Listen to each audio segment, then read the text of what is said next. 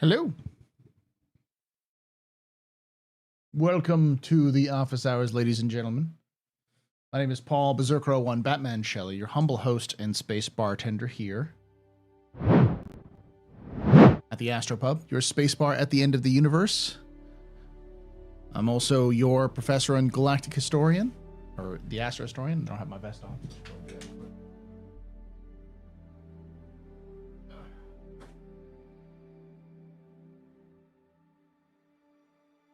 Oh, there we go. And your moderator for the Captain's Table podcast. How y'all doing?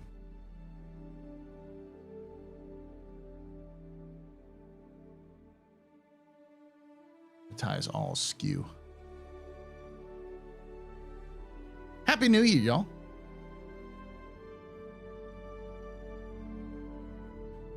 I decided to finally get my hair cut. I've been meaning to do that all break.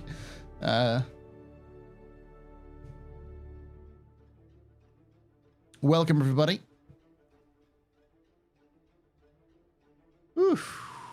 So, I know I always say this is going to be a short one, but this one is probably going to be a short one because after we kind of get settled in, I'm going to pull up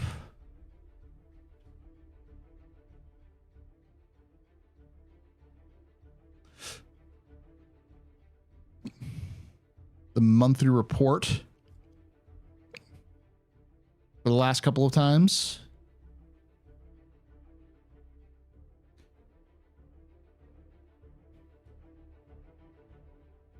Paul's now a silver fox. That's the thing. My hair has always been this gray. Well, it's been this gray for a while. Now, well, white now. Yeah. Like I said, I'd rather have white hair than no hair at my age. And that was a genetic possibility.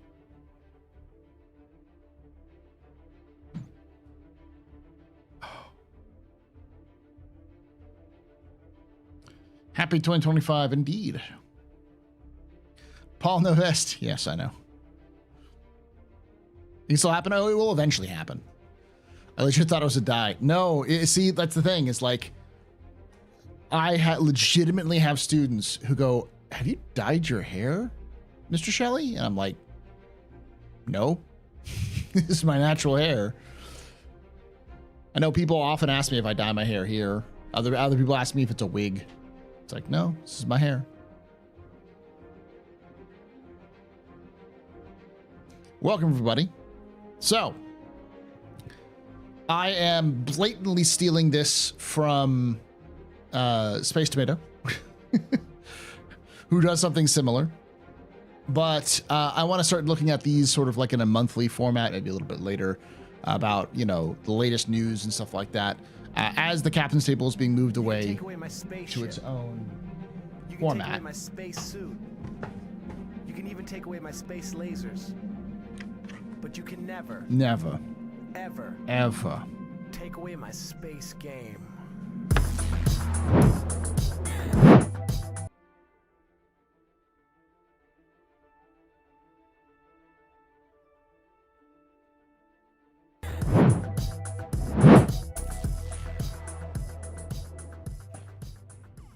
Dryon just resubscribed for 38 months.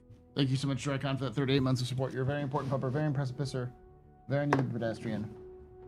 You rock. Shots and cheers to chat. Oh, shots and cheers. I don't know what's going on with my camera.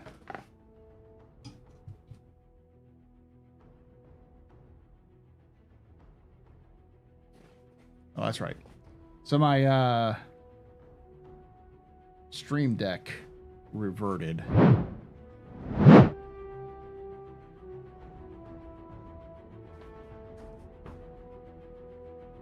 They literally took away my space music.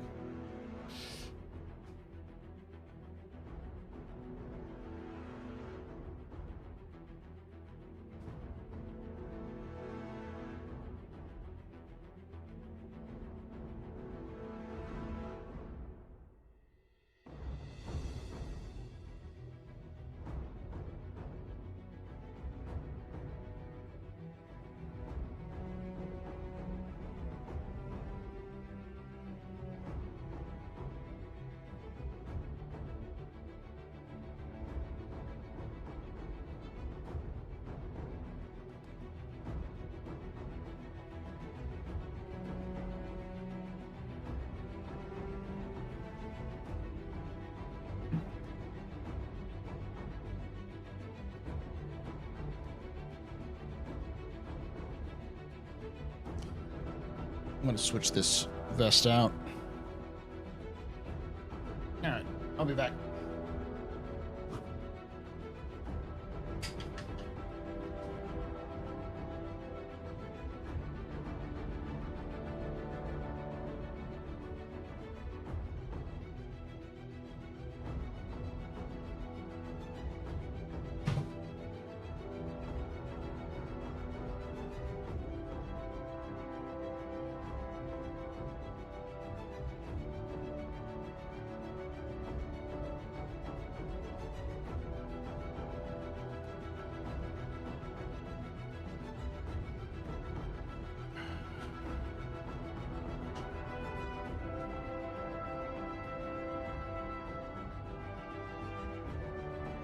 My space game has been having server errors. I've had a couple of server errors, but they've recovered.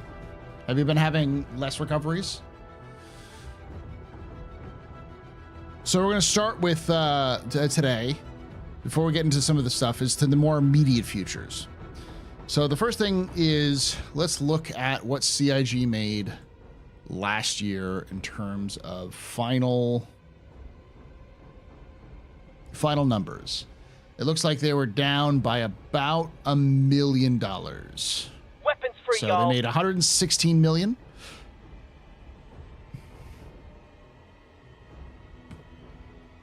Versus the 117 last year.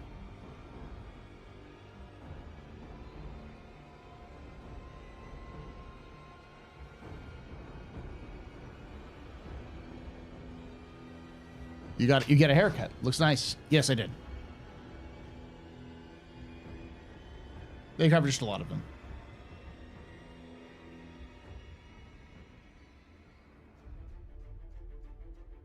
So, also, last year, they made, or this last year, they made $19 million for December, which is far and away their best December. The closest one is 2019, where they made $11 million. To give you context, they made $28 million in November of 2023. I think it was the best year. Yeah, they made $19 million in May of 2023. So the only month that beat out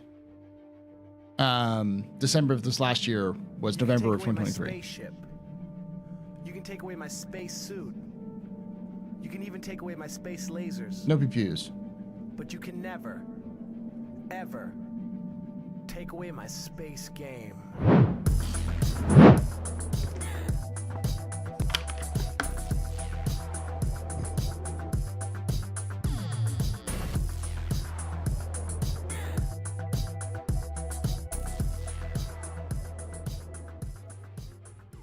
Hourglass Mage _ just resubscribed for 28 months. Merry Xmas and Happy New Year, mate. Thank you so much for that. Hope you had a good break. Thank you. Thank you for that 28 months of support there. Hourglass, you're very important, Papa, very impressive, Mr. Very pedestrian. This is your fault. There's one drinking night. Shots and cheers in chat, y'all. Shots and cheers. How many new players proportionally? Matching last year's revenue with more backers is still considered underperforming.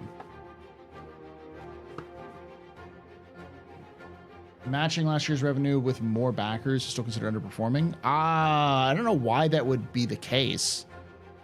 If you have more people and you match last year, the previous year's performance, it's actually a good thing for long-term growth.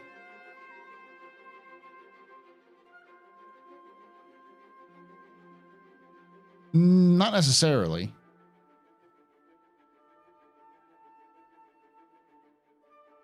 Star Citizen is A, not a publicly traded company, so that doesn't matter as much.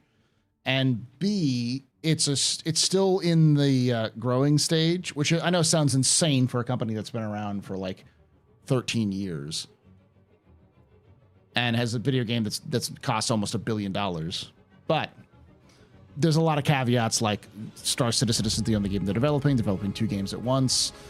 using Star Citizen's funding tracker or CIG's funding tracker is kind of deceptive because there are plenty of other game companies that have that much money, or if not more, over like 13 years. In fact, I think CIG is probably one of the lower performing companies considering their age.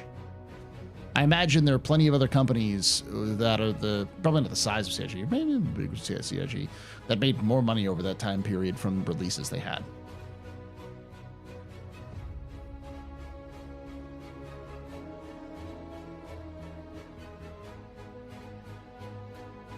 Does funding tracker include monthly subs? No, not as far as I know. It has been floated that the monthly subs do count in the monthly in there before, but I don't know if it's been the case or not. And monthly subs still goes to the same pool.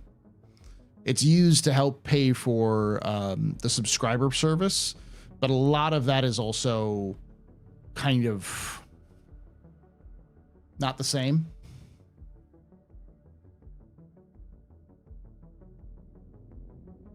Hey, Black Mage.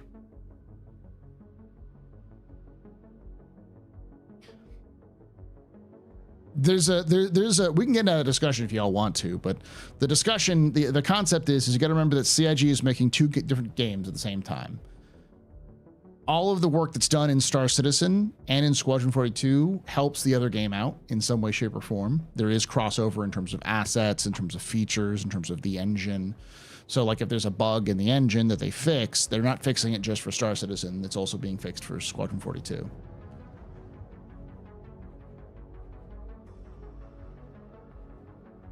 I'm always glad to see you on. I always forget what day. I am Wednesdays, Thursdays, Fridays, Saturdays, and Sundays. Wednesdays, Thursdays, and Fridays. The weekdays I'm on at 8 p.m. Eastern. And on weekends, I'm at 1 p.m. Eastern. So I think its main purpose is still to pay for things like CitizenCon and for the to pay for the media crew, but I doubt that it's like that restrictive.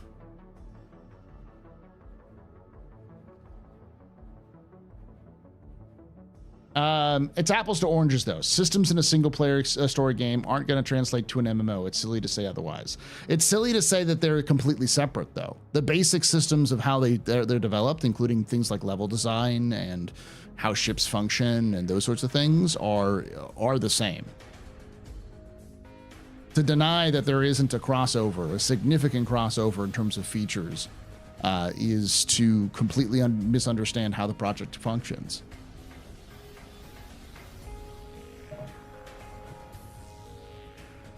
The main difference between Squadron 42 and Star Citizen is going to be A, the narrative, and B, the cutscenes. The story-driven aspects, the more, event triggers, but how ships fly are going to be more or less the same. Obviously, there's going to be some divergence because Squadron 42 has to come out at some point, whereas Star Citizen's going to be in development forever because it's an MMO, so it'll always change. Even when Star Citizen reaches 1.0, it'll still change in development, and the flight model will probably change along with it.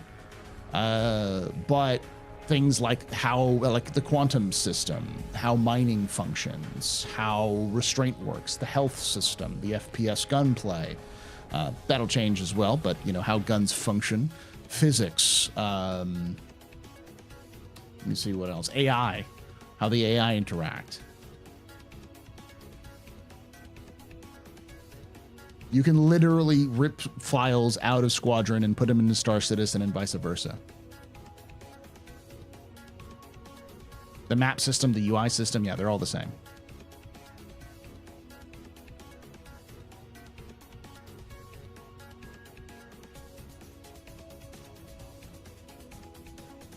It scales differently, yes. But CIG had been very there's been a lot of emphasis over the last couple of years for what I've dubbed the Sauron systems, one system to rule them all and in the verse bind them. The idea that they don't, instead of building a system for Squadron and a system for Star Citizen, They build one system in usually Squadron and then transport it over to Star Citizen so they don't have to waste as many resources. And obviously they're going to have to make some changes for things like networking and stuff like that. But if they can make it as similar as possible between the two games, it means it's less work for them.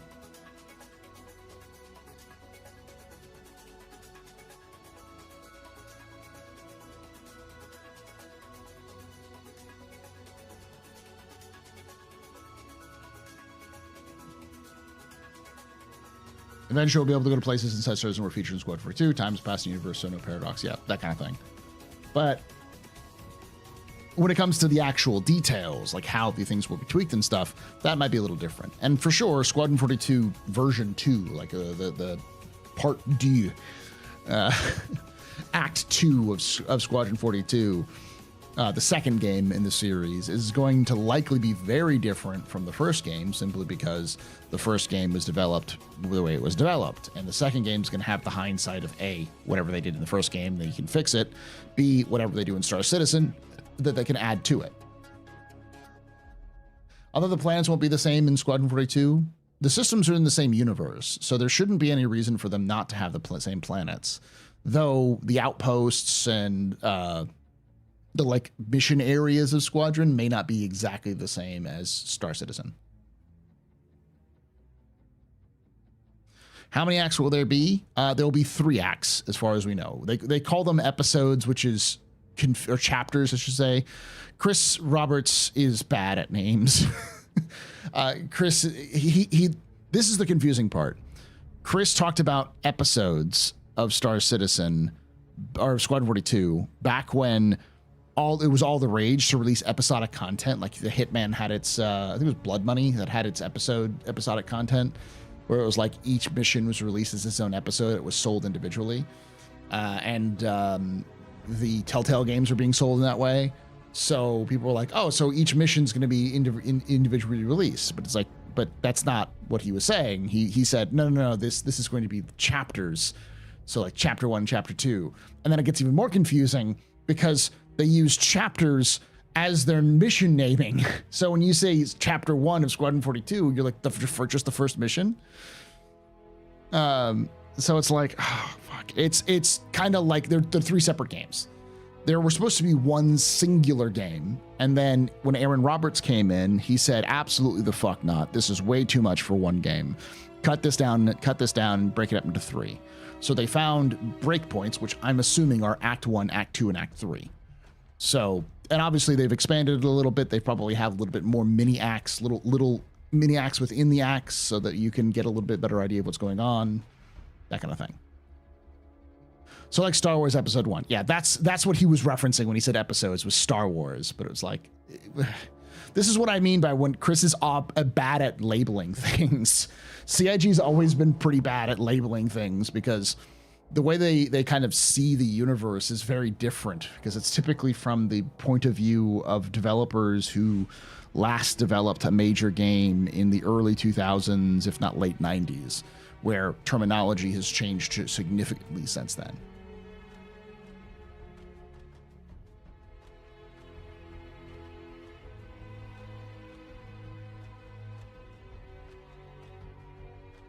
Oh, this is Pyro. This is Bloom.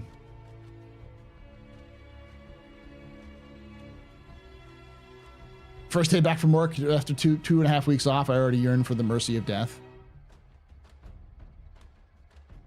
Which is why whenever I saw people being like, well, CIG said this game wasn't going to be an MMO. How do you respond to that? It's like, they're bad at naming. They meant it's not going to be WoW. Well, it's still not going to be. They make more single-player games titles, the first Squadron 42, and hopefully not all military combat focused. I mean, I'm with you. I'm down for a Star Citizen Black Flag, you know, or Star Citizen Privateer.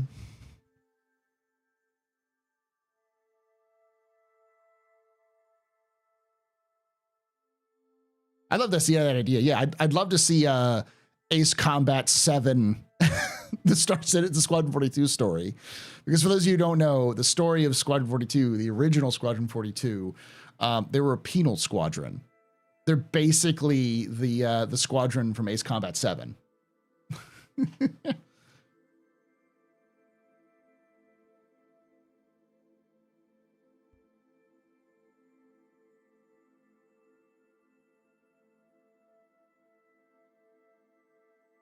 So no female pilots? No, the commander was female in the original Squadron 42. Spare Squadron, yeah. Man, if they made a Star Citizen version of Payday that was like co-op, sign me the fuck up. Now, again, I think they'll just do that as a missions type, but you know.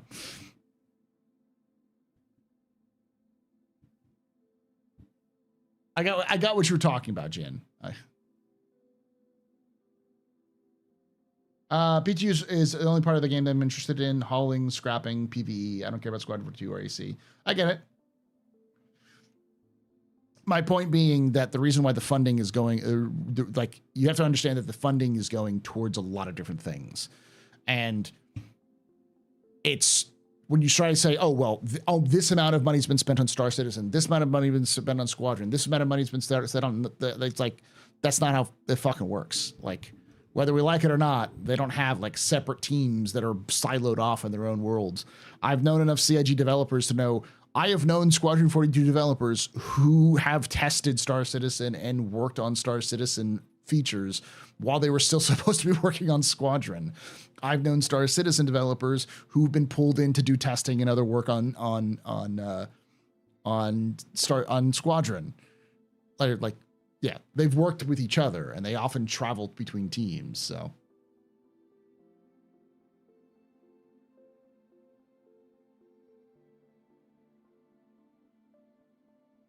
Hey, Jar Jar.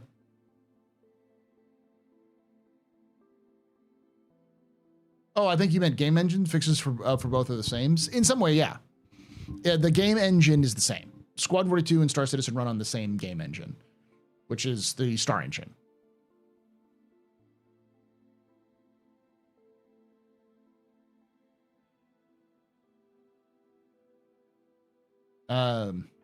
Trying or even wanting to separate them is dumb. Well, that's the problem, is that because people don't understand how that works, and I'm not trying to say people don't understand game development, just like people haven't studied CIG and how they function. It's really impossible to say, well, we've spent all this money on Squadron 42. I would rather have it on Star Citizen. And it's like, that it is. It's still doing that. Most devs make bad QA. That's true. But a lot of devs have been QA.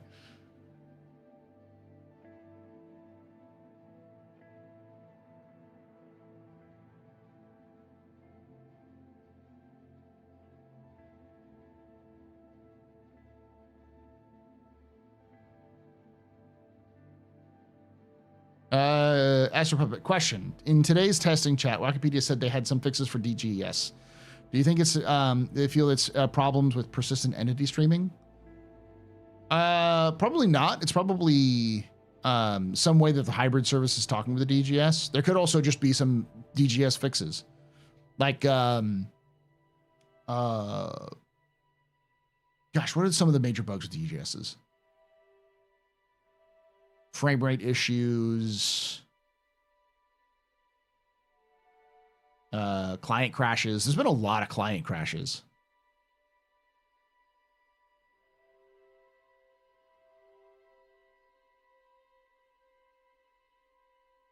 Without knowing more about what the fixes are for DGSs, I couldn't tell you what it is. But from my experience, a lot of the bugs seem to be more linked to the not the bugs, but a lot of the issues seem to be linked to the hybrid service. But who knows? We could also be seeing a lot of issues that you can take away my space suit. We've seen in the past that are being fixed. But you can never, ever. We can talk about that, Saint. Yeah.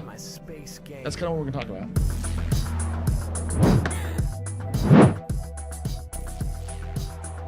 There's more of a side tangent. We just talk about funding.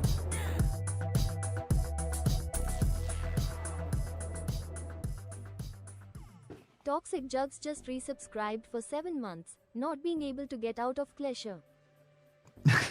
Yeah, that's another one. That's probably a hybrid service one, but it could be a DGS one.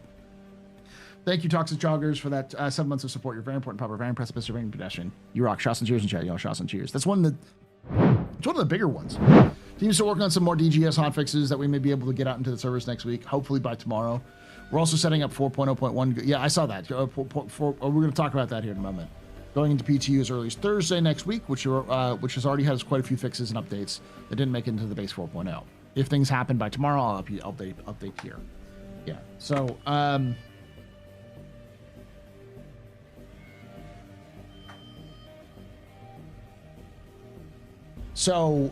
the big thing to note about that one, that message by Waka, is we don't know exactly what the DGS fixes are, so it's probably pointless to try to think of them. Anything I say is just a guess. But what problems are specific to the DGS, I couldn't tell you.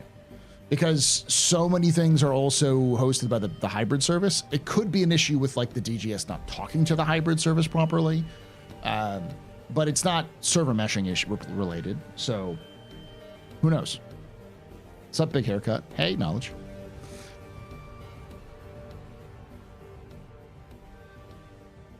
But yeah, so that's a good question. Like, will Star Citizen be more stable in the future? And I think that's question's going to be answered by 4.0.1. As Carlos just pointed out, Waka did say that, in chat this today that they have some fixes already for the DGSs that they're going to be deploying for the hot fixes. So those hot fixes are going to be client or server side, not client side. So those are specifically with the dedicated game servers, not with you. So there you won't see the hot fixes being pushed; it'll just be pushed in the background, which tells me that it's probably a hybrid service issue, because that has nothing to do with your client. It has everything to do with the services.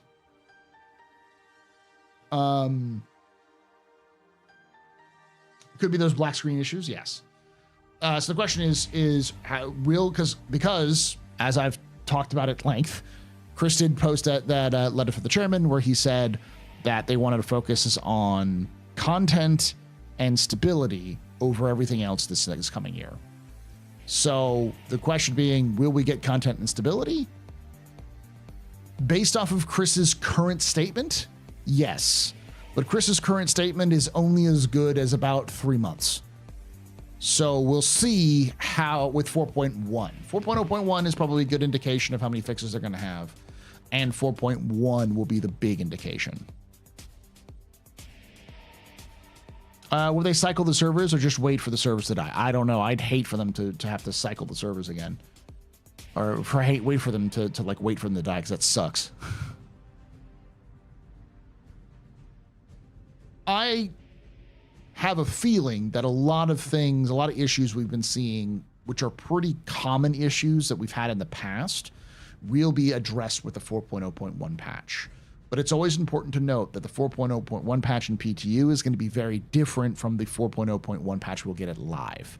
So the 0.1 patch will probably not be as good as it is in PTU, but it'll probably be infinitely better than what we have in 4.0, which is still pretty okay.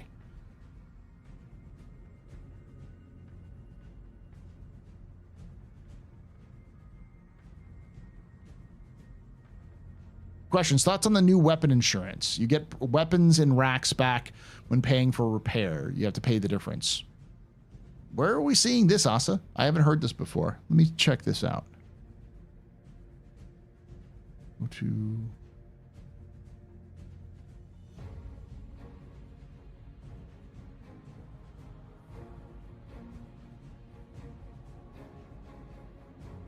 was this all discussed in the Salty Mike CIG break room?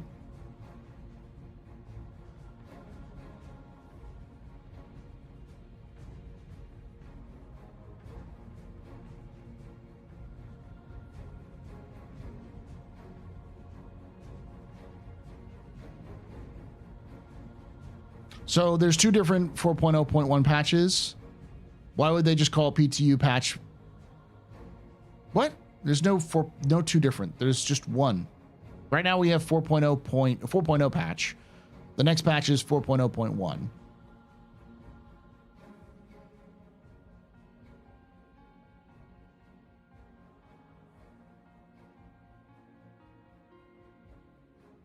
Foxy Loxy have and others have put out videos on it. If you store weapons in ship and then store it, you can dupe them by repairing them like ship weapons.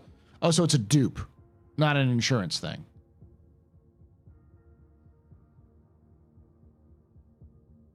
I don't know who Foxy Loxy is or Infinite Space.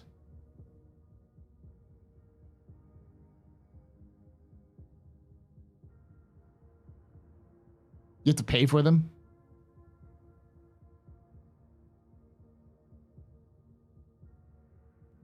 Yeah, I wouldn't be surprised if CIG wipes before 4.0.1.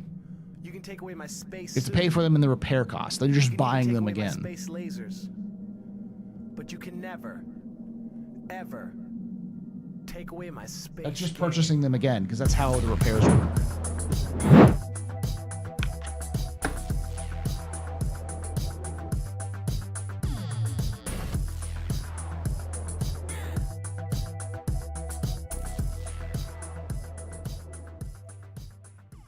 Irritated_concy, just resubscribed for 21 months. Not dupe, it costs money. Thank you so much for that. Irritated considerably. Thank you for that 21 months. You're very important, proper, very impressive, very pedestrian. This is your fault. The original drinking night. Shots and cheers in chat, y'all. Shots and cheers. I don't think that's an intended feature.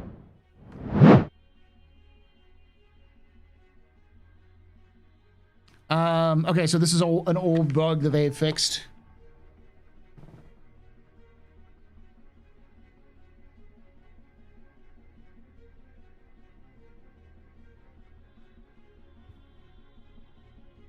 No, they're not getting rid of the x.x.y. It's just that the 4.x patches are not going to be dedicated to specific technologies anymore. It works on railguns. Yes, it's a bug. It's almost certainly a bug that they'll fix. Old returning bug. Hopefully it stays for practical quality of life. I doubt it's going to stay. That's the thing. It's not unusual, as Ghost pointed out. These are bugs that have happened in the past. Most of the bugs that I've seen in 4.0 are actually legacy bugs. Bugs that have happened in the past that have been fixed in the past that are now coming back. And my theory is that when they ripped up the fucking floorboards to put in the new stuff for server meshing, they ripped up the hot fixes, the fixes they had done specifically for these issues. So when they turn everything back on, those old issues are coming back because they fucked up the code that fixed them in the first place.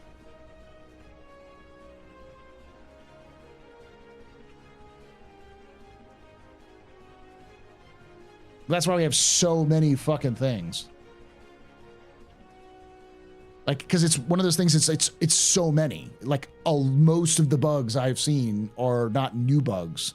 Like, the only bug I can think of that's new is an older issue, but it's like when you go between server boundaries, it'll kick you out of Quantum. But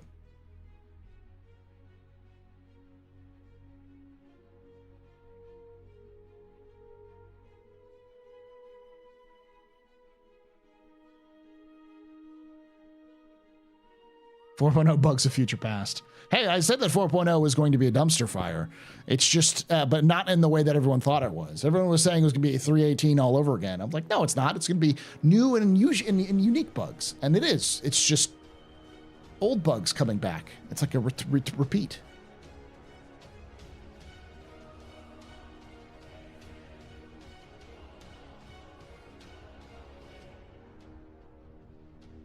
I've been having some serious worries about CIG being able to deliver Star Citizen based on doom and gloom of the news talking about their financial state. What's the doom and gloom of their financial state? That they made $1 million less than last year?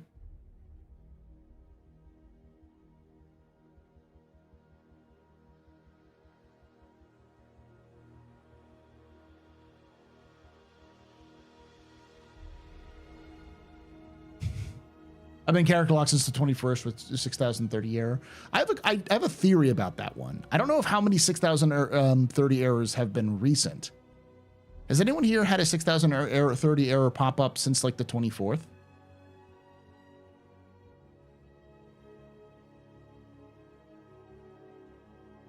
Well, what would knowledge would the concern not be the same if they made 118 million?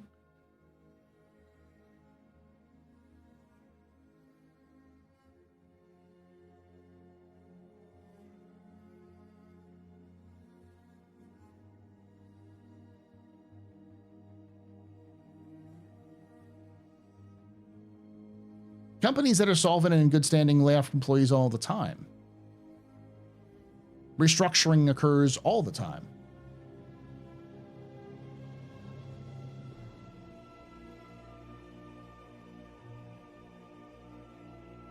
And we know CIG's been restructuring because they bought a brand new fucking company.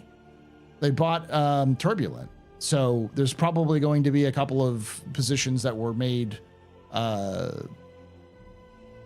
is it called? Redundant. And we know CIG also built a brand new studio in the UK, which they've been asking people to move to.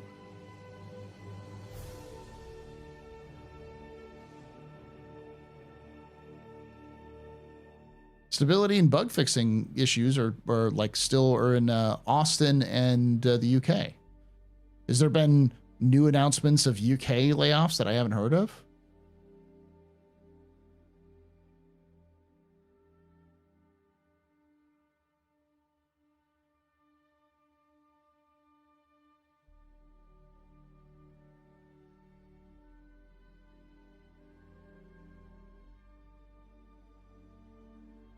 QA where, though, Knowledge?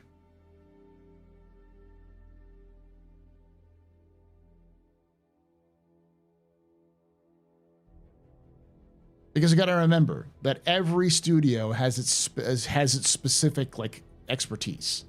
LA is mostly at administration. It does have a couple of developers here and there and some QA, but that's where like the writing team is and where their marketing is and all those sorts of things. You know, the headquarters. And then Austin is where their operations team is. So the people who deal with the platform, the people who deal with the launching of new patches, and people who deal with a lot of the like server maintenance and stuff like that.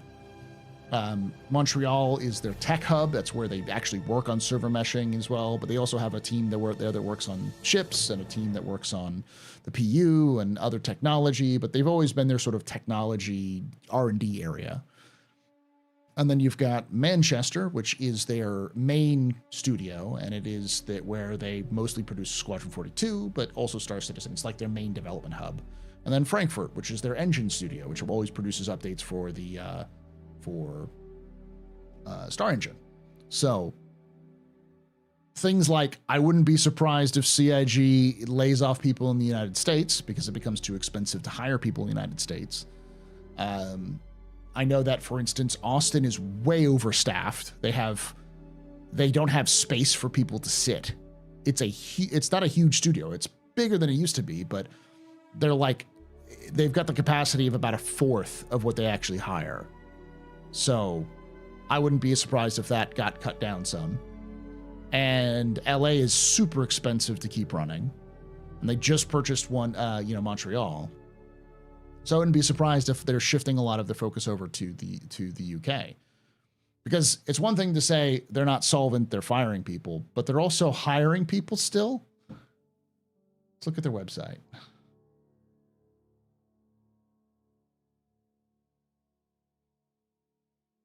So they currently have 55 job openings.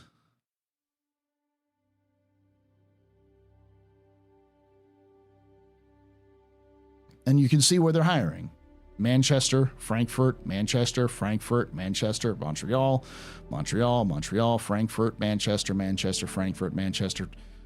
I don't see a single US studio, which matches up with what I understand about CIG.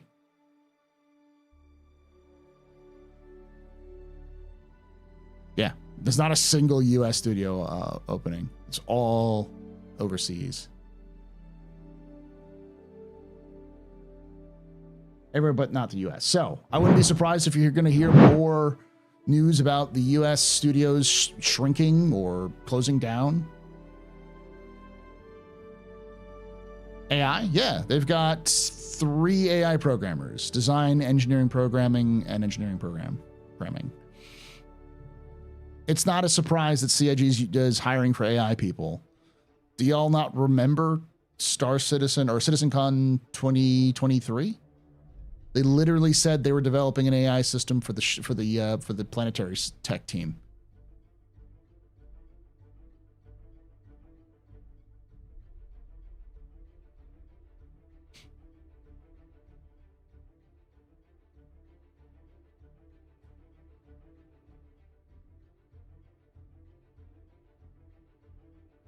U.S. funds it and take all the jobs offshore. Well, it's just cheaper to hire people. It's offshore.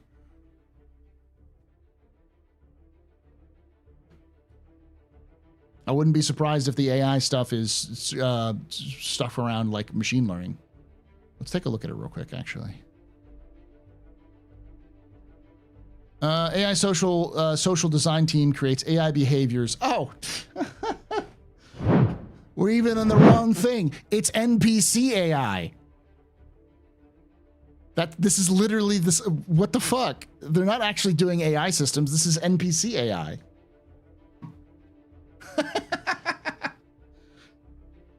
It's for the AI social team. That's not surprising. I thought it was I too thought I was like, oh.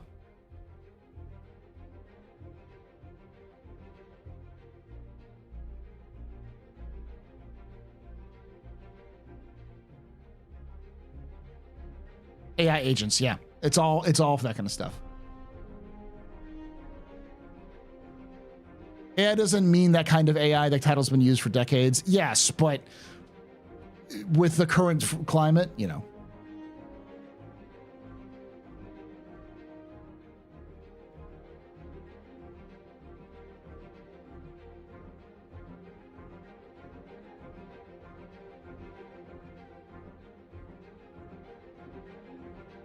Just to be paid out of Canada isn't offshore.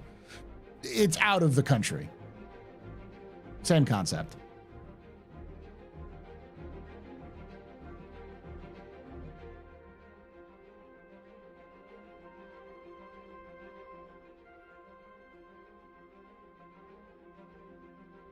QA and layoffs are probably from moving to Manchester. People can't relocate for one reason or another. Easier to lay off with a severance package. Probably. Is it shitty? Yeah. Should CIG unionize? You better goddamn believe it. I think every game studio should unionize. But yeah.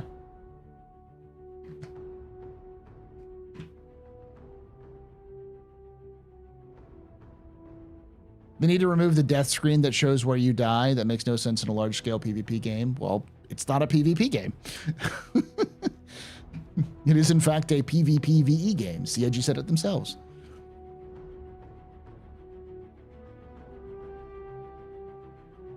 Are there ships in lore with flapping wings? No.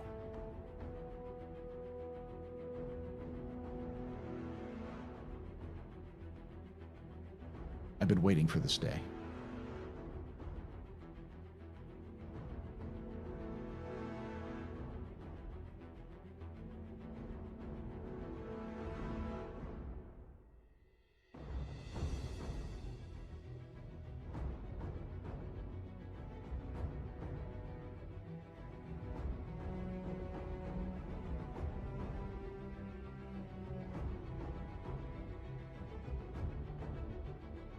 Both y'all need to just chill. Just block him and move on their knowledge, Jin or knowledge.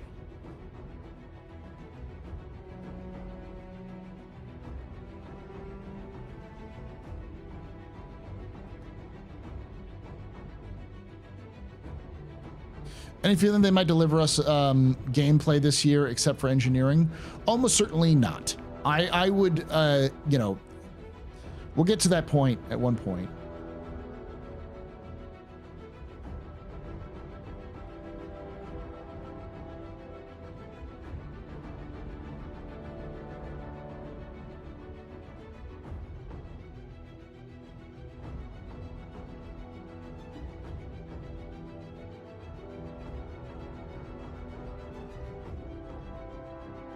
What tech stack do they ask for?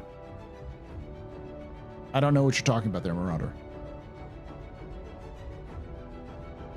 Hey, Shadow Stalker.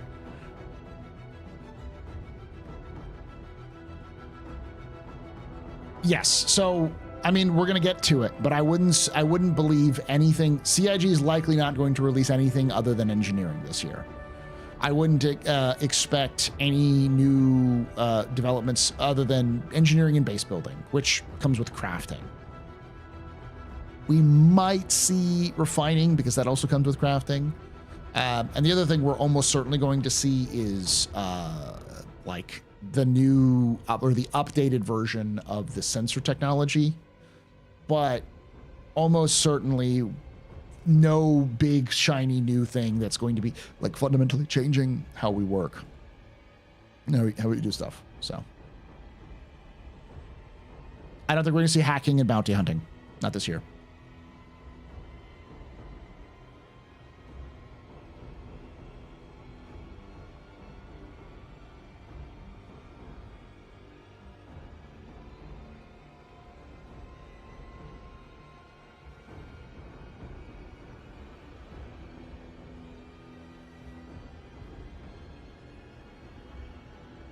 Yeah, I can't wait for the Titan suits either. Question, Paul, when do you think they'll add procreation to the game? When can Papa start a ranch? Like animal husbandry? I don't know. What do you not think exists there, Knowledge?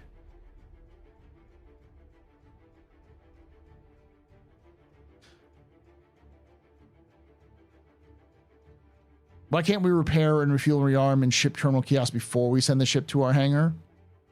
Good question. I don't know. I'm surprised they haven't removed it, but I think it's because CIG is doing the typical CIG thing where they're like, we're going to have a brand new system for refueling and repairing at some point. So why do we just put all this time and effort into turning this into like a separate option in the kiosk instead of just, you know, making the new stuff? I'm answering a question, but I can't wait to hear how I'm wrong. What question are you answering? That's what I'm thinking. That's what I'm asking. Oh, it's Fisher's asking. What do you think the Star Sim and the Star System economy?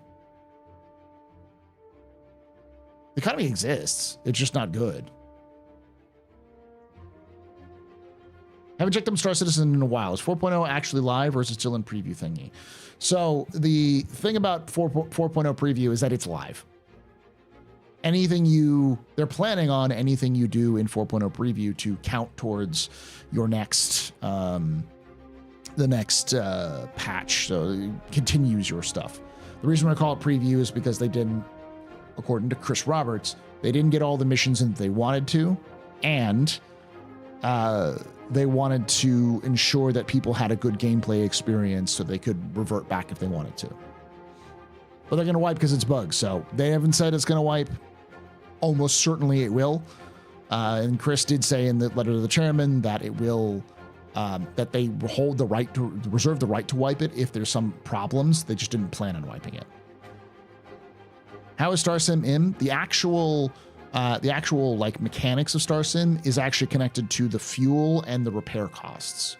Those are dynamic based off of need or based off of what it exists in the universe. So they're not like specifically random or anything like that. But if you go, you'll notice that the fuel and repair costs wildly change depending on where you are and what system you're in.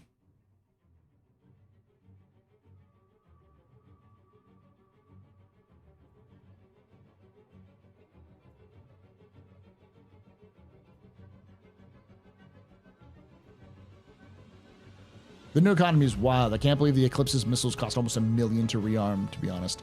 10K was already a lot, but now it's insane. It also doesn't take you very long to get a lot of money these days, though. With high reputation missions, you can get, what, like 200K a run for some missions? Have there been massive exploits? That's been the only reason I can see a wipe. Yes, there's some old dupe bugs have returned. Yeah, and a money glitch. Not that it matters that much because you can already make so much fucking money doing missions.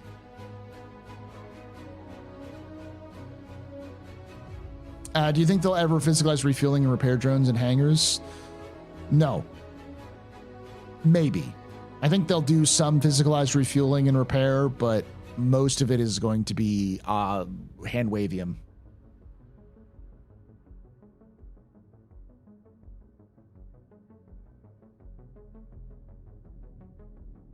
Every single ship has a new refueling, in some cases 2 different refueling locations, which seems to indicate physicalized refueling.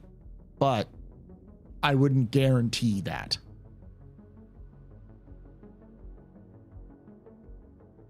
It's safe to think they're going to wipe, but don't go throwing funds like it's a wipe is coming that way. Exactly. Always expect a wipe, but don't act like there is a guaranteed wipe.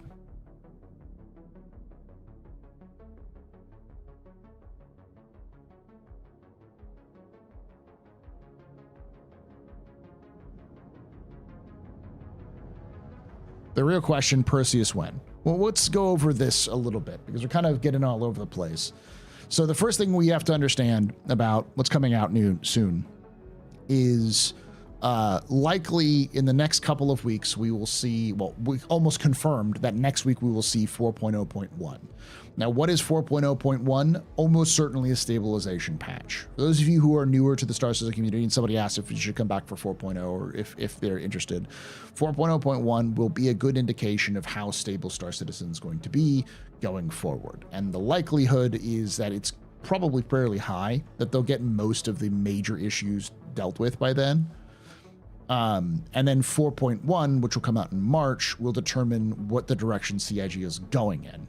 Based off of the letter from the chairman and from what we've seen at CitizenCon, this year is not at all focused on new features. CIG is pulling back on new features almost entirely. I wouldn't expect any new features beyond engineering, because that was originally supposed to come out in 4.0, to be released in the game. I believe most of what we're going to see is improvements on current features. So improvements on salvaging, mining, scanning technology. Technically, that's kind of a new feature, but it's really more taking what we currently have as very basic ping system and expanding upon it. So is 3.24 officially gone next week? Next week, it's being released into PTU, not released. So it's not officially gone next week.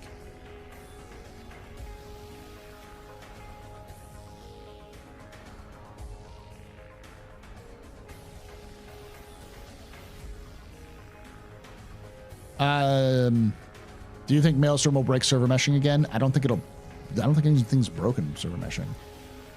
It seems like the added complexity will bring tick rate back down to pre 4.0 levels. I hope it doesn't. Probably not. You also got to remember that server meshing isn't done. This is just version 1 of it. There'll be probably another version of static meshing that's released with 4.0.1 or 4.1. There's been additions they've even said that didn't quite make the cutoff for 4.0, and Benoit has mentioned many times in the past that they were working on fixes that they knew they were going to push into the future of the game in December based off of data they gathered in December that wasn't going to be in 4.0. There's been multiple allusions to that. So almost certainly this first half of the year is going to be mostly focused on improving the experience of the game, hopefully dealing with some of the bugs, but likely no new features beyond engineering.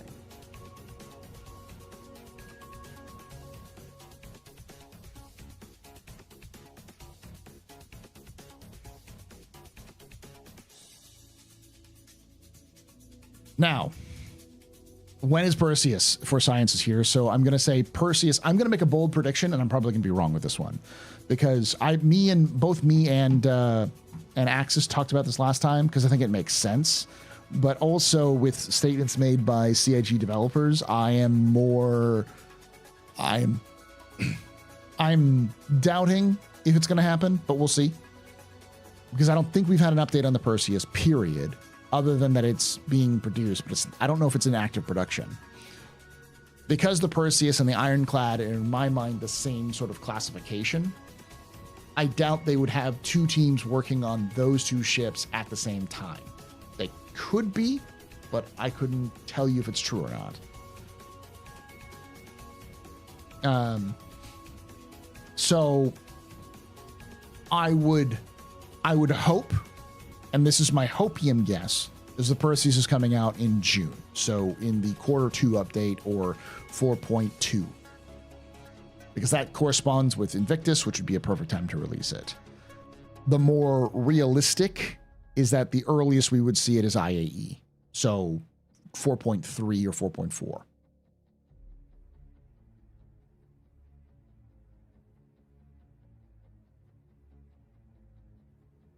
The reason why is because CIG has also actively said that the Ironclad is in active development.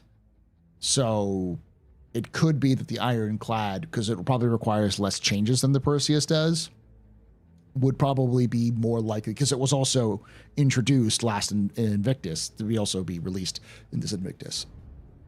Yes, and Maelstrom is armor and the damage systems.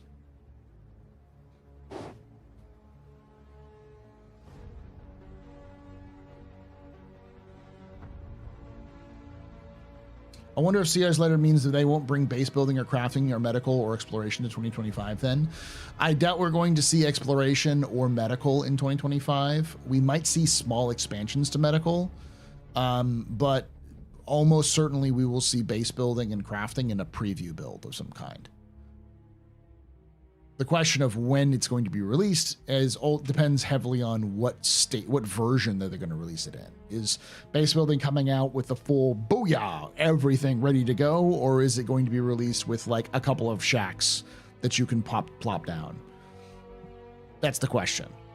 If it's the latter, it will be definitely this year. If it's the former, then you're probably looking at 1.0 before that comes out.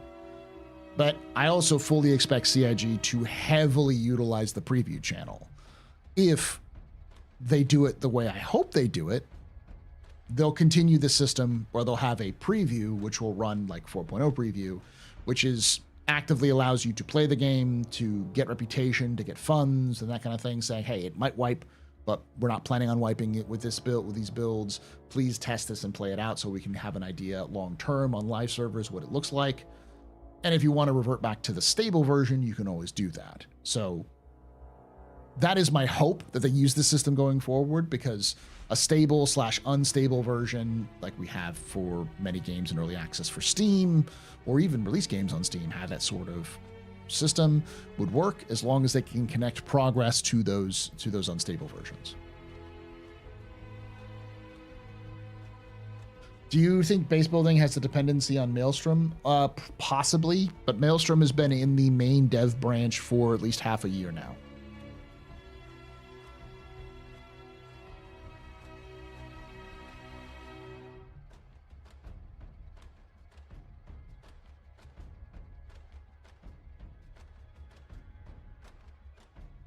Wait, what did I miss? Miss with the Perseus? As my understanding, the Perseus is being worked on as it uses assets in the Polaris.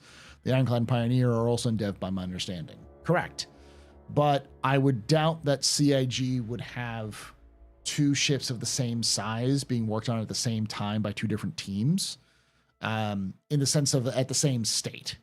So, from the sounds of things, the Ironclad is further along than the Perseus. So it means that the teams are probably working on that rather than working on the Perseus. So the Perseus is probably lagging behind. So even though they're all being worked on, they're being staggered in terms of, the teams that are working on them at different points.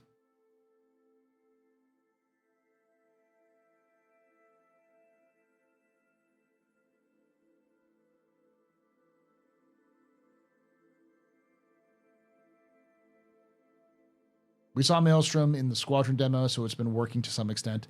We saw Maelstrom working in the Squadron demo 2 years ago. Maelstrom has been in the game or in Squadron for some time, but it hasn't been integrated into the Star Citizen side of things until recently. The question about Maelstrom is how much of it is a just flip a switch and you're done, and how much of it is going to require complete remodeling. From the way it sounded, it's not a complete remodeling situation. It's just effectively they can plug it in and have it work. But there's probably some other issues, and it almost certainly needs engineering to function. I thought they said they're starting to work on the Ironclad next in one of the IA videos. There's a couple of references that John Cruz said that the Ironclad is next. And if the question is Ironclad is next, we haven't heard similar statements for Perseus, which tells me that the Ironclad is probably going to be releasing in Invictus.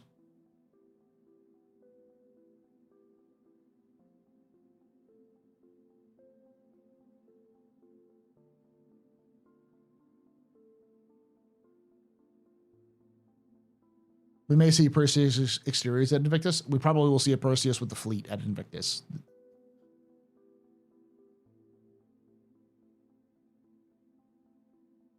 Good time for the Ironclad assault. Well, we don't know which one's going to be released first, but yes. If the Perseus uses the Polaris, and the Polaris was originally going to come with the engineering in 4.0, then 4.0 was delayed 6 months. When do you think the Perseus would be further along? Then wouldn't the Perseus be further along than we think? Possibly, but we haven't seen any statements that says to that of that effect. It has been brought up in conversations, but they never said anything like that. They have explicitly said that the Ironclad is in active development and is sort of next. So in terms of the big ships, so, or at least implied that. So based off of that, I would say the Perseus is likely taking a back seat to the Ironclad because it's easier to do.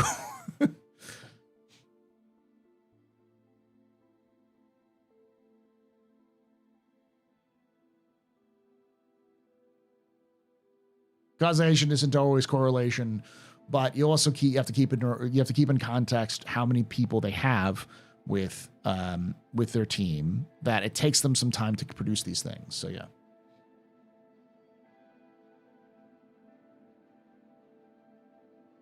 The Ironclad is in a great place right now. The Drake design library has grown a lot with the Cutter and Vulture, and it's just a big fucking box. Let's be honest now. It's a fat caterpillar without any dividers. Like 3/4 of that ship is just cargo bay.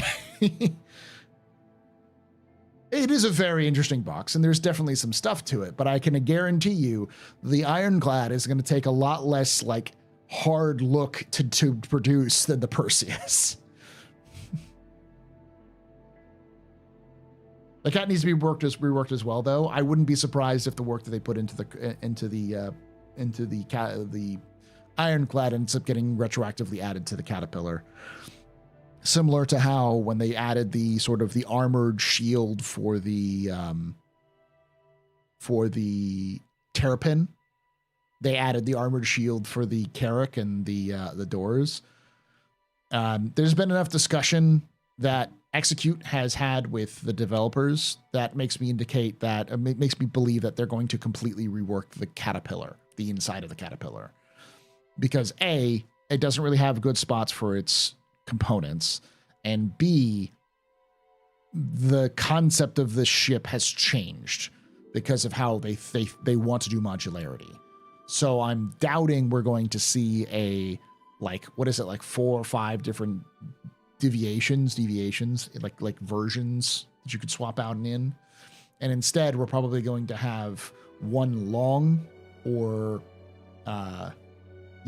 one like they're going to change up that so it's more unified. And so that its modularity comes like the Galaxy, where you can swap out that middle section, the cargo, for something with a little bit else. So.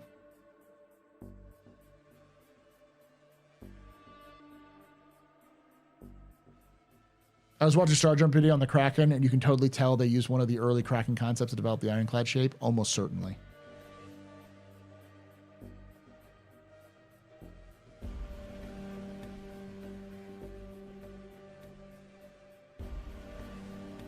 Don't get me wrong, I would absolutely love to see the Perseus and the Ironclad at I8 at Invictus. I would absolutely love that. But it sounds like they're kind of CIG doesn't want to have those sort of stacked up. Now, we aren't going to see the Liberator this year.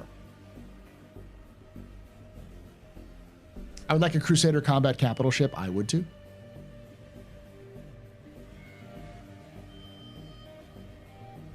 I don't really care about about when the ships come. I'll take gameplay. Yes, I know, Dell, and I'm with you. But I'm also acutely aware that this is the Star Citizen community, and ships are king.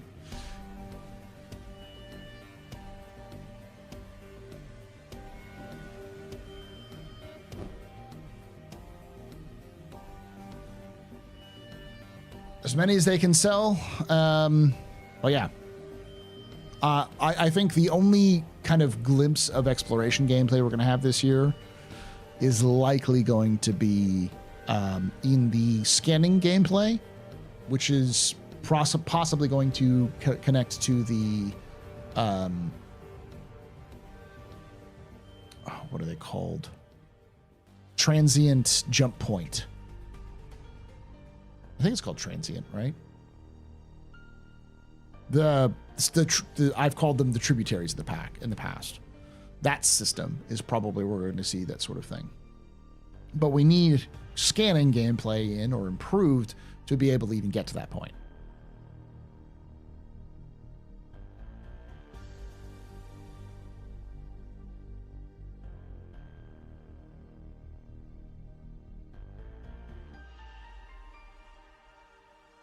When do you think CIG will let us marry JPEG ships we've spent thousands of dinner on? Move to Japan.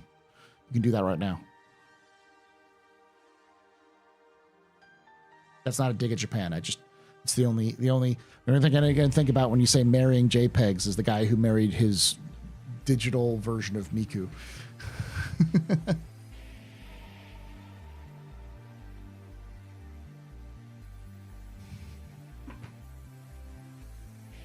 Later, Knowledge. Good luck.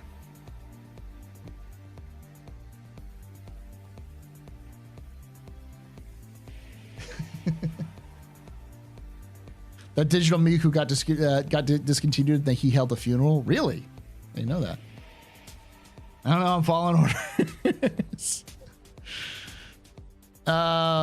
So let's get back to sort of this thing. I would not suggest anyone put a lot of emphasis on any sort of features that haven't been explicitly mentioned. And there are only 2 things that were explicitly mentioned by Chris Roberts about the next coming year, which is unusual because the year before that we had a lot more. I think they've been learning from their mistakes and they're trying to rein in what they're talking about in terms of what they're promising. And hopefully, this is a big fucking hope.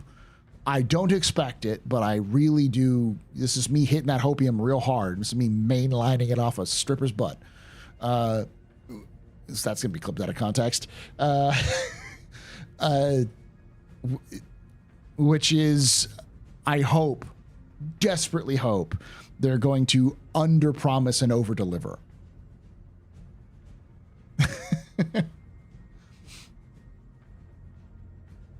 How big of an impact will coolers have when they're actually working? A lot. Chris Roberts not only has actively defended his use of overheating shit in the past, which was a ridiculous gameplay loop when we had it. It was very detrimental in terms of what they were justifying, but it's been heavily workshopped not only by the gameplay team, but by the lore team, but also the gameplay team. So it's clear that heat is going to be something you have to manage. Now, I'd love for them to do this. They probably won't, but because CIG should take a heavy look at MechWarrior and how MechWarrior does the heat systems, because the heat systems in MechWarrior are fucking amazing. They are exactly what I would, they're in my opinion, they're the close to the gold standard of any kind of heat system in video gaming, because heat buildup is a #1 concern when it comes to using energy weapons. So that way you balance out the use of ballistics, which don't use as much heat, but are of course limited by ammo, and laser weapons, or energy weapons, which can produce a shit ton of heat, which means you reduce the amount of fire rate you have.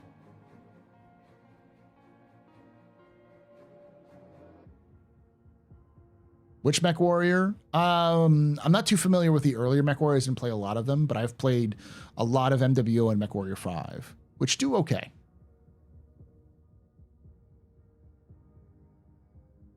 But effectively, heat is going to be something you constantly have to manage in Star Citizen, because everything you do in your ship is going to build up heat. Because they want to make the actual act of flying between systems and stations and places, they want to make space dangerous, so that if a player goes into space and isn't unprepared, they can get screwed. Yes, I know heat management has been an integral part of the board game BattleTech, and that is one of the main balancing factors. But very few video games have tackled heat management, in my experience. If you make them also overheat, that's 3 strikes against them versus ballistics.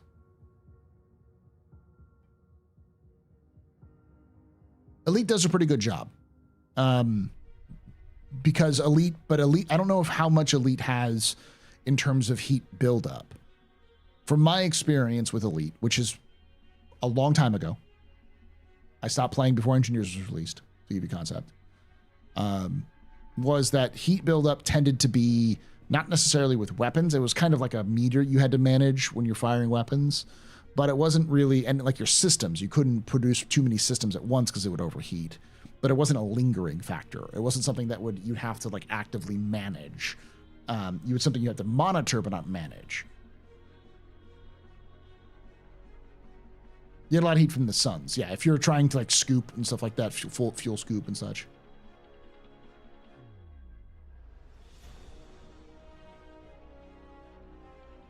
Yeah, weapon overheating is a common feature. It's in like Halo for the Spartan laser. It's not an unusual idea, or even like the Covenant weapons have overheat thing, where if you manage your heat properly, your plasma weapons won't overload. The question, there's a difference between having heat mechanics and heat management. There are systems that get to negate heat, yes, but I'm hoping CIG goes a little bit more in depth than that.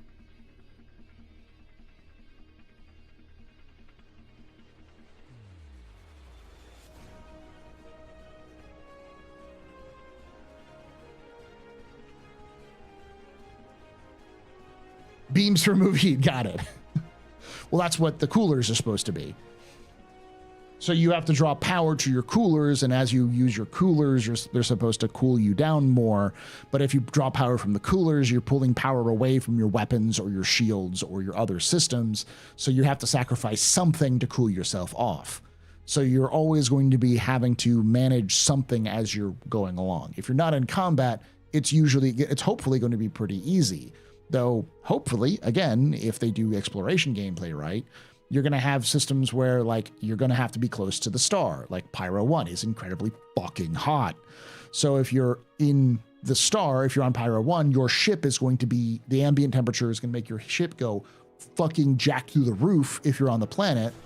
So your heat is going to be higher. So if you're an explorer, you need to make sure you're managing your heat there, but you also need your shields to protect you from the environment.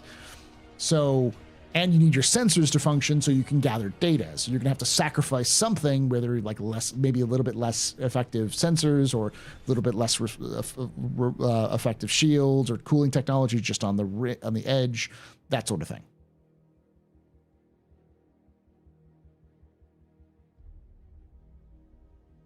That's what I mean by management. Like, the one thing I will give MechWarrior, why I say MechWarrior is the best system in gaming is because you have to manage your heat actively.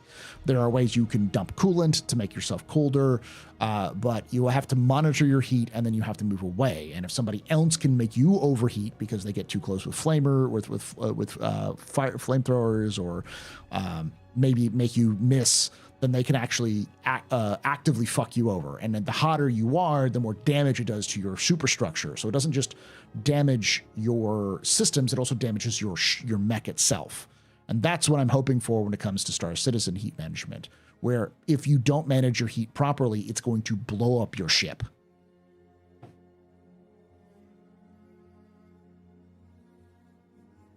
Stand in cold water. That was the other thing, is you could stand in water, which will actually reduce your heat. One of the things that MechWarrior does very well is ambient heat. Like, the ambient heat of where you are, or the ambient temperature of where you are, will determine a lot of different things.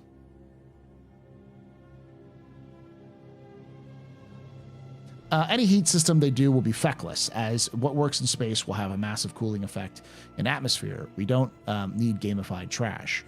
I mean, yeah, the thing is in atmosphere, you won't need as much to rely on your coolers as much, but in space, you probably will have to rely on your coolers as much. And hopefully they take into account, what are the three types of exothermic reactions? It's radiation, exothermic, endothermic, I want to say, and radiation. I could be wrong on that one. But the only way you can deal with heat in the vacuum of space is radiation. Convection, conduction, and radiation. Thank you. Radiation is the only one you can use in the vacuum of space because there is no convection or conduction. So your surface area should be taken into account when having to cool yourself off, because the bigger your ship is, the easier it is, the more heat it can take, in theory.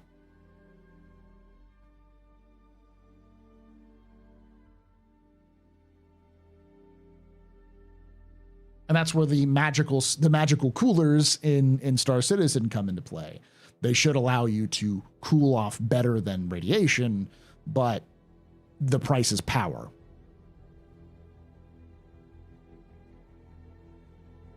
We don't need anything crazy in terms of like how much coolant you need. What we basically need is a management of the power systems itself, because you have to trade heat for power, power for heat, because power generates heat, and then heat damages your system, so you need to manage that heat, and so on and so forth. And then fuel is required to be able to generate the electricity in the first place. So there's a balance that they're going to craft with that sort of system. I wouldn't be surprised. Star Citizen is mentioned many times. It says, Agent Langdon says, in some sci-fi universes, ships' shields absorb heat, and they pop if they take too much. I wouldn't be surprised if CIG requires shields to function as heat ablative, or like as heat resistors, similar to like ablative heat shields or other heat shield technologies we have today, only, gamified. Well, surface area per mass. Raiders can be larger and larger ships, but smaller ships have more, in theory, surface area. It depends on the designs, of course, because that means the more surface area, meaning more cross-section. Yeah, that's generally speaking.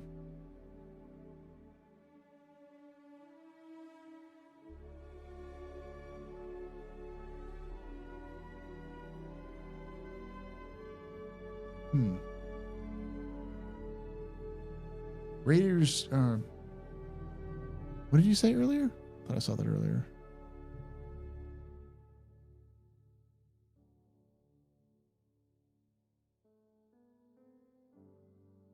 The bigger the ship would be harder to keep cool.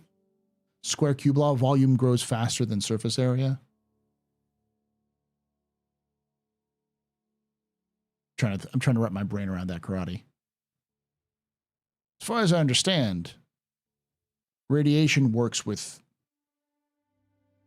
You're trying to say, like, if the volume, the interior of the ship is bigger, then it's going to be harder to cool off versus, like, the actual, like, surface area?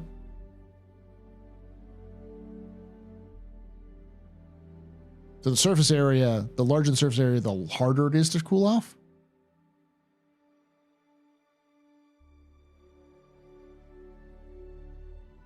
So then why would this, like, for instance, the International Space Station has these gigantic radiator panels. Why would they have that if that increases the surface area? This is me legitimately asking, because this is something I am not an expert in.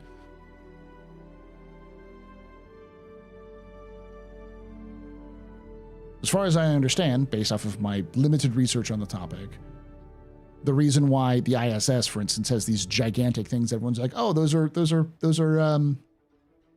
solar panels. Like, no, they're radiators.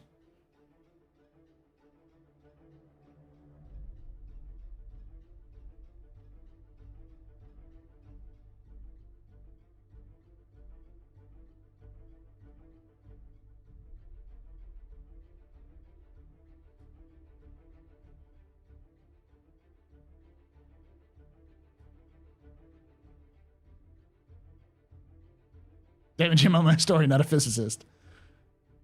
I had to do some research for this because the whole concept of ships being bigger in the past in Star Citizen is connected to the radiation, the heat issue, that kind of thing.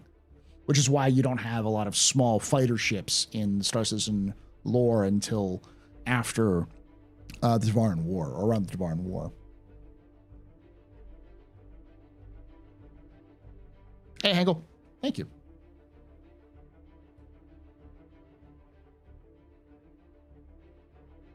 Because that heat management in space is one of the biggest problems besides life support, they need surface area for efficient cooling the station, the cooling station, and backup cooling if some of the radiators go down. But if you have radiators, doesn't that increase the surface area?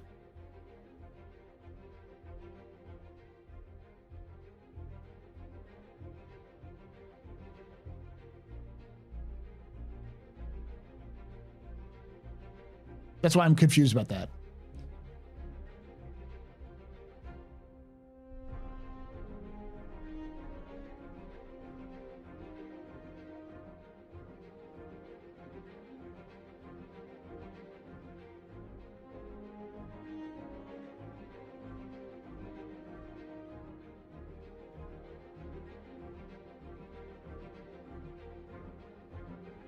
Yeah, that's what I thought. The whole point of radiators is to increase the surface area so you have more cooling. You're an actual physicist, but I just walked into this conversation. Heikel, please tell me. Please elucidate this comment. Because I think this is actually going to be a big thing because it's brought up in the lore and it's brought up in some of the conversations a lot about heat management and heat efficiency. It seems like CIG is going to go with radiation being the only way you can cool off in Star Citizen, and thus the coolers system that they have is going to be, well, that's the main way, but then because radiation is the only way you can distribute heat in a vacuum, they're going to use the cooler system as the main way of doing so.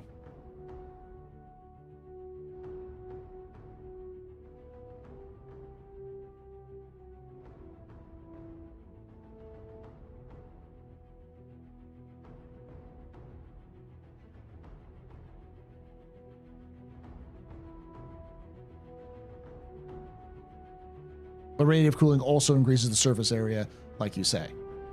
So, because I remember seeing concept ships for like fusion-powered ships, and they're just like these like tiny little spindly things with just like these gigantic radiators everywhere.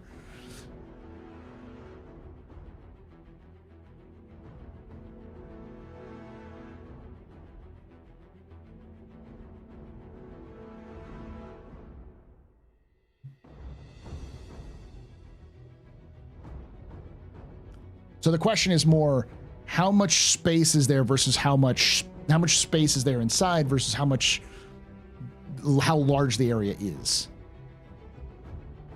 I mean, the lore can hand wave the coolers. It uses some space element that is incredibly cold that they're able to pump. Throughout the system, or throughout the system to cool things off with or draw heat inside of it to turn it into colder air. We already have that sort of thing. The problem about that is coolant is A, heavy, and B, you spend it. Like you have to spend the fuel, like coolant. Eventually it goes bad. You have to change it up.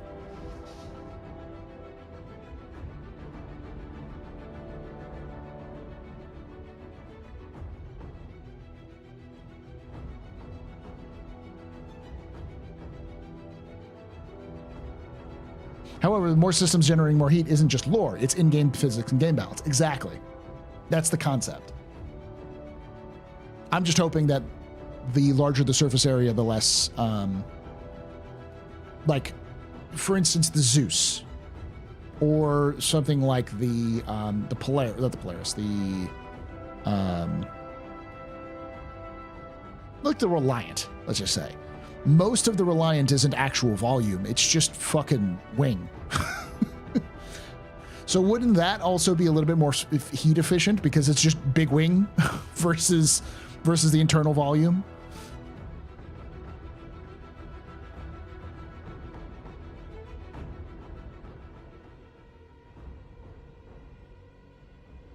Big wing make flag good, exactly. No, obviously they can cheat a little bit, but the key with CIG is always, as long as they kind of shoot in the general direction of hard science, they usually are okay with it. Quantum entangled propylene glycol, exactly.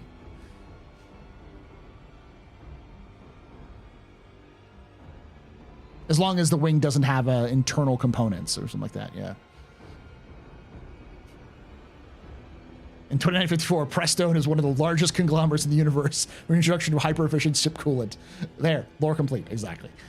You can justify fucking anything in a universe. Star Citizen is far from a hard science fiction universe, though they do like to dabble in hard sci-fi every so often.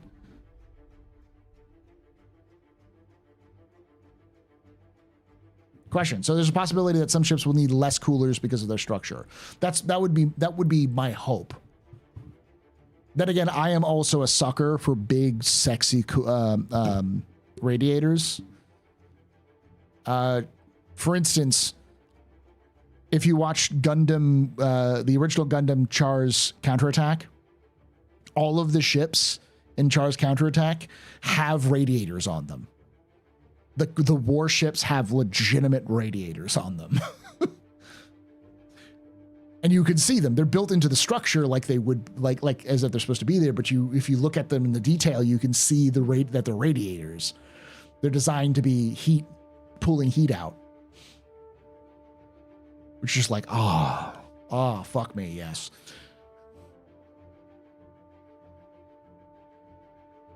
I honestly would hope that they,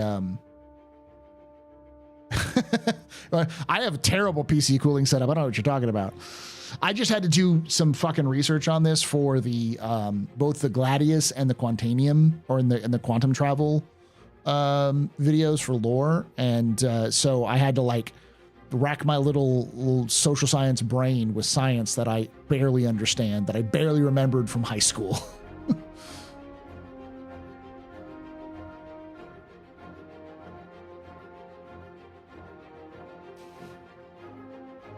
What happened to Jake? I do not know.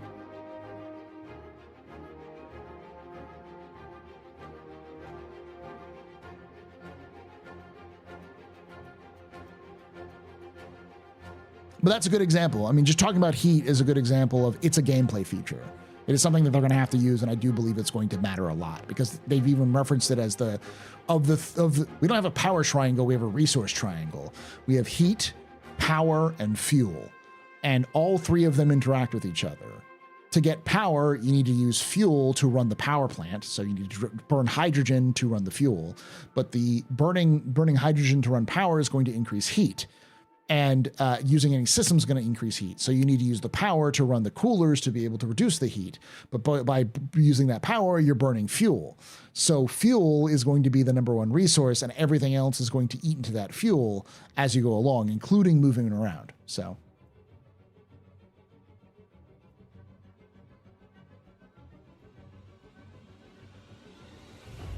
I can't even get into the games to function, so much less play them. So sorry, CIG, where the fuck are these hot fixes you've been smoking in our faces? They said they were going to try to deploy it tonight, but we'll know more about it in probably a couple of days, by tomorrow. Didn't they say they might release some DGS fixes tonight? The big one's going to be 4.0.1.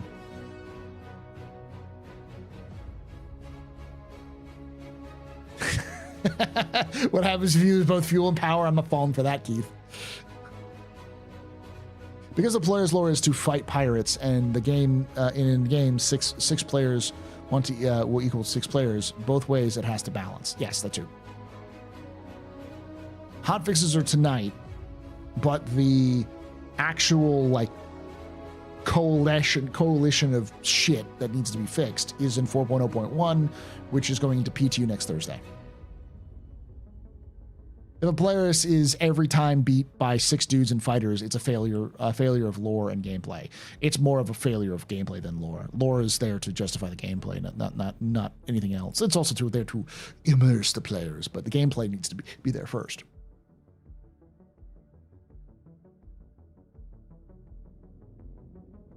Coalition of shit. Within a star system, there are enough micrometeorites and grains of dust per 100 square meter that would do significant damage in the ship hits in the high velocity, which is why CIG isn't doing that 1-to-1. I mean, the rings and like the very few video games, I don't think outside of Kerbal Space Program do asteroid fields properly. Because when you say asteroid field, you think Star Wars. The reality is that an asteroid field, you can there can be big distances between asteroids and an asteroid field. It's just a band of asteroids and where they are. They sometimes bump into each other. And that's why we have shields.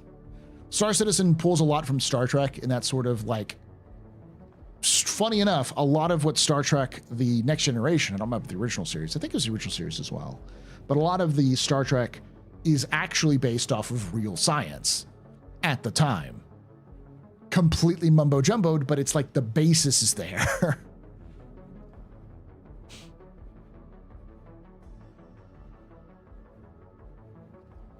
The Expanse TV shows the asteroid belt properly. I can't remember if they did or not. They might. Very, very rarely do they bump into each other, yeah.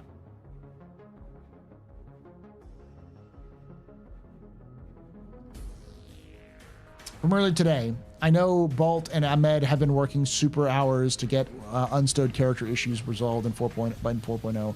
We'll know hopefully by tomorrow. Okay, so there we go. If you want to know if your issue is unstowed, the 630 error, they're going to know more tomorrow. Oh, so DGS is by tomorrow, not by today. Okay, yeah. So a lot of these fixes are coming tomorrow. A user posted a Viva La Dirt League clip about game development today. It's amazing. As a Star Citizen fan, it really hits hard. So, does the Sparse Belt? I did a rewatch over the holidays. Neat. I'll have to watch it again. I know the books do.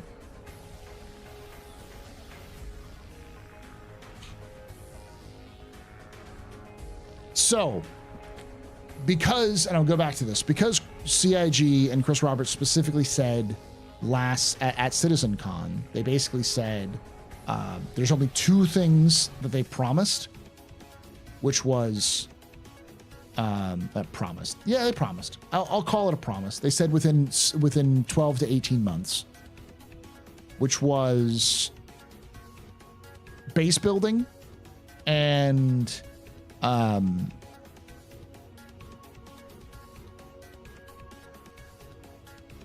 monster hunting. Those are the two. Those are the only two they specifically referenced. And that's a big fucking window, 12 to 18 months. I know most people heard 12 months, but if you heard CIG say 12 months, at least expect 18 months. I'm convinced Ahmed's CIG never left the office. Langdon. Ahmed's CIG is a wonderful person who is a fantastic person. I've met them several times in person. They are very talented and very chill. They are the chillest person I have ever met at CIG, next to Bearded. And they both work in the same fucking office. They're in the same team. And I'm convinced that CIG found a way to wire Ahmed to not even CIG. Ahmed found a way to wire his brain to the network. So he could just think about it. That entire team lives in the office. Untrue. They do go home, but I have had to mention at least one, if not two, no, only one. Only one of those. I know one of those members of those teams. They're here sometimes. And I have caught them doing work at fucking 2 a.m. When they should have been sleeping, they decided to do work. They don't know how to turn the fuck off. Every so often they do, but... And then there's Proxus, who doesn't know the word time off, doesn't know the meaning of time off. Who was telling a story about Ahmed at his previous job and he was working during his wedding. It's the thing about it is that like Ahmed, who's been there since practically the beginning of the project, you don't know who Ahmed is, but Ahmed is a practitioner of the darkest black magics that have ever existed in technology. He is a wizard. He is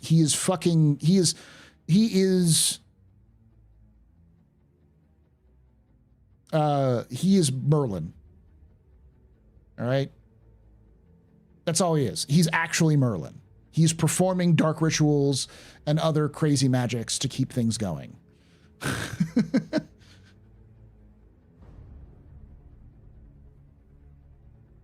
Techno Mage from Babylon 5. Yeah, that's a good way of putting it.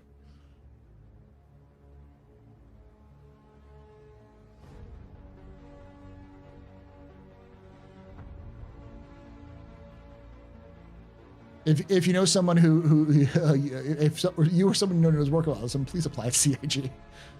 They already do that.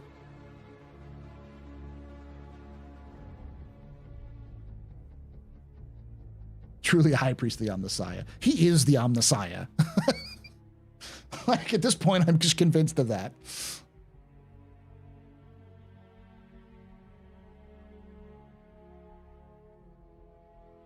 Watching B5, I'm seeing more and more references to B5 and Star Citizen. The Ark is entirely a Babylon 5 reference. For those of you who don't know, the Ark is the star map, where our star map is the Ark star map, and the Galactopedia is the Ark Galactopedia. It is literally Babylon 5. It is literally Babylon 5.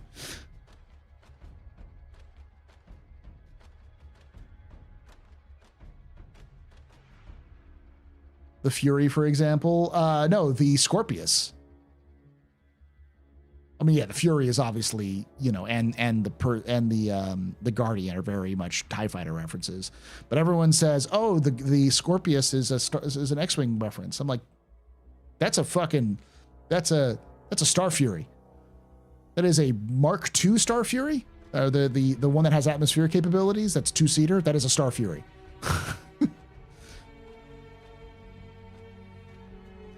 Star Fury is one of my favorite designs of spaceships, by the way. It's the X Fury, yeah.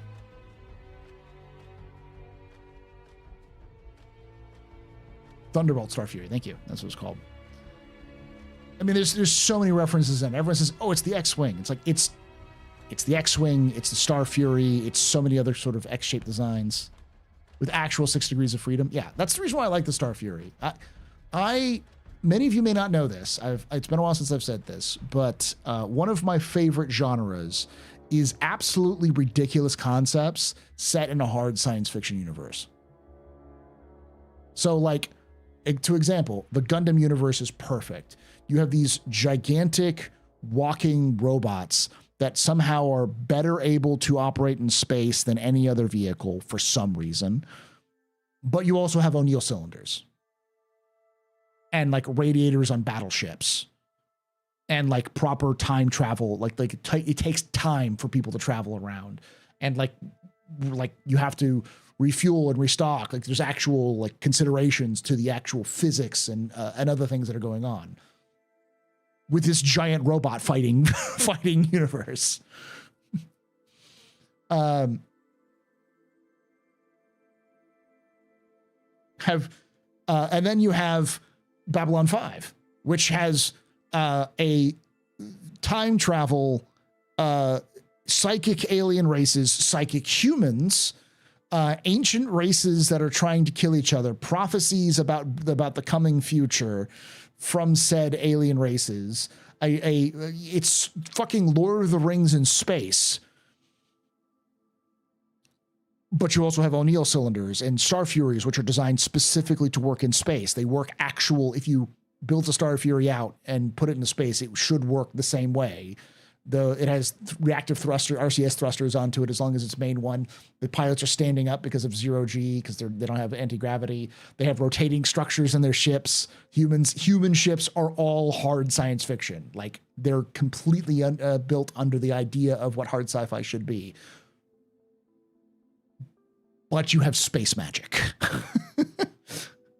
Techno mages, yeah.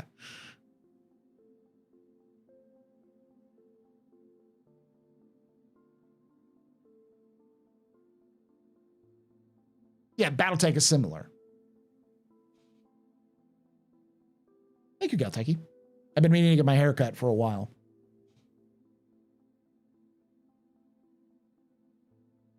But that being said, I would love it for CIG to get a little bit more hard sci-fi in there, but I am not expecting it.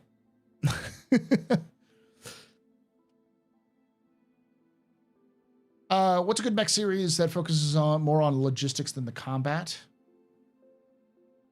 If you want a good Gundam series that does that, 08MS Team constantly talks about that.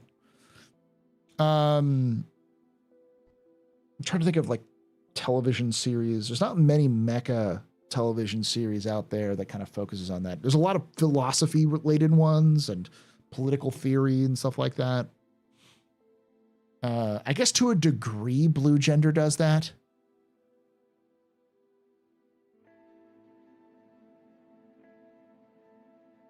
Oh, Wait, the MS Team, I think, is the standard that most people go to, because it's like they constantly talk about the repairs they need to do. Like they go into combat and they get fucked up. When they come back, they're just like, fuck, this is going to take us like a week. And at a certain point, they're like, your head is fucking, the head of your suit is gone. It's just destroyed. We have to get another suit's head and integrate it into yours to make it function.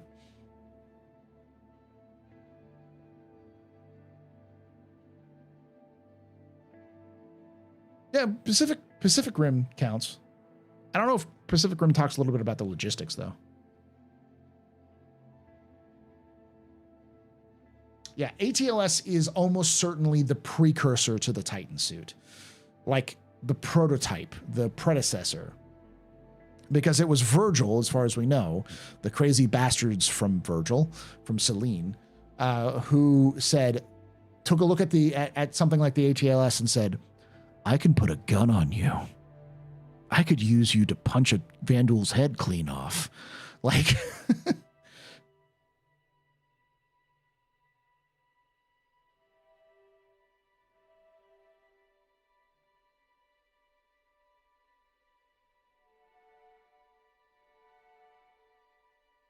tell me about the Titan suit. Oh, chat, I'm sorry. Hackle has hit the button. He pushed the button. Chat knows if they push the button.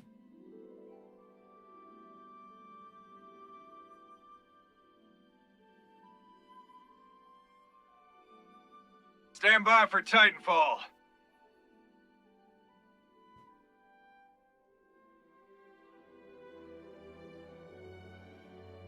Man, I would lose my mind if Castak Arms did a Titan suit. Absolutely. You'd have to pry me out of that with a crowbar.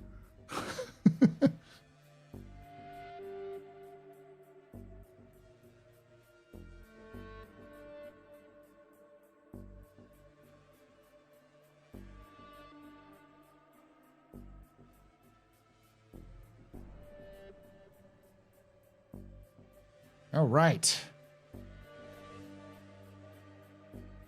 So, this is a Titan suit. You'll notice it's very similar to how the ATLS looks. It works the same way, only instead of having external arms that you grab and you move, you have an internal sticks you use. This collapses down kind of like the ATLS does, so you can step in and step up. This is it being tested. The first mentions of Titan suits are specifically, and you can see the little joysticks on the interior that he has there, is mentioned as called the Zeus system, built by Virgil Ltd., which is a group of refugees from the Virgil system who built armor. They build the advocacy armor stuff that we've seen. These are designed to effectively be robotic Vandal. They take systems of these sorts of power suits and turn them into weapons. See this. Often used by Marines as sort of heavy punches.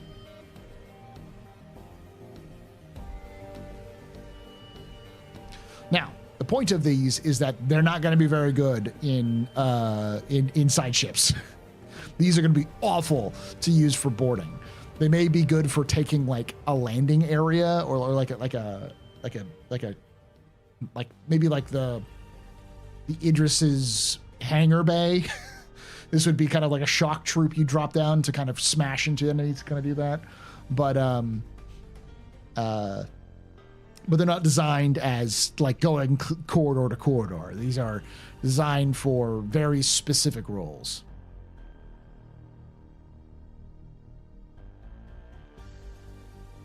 Zeus system? Of course, if not, why not? For fuck's sake. To be fair, it was mentioned as the Zeus system in lore. It's old lore. They probably get changed. but this was before they actually released the Zeus ship, the Zeus Mark II.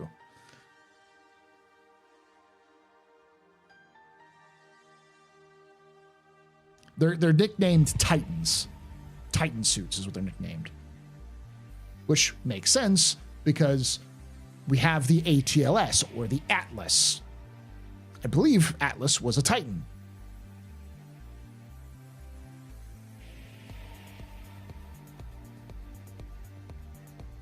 Yep. Was.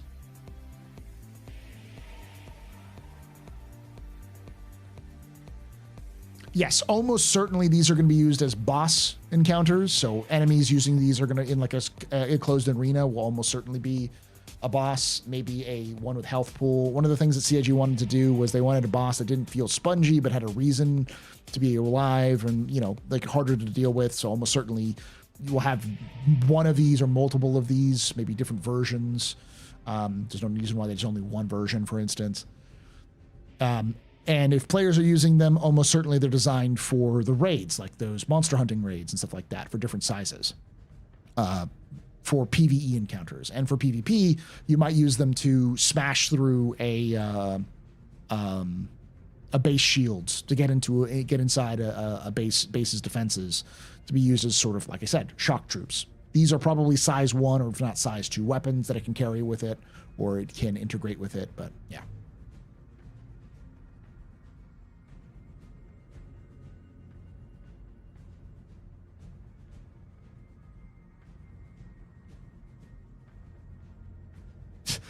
So Thunderhammer Shield Smasher? Yes.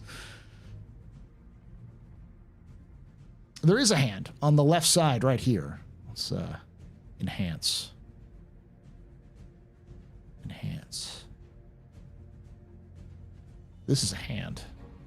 It looks like there is at least one integrated...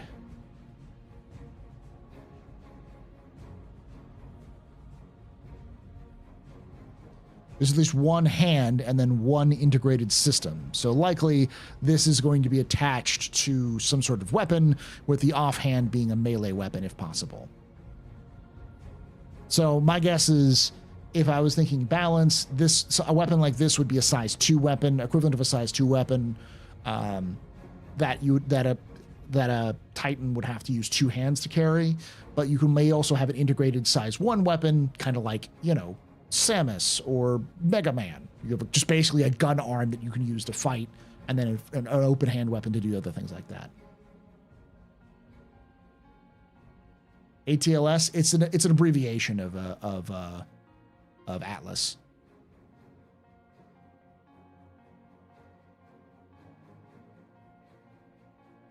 Thanks for letting me know, Jin.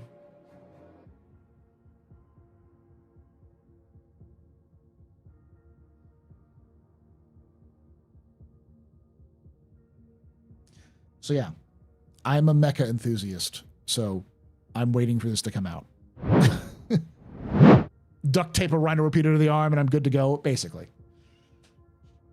It is important to note, this is one of those few times I'm going to say this was mentioned in a leak, in terms of a data leak from 4.0, early 4.0 testing, where the pipeline got a bunch of stuff out of it from the files, and one of the files specifically had Titan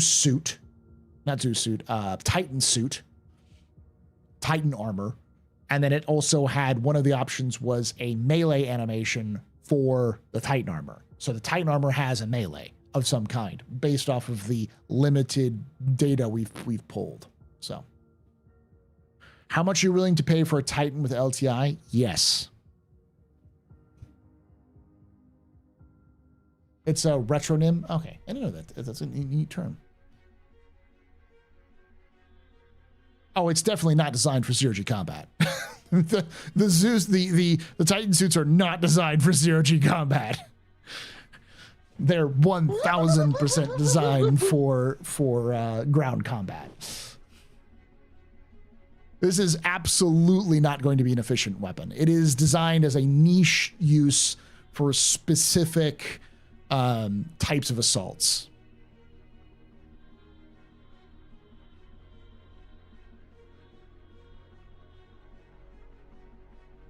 Genesis?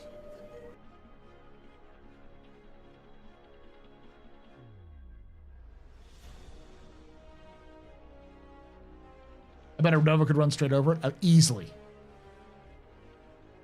it was more like the ATLS with a gun of an Ursa, then more that cost.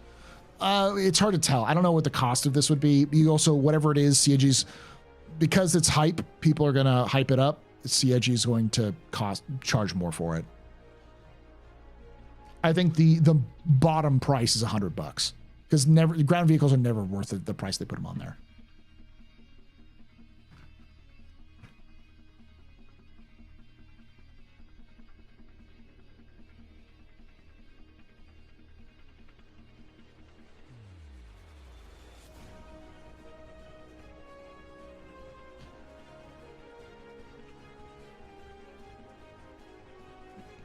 It would probably fit in bunkers, right? Oh, most certain, like those like you could probably use this in closer quarters combat, like those distribution center when you couldn't bring a Nova in. You could probably bring one of these in. So if you want something that's like heavy duty that can blow shit up really easily or like crowd control very easily, this would be it.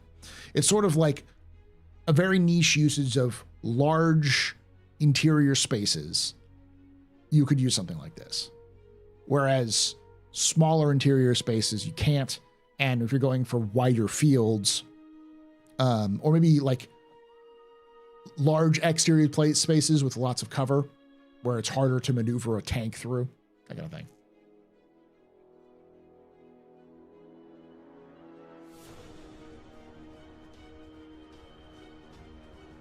Danny, I don't have that kind of power. I'm flattered you think that I have that kind of power. But CIG is going to price this whatever they price it. No matter what I say or do isn't going to change how CIG prices this if it's released.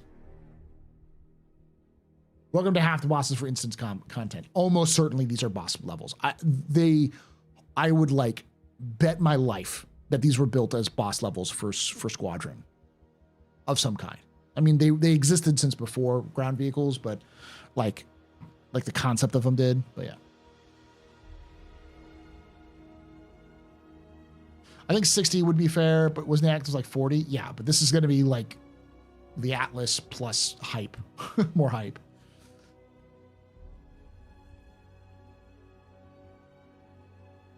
I wonder when CIG will stop selling in-game items for IRL money. Never. They will always sell in-game items for real money. That's like asking, when will WoW stop selling in-game items for real money?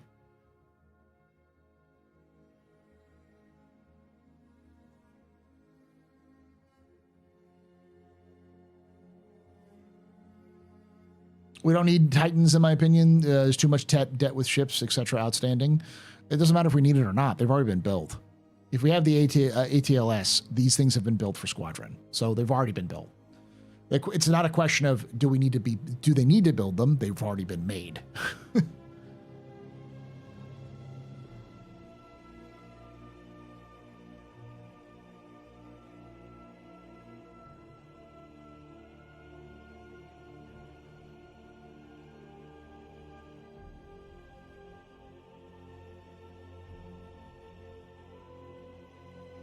Sure. Do you think they'll sell ships forever or just cosmetics and other decorations? I think they'll always sell ships, but I think I would hope, because this is not a situation of like, I know this answer or anything, because CIG has often decided to go with things that I disagree with when it comes to their marketing and business strategies with this sort of thing. I would hope what they would move away from is selling ships the way they sell them now.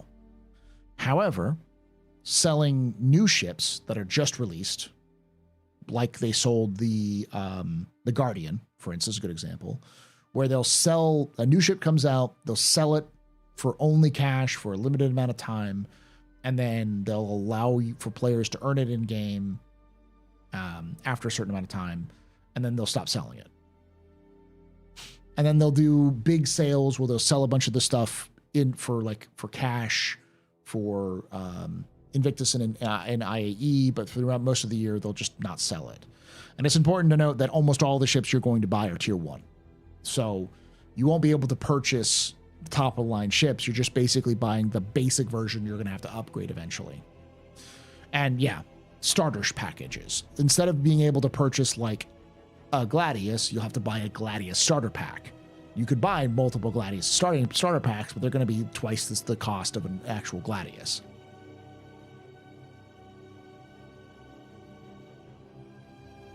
Or release sales, yeah. I don't think they should not sell unreleased ships. I think they will, but they'll at least have a timer on it, like 6 months to a year or whatever.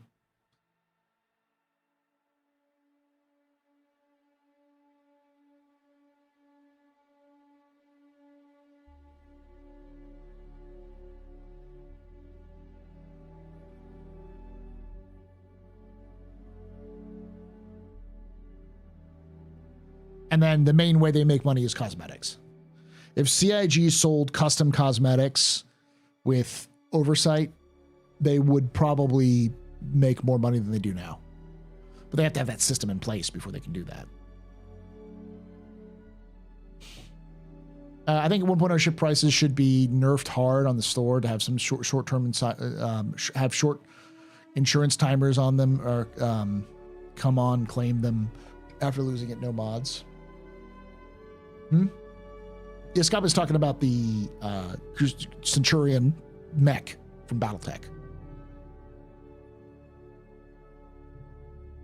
So you need to buy the parts in-game to refit them. And you'd also need to buy the components to upgrade the hull of your ship to a tier 2 or tier 3.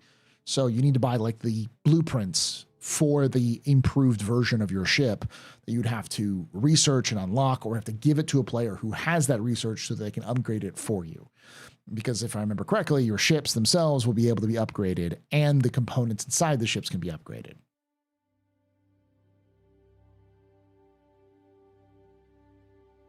As long as the cosmetics aren't exclusively behind a paywall and there are ways of getting cosmetics through the game, I'm fine with it.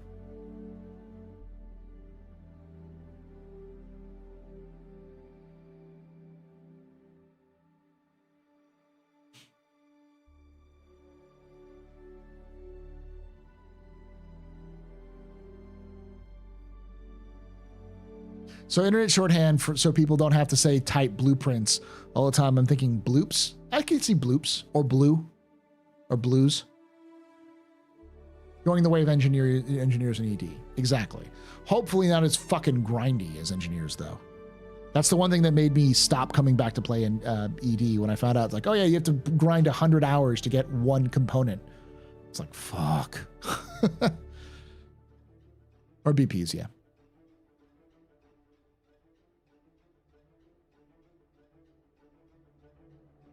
Imagine Titan suit bearing ballistic scatterguns. Man, don't get it on me on this one, Escape.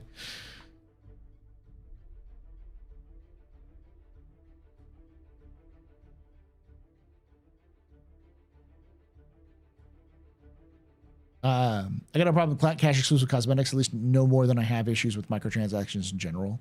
Well, it's got to be a balance, because you don't want to like be the kind of game that goes, you can have interesting and engaging content, but you have to pay for it. 'Cause that sucks. That's a shitty feeling.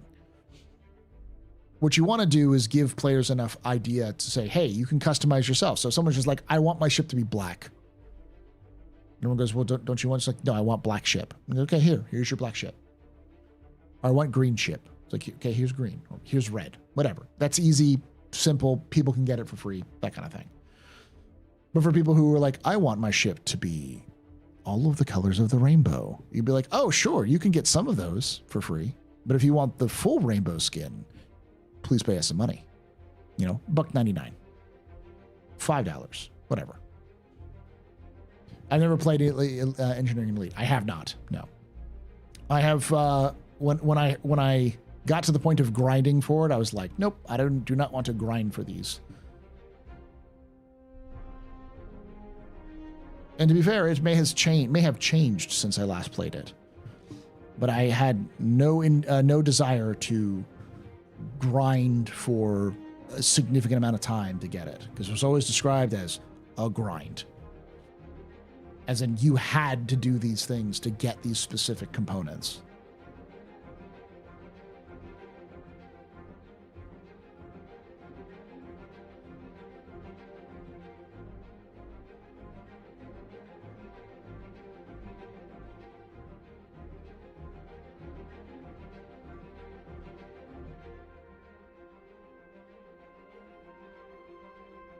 Lead engineering got worse.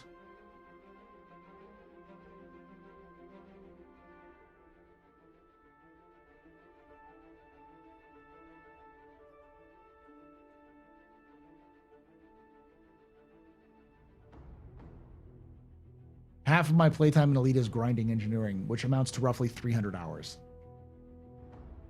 Is it at least fun?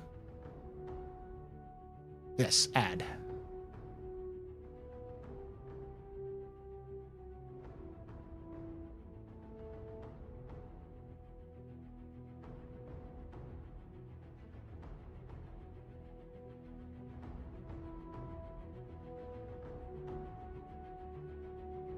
You don't like the idea of rigid tiers of ships, but I'd rather see a gradient and tied not to performance but reliability. As far as we understand, the tiers are not rigid. Because the tier that you get, it depends on the components or the stuff you put into it. Like they showed off how you can upgrade a pistol, and some pistols will have faster firing rates, some will have faster cooling time. But it depends on what materials you use and the quality of materials you use for them.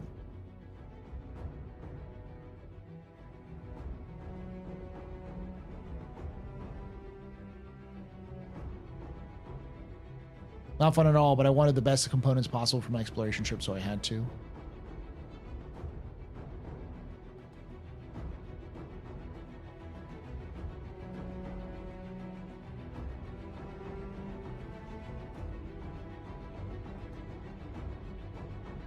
I've never played an MMO without grinding. There's a difference between a good grind and a bad grind. A good grind is where you are enjoying the experience of playing the game. A bad grind stops your fucking enjoyment and says, go do this thing for the next 5 fucking hours or 100 hours, and then you can come back and enjoy the game. That is bad. That is artificially extending your gameplay time with just stupid bullshit. I know it's a gameplay design that exists, and it is very popular in MMOs. I know, for instance, like I think Final Fantasy does that a little bit, right? A good grind is enjoying an experience. Hey, you know, if you're getting your grind on, you gotta enjoy yourself while you're doing a grind on. NWO is my good grind. Yeah, because MWO is as an example, you drop in and drop out. Yeah, you can get stuff done, but it's not connected to it. Another example is Space Marine 2.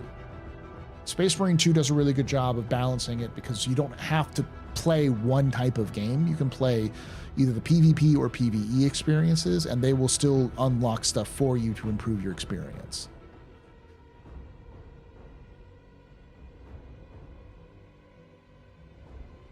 War Thunder is a good grind. I haven't dealt with that.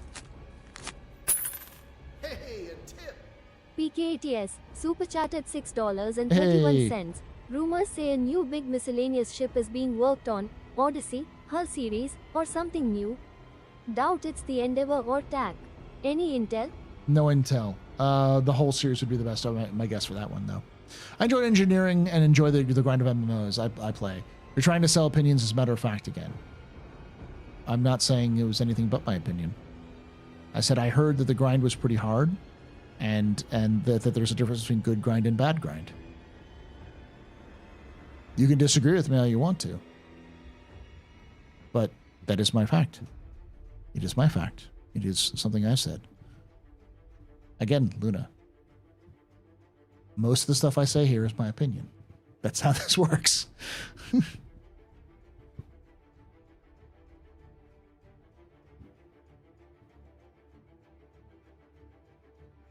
Yeah, and I am also saying something that I heard from a lot of people.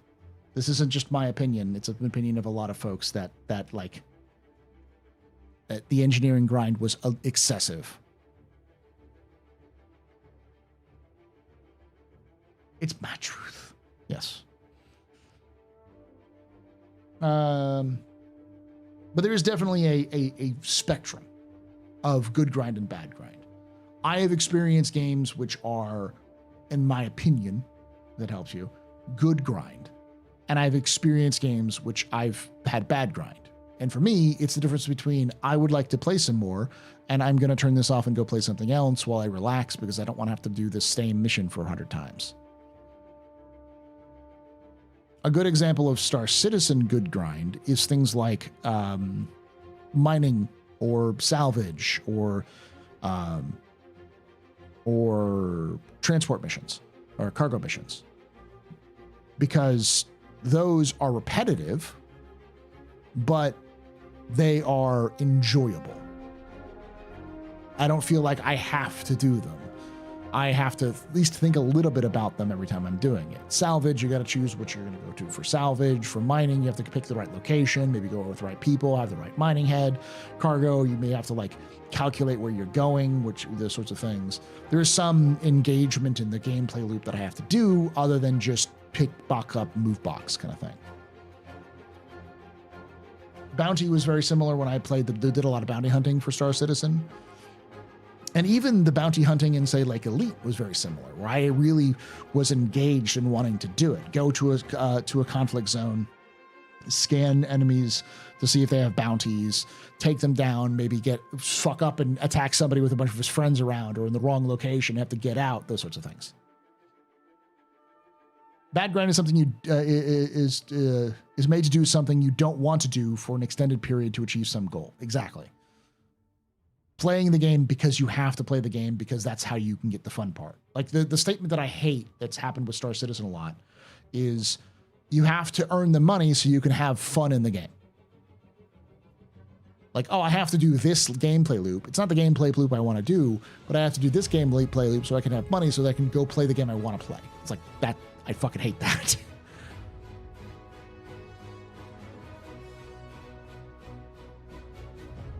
Do I agree Contested Zones is bad grind? I haven't played enough of it to know if it's bad grind.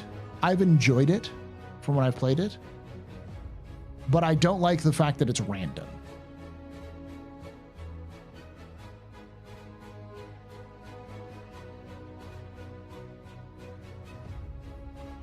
You don't want a PvP. Why can't I buy combat modules for PvE? Because they want you to unlock it. The reason why it's a little off is because I feel like a lot of those things should also be earnable through reputation, but that isn't in the game yet for whatever reason.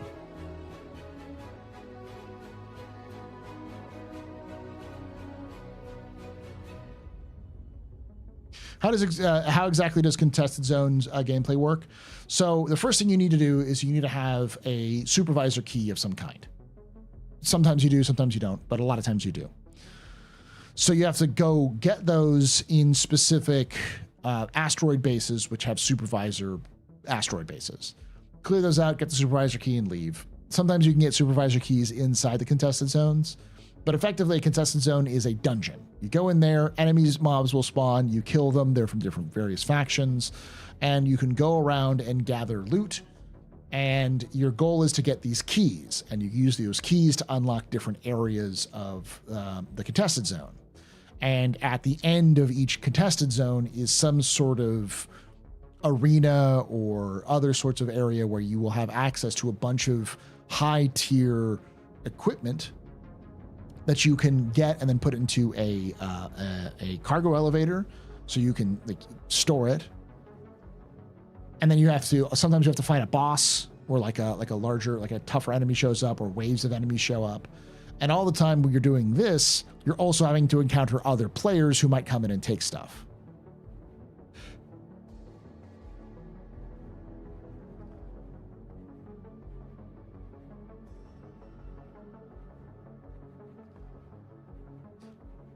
Thank you, Marquise.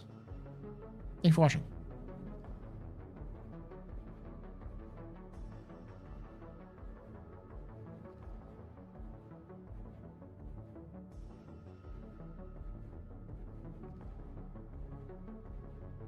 I don't think you should ever be able to purchase a tier module in a store. Not at all.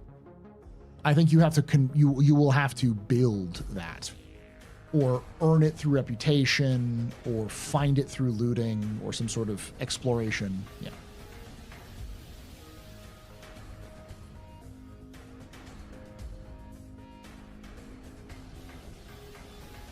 CZ components don't even work right now. Yeah, they don't really work a lot.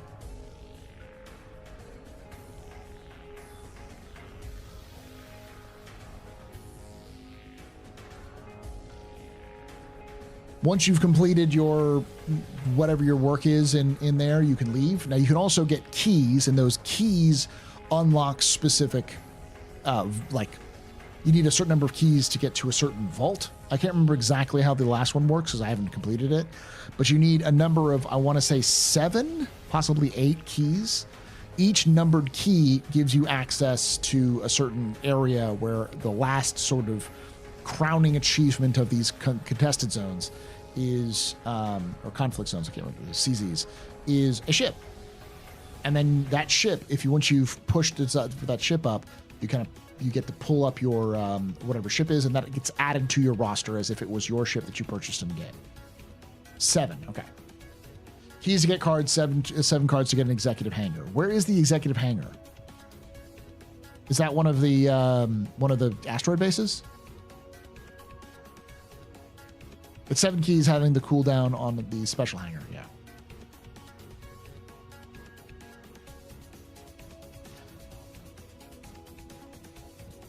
So you're really cool with only industrial and civilian modules being available without PvP? For right now, yes. In the future, I'd like for them to be able to get worked, but I don't even think the modules, like the different components, work right now. Executive near the star in the center of the system. Ah, okay. 3 keys in checkmate, 2 in obituary, and 2 in ruin. Okay. Good to know.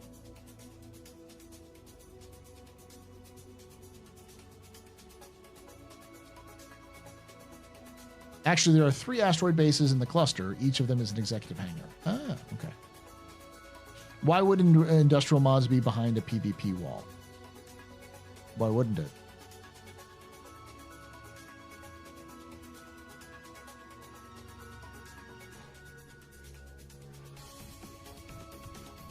Because if you're doing these sorts of missions and you get access, or maybe you find a industrial component that's really high, then you can just sell it to another player.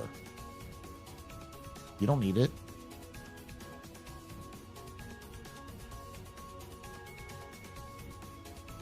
But yeah, industrial grade. I think Astral Lancer is right. Industrial, if I remember correctly, is in shops. The only one that I can think of that is completely locked behind it is military. But I wouldn't be against the idea of all grade A systems being behind some sort of wall or whatever. PvP wall, in these sense, what they're talking about is the idea that you have to PvP in order to engage with it. You work for a hauling company for 50 missions, that's who lets you purchase it. I'd prefer it more be a reward for the 50 missions, maybe some really tough missions you have to do. Military competition and stealth beer and contested zones. There we go.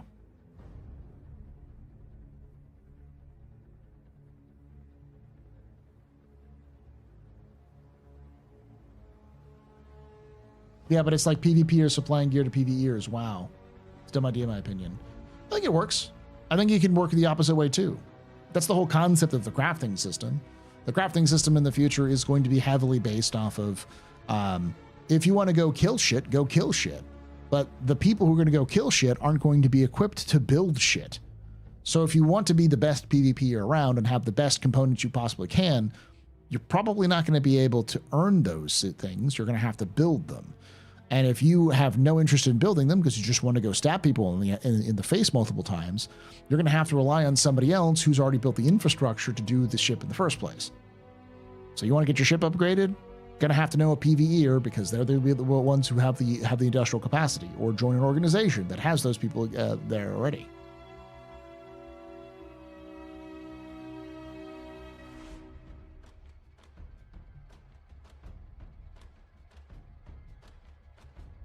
We've done quite a few CZs and have a spreadsheet of loot. We've got not too many A parts on the list. Yeah, from my limited experience, most of the things I've gotten are B.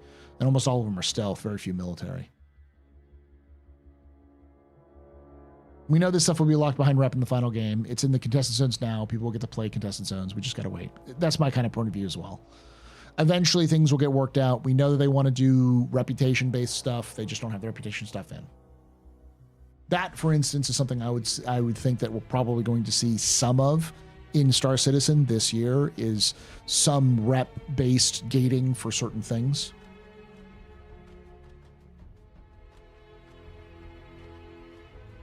I do hope the game will be such that you can't just make everything or do everything yourself. I exactly agree with that. So you have to engage in the market, people or stuff like that. Exactly. I think the way that they're designing it tends to move that in direction where they want to have players engage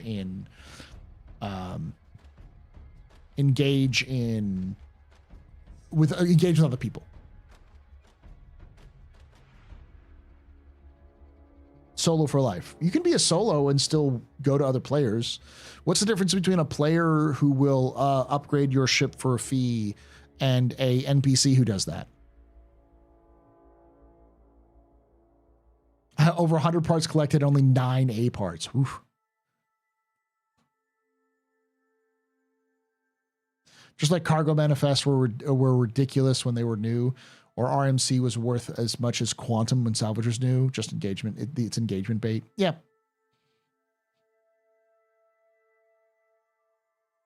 Oh, you said the other game that's deep into my heart, 75th Soul. So like as Feudal, you need people to make the game work. Some to build, some to fight, some to do everything in between. Life is Feudal is a game. That is a game that I've played a lot of. The MMO and the Your Own, I played a lot of it. OGs of the channel will remember me streaming for like 4 hours of just moving dirt. Play PAX DE? I've been considering it.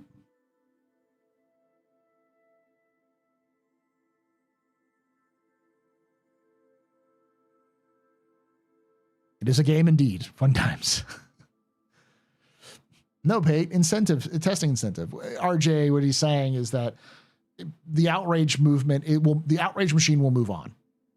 People get mad about anything and everything CIG does. Sometimes it's legitimate. Sometimes it's people who just want to be mad. It really depends on the person. But there's always some sort of thing that people are worried about. You know, that we're going to move on from that, from CZs, and the next big new hotness is CIG is running out of money. 90 days tops. CIG is going to close in 90 days. Loved Life is Feudal. What a weird one. I am 100% a weird person, Logan. I'm 100% a very weird guy. I have very different opinions weird opinions when it comes to video games. I am not always a good person to judge your video games by.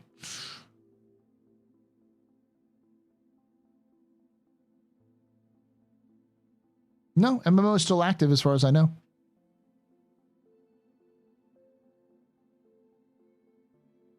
It's a very small community. Most of the community left, but yeah, it's still there.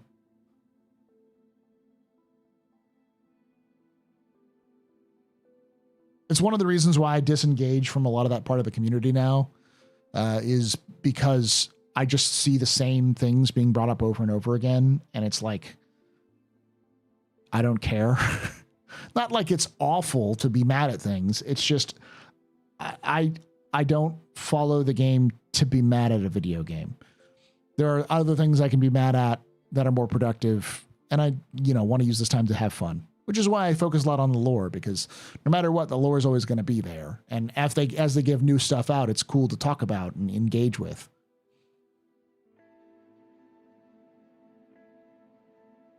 Hard to be mad at something that'll change drastically next year. That's another point of view. Things are going to change. Star Citizen's not out yet. It's not 1.0.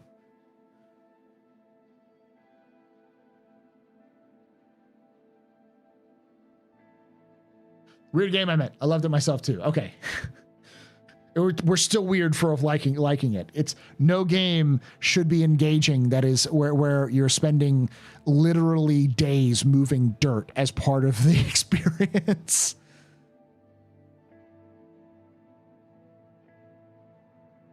I'm mad about the lore. I'm mad about that one thing that with that one guy. I am too. Down with the Hurstons.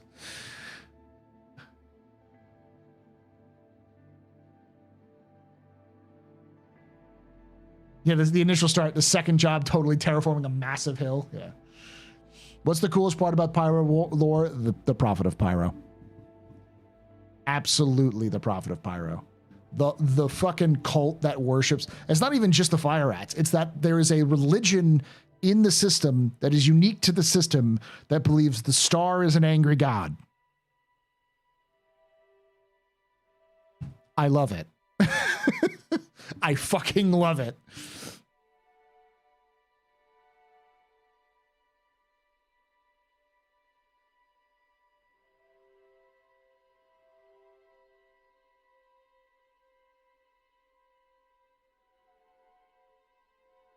It sounds like Scientology. Only if Scientology decided, like, worshipped an actual angry star.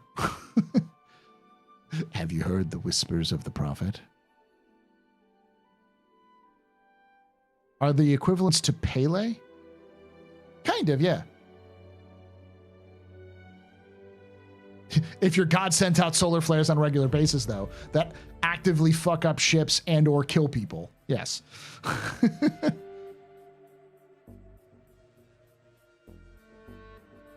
I mean, even a stellar physicist would not actually disagree with calling us Flare Star an angry god. Yeah.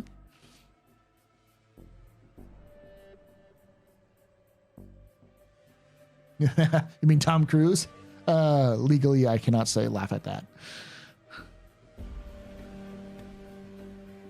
Sun gods are not uncommon. In fact, they're very common, which is why I like the fact that there are multiple sun gods in the Star Citizen universe. There are at least two. One is from the Outcasts of Lear 3, and one from Pyro.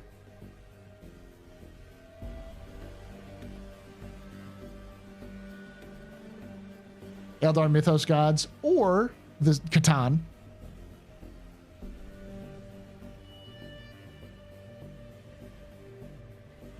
So are the Fire Rats proto-Necrontyr? Effectively.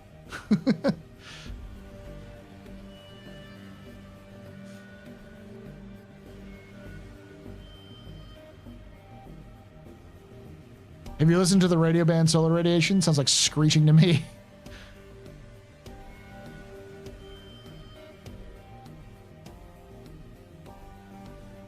That is the coolest part about that lore. Is the the culture that is developed around Pyro after completely separate from the UNE, the UPE, and the UE. Like, it's a legitimate society that exists outside of normal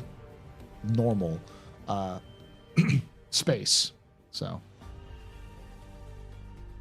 which cult worships Space Cthulhu? I want to rep with those guys. The Fire Rats. How will they balance Death's Spaceman with things like CZs? Badly, very badly. I've said it for a while.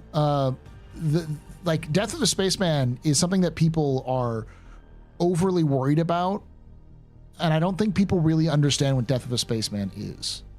Death of a Spaceman is not hard death. It's not permadeath. Not in the way that most people think. It is really lenient, actually.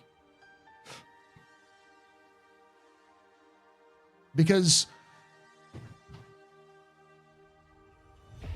it means every time a bug knocks me over, I lose all my stuff, and you know it. No, it doesn't. I mean, every time a bug knocks you over, you lose all your stuff now. But say I'm in a CZ. I'm going balls to the wall. I got myself my full kit. I've got all of the best guns I can gather. I go in there, and I just get absolutely steamrolled. Dead. Boom, instant shot, I'm out.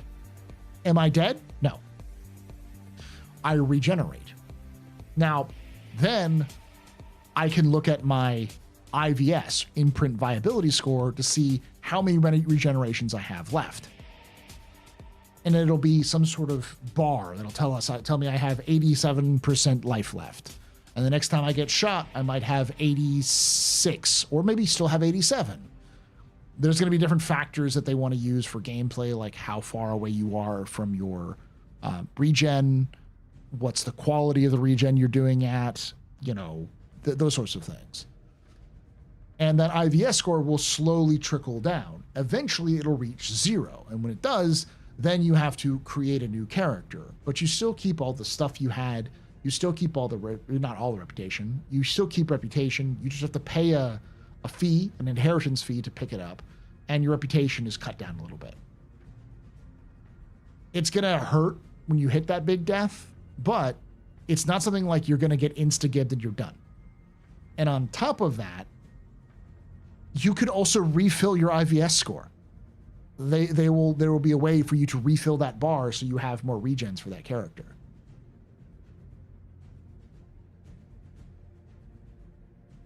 As long as Death of a Spaceman remains undefined, we have no idea what it means. I just literally told you what it means. The only question is, how harsh is that bar going to be? And the answer is, we don't know, but I would gather not that harsh, based off of what Chris has already said about his inspiration and lots of other things. So buying lives with cash? No. They said specifically that they want to increase your IVS score by doing missions. So you could go do a mission with like a medical pharmaceutical company to get some sort of rare substance, which might increase your IVS score. So you'll have to do missions specifically to maybe earn reputation, to be able to get access to a treatment that will improve your IVS score.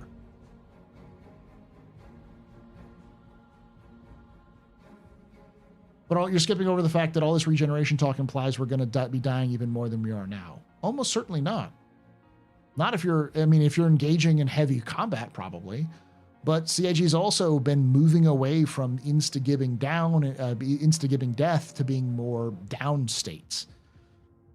Well, you want to have other players with you or have some way of recovering yourself so that when you're down, you can get help? Yes, because that's what CIG wants to do. They want to encourage players instead of just saying, well, I'm down, backspace, using backspace to like fast travel sort of thing. They want to like penalize that sort of behavior and get players to more frequently try to get picked up.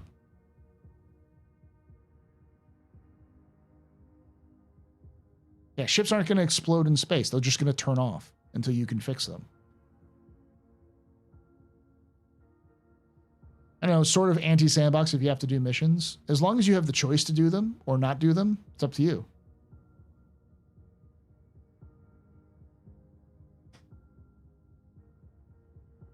Is there any lore for another big capital ship to match the Idris or the Kraken coming into the game? No, there are whispers that Anvil might be working on one, but we don't know. And the Metal Gear gameplay is going to need more mechanics. They want you to only die from 10% of the time, the other 90%. We don't know the actual statistics, but I doubt that they want you to die, because dying is not fun. Dying is boring. They want a gameplay mechanic that's engaging for players to be wanting to live, but also to rely on players who are experts at medic, sort of thing.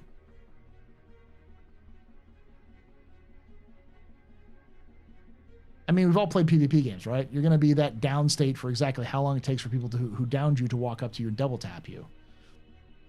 Corpse runs are warning. True, Keith, that could be the case. But CIG has also talked about the idea of losing reputation for shooting down players.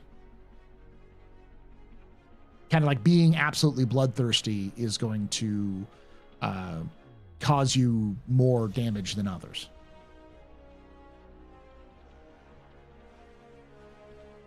Listen, I'm not saying this is perfect. I'm not saying it's going to work 100% of the time or even like be a viable.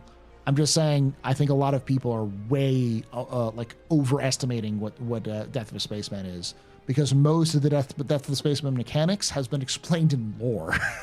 It hasn't been explained in gameplay yet.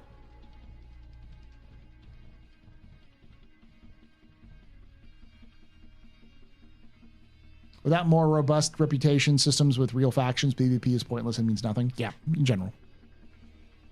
So I know that the title is, we're going to talk about features and ships features and more, and we've been talking about a lot of this stuff. Otherwise, I think it's important, but to discuss this. But I've been going for like 2 hours now, And I haven't even gone over some of the monthly reports. Let's go over some of the monthly reports. So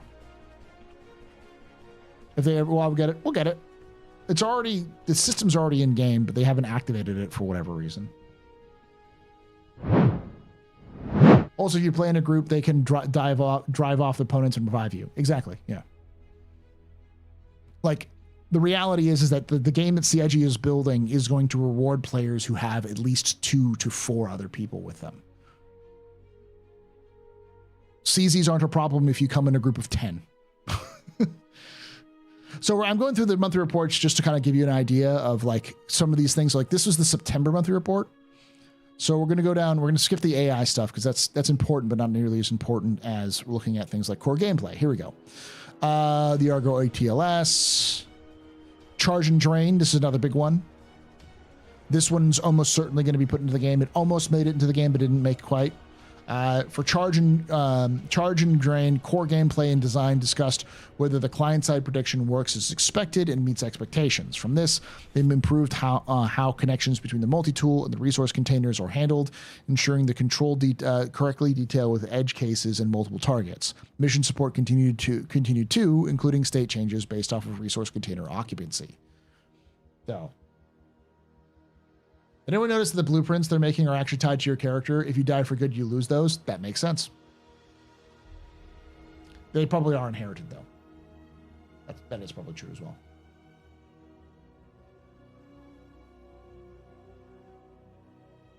You think they mentioned as part inherited as part of Death of the Spaceman? I'm kind of against that, but that's different.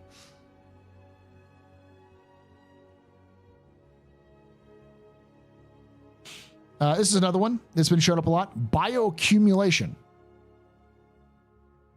With improved support for wetness visualization, iterization, and new big debugging tool for degradation. This was big. I have no idea what this is mentioned. This has been mentioned in multiple monthly reports. So almost certainly we'll hear more about that. I don't know if we'll see it in game, but yeah. Jump points. Because a lot of this stuff is older, so it's talking about stuff that's already been released.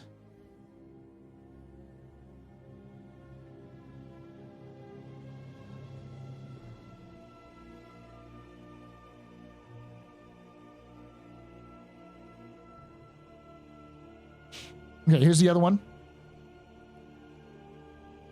It's more than biomes accumulation. I'll read the full thing so you have it to do it.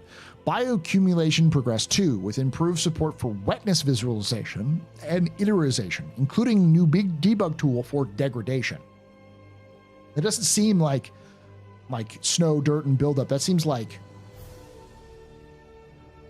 leaves falling off of trees and being composted into dirt.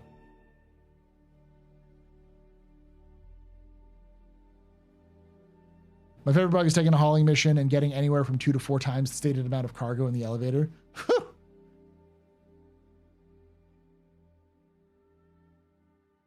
Wetness visualization effects on armor and rain. We don't know a lot about what the bioaccumulation is. We don't know if it's connected to that. It could be, but...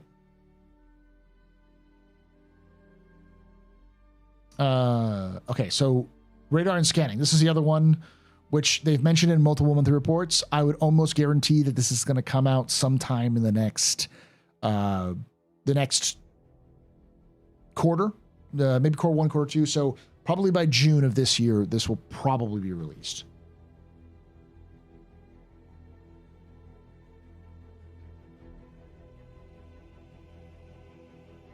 Progress continued on radar and scanning, including delta signatures.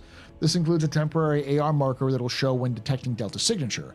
If the contact is pinned or locked, the existing AR marker updates temporarily. New UI bindings were added to enable the designers to customize the player-facing UI. In related development, the radar jammer will now prevent scan waves, while FPS radar scanning went through various rounds of playtesting and reviews to improve the overall experience. So, not just scanning, but stealth, and a jammer so you can actually block radar from catching on to you.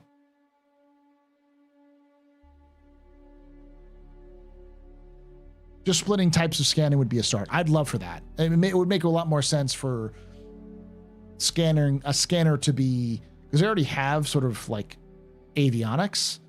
some sort of avionics which are dedicated to combat, mining, or whatever, you know.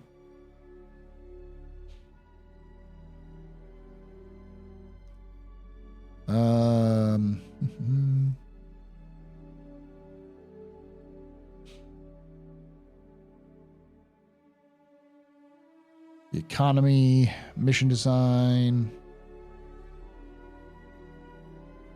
narrative. Back up here. It's probably under art. Art ships.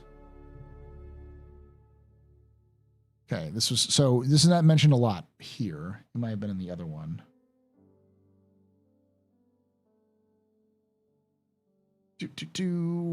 Art ships, where are you?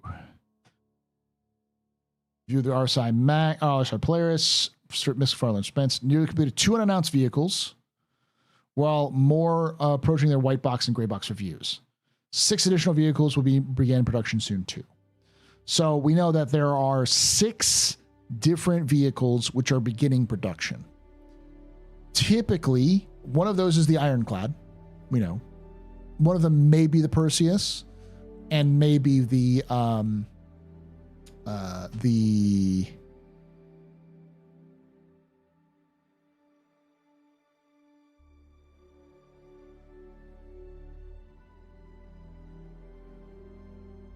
Apollo, yeah. The Pioneer as well. And maybe the BLD. So we know there's at least 6 different vehicles that are in production. They had several more approaching white box and gray box reviews. White box is the beginning after concept, then gray box is after that, and that's steps before LOD. So we're looking at, and I think before this there was like 6 more of these. We're looking at least 12 different ships in production, in some state of production, between October and today. So we're almost certainly going to see a ship for 4.1, whatever it is. But Ironclad is 2.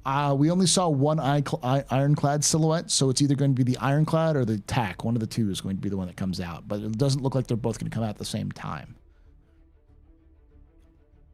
All right. And then there's mission design, but I don't think there was any.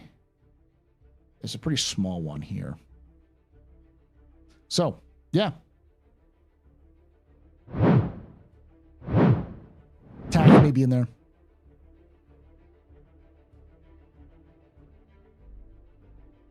Did I say TAC? No, Assault. I'm thinking about the Assault. Ironclad Assault.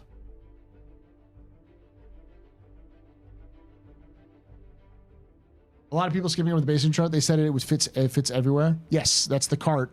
That's the other question. We don't know when base building is going to come out. My guess would be the end of this year. But it depends on the status. Are we doing Star Citizen in the same way that we did? Are we doing base building the same way that they've done other things? Were they going to throw in like a little, like the basic features with some components and then like kind of flesh it out from there? Or is it an all or nothing thing where like everything comes in at the same time? We don't know that. Knowing what Chris Roberts said, 12 to 18 months, my guess is that it's almost certainly coming out this year, probably the end of this year. But because we don't have a lot of known features that are coming out, and everything's based off of just making the game playable for the next year or so, including new content and maybe some small updates to the features they already have, I wouldn't expect much more than base building this year. Base building this year, that's a lot. No, it's not. Not when it's just a push cart and a couple of buildings. Not when it's just like the background features.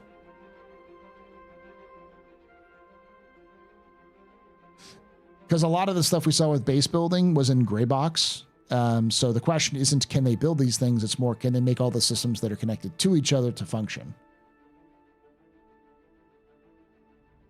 For base building, I assume they start with the SM buildings with coffin and truck at launch. Yeah, that would be my guess as well, but it really depends on that. There are currently 10 unannounced vehicles in the progress tracker. Okay, so there's 10 different unannounced vehicles. There's also the Perseus and the Ironclad are on there too, right, Jin?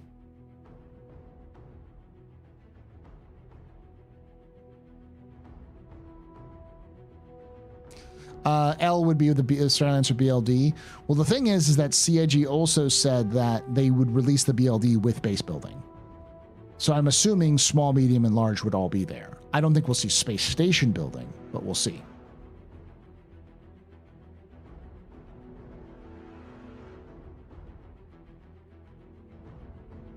I think base building will be a focus too, since it's likely to break everything else compared to, say, engineering. Engineering is the main focus to get. I think that's going to be the main focus to the early this year to get out, so they can get that out. But we need engineering for base building, and base building and crafting are the same thing, or in the same sort of wheelhouse. So I think crafting and base building will be the major focus. I mean, Jake's gun, yeah. I wouldn't expect it to be updated for the next couple of months at least.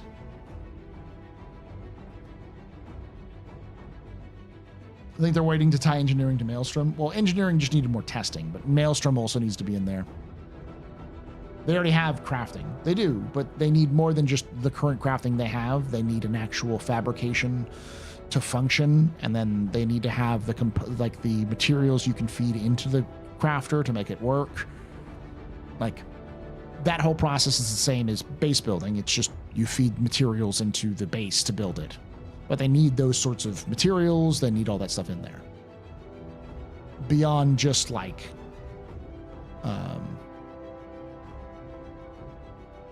fuses, yeah.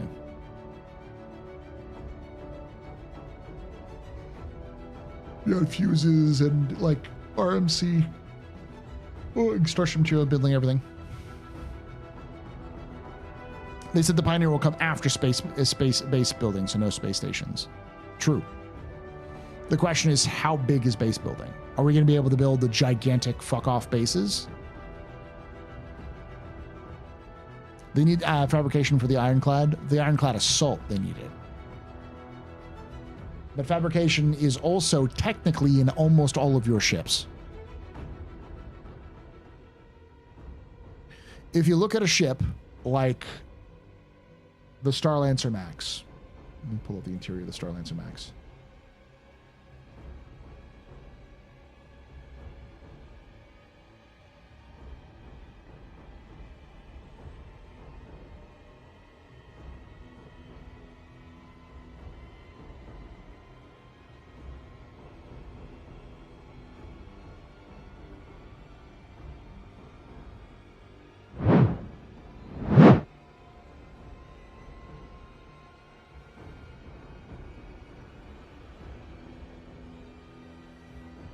You see these?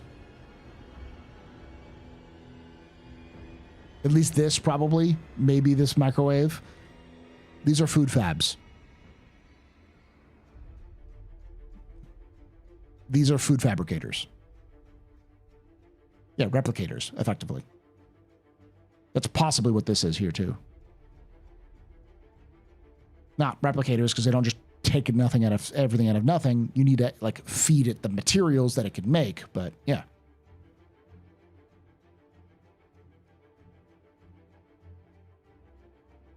So like every ship, or a lot of ships, especially large ships, already have fabricators in them. They're just called food fabs. And they talked about fabricators being a thing for like food. So it's something they want to do. For cooking is just gonna be food fabrication. Even the cutter has one, yeah. A lot of ships have these. And we also kind of see the same thing with when it comes to the medical base. Medical, like all medical beds are going to have certain materials that you put in, and then those materials, those drugs, are going to be the things that allow you to regen or to heal people and that kind of thing. Glorified 3D printers. Bingo. Space 3D printers. Magic space quantum 3D printers. Poop gameplay. Do you think we'll get a dedicated distillery ship, or is that just the Endeavor? I don't know what we'll do. I mean, I've been an advocate for cargo bay stuff. So the idea being, like, say you need to refine fuel, but your ship doesn't have a refinery on board. If you carry a portable refinery module, which might be like a 16 SCU crate, but you can use it, you can connect it to your ship's power, and it'll be able to refine things on its own. Then you can refine fuel, feed it the materials, it'll refine the quantanium, and then you can take the quantanium out and fill it into your ship. That allows you to go further, but you have to buy a separate device that can burn out and repair or whatever. Same for like fabrications. I'd love to have like a fabricator you could purchase and keep in your hangar or in your cargo bay, but has to use the materials and power and resources from your ship to make it work. One of those modules for the Carrack has to be a full fuel refiner. I just think it'd be easier just to do portable additions like that.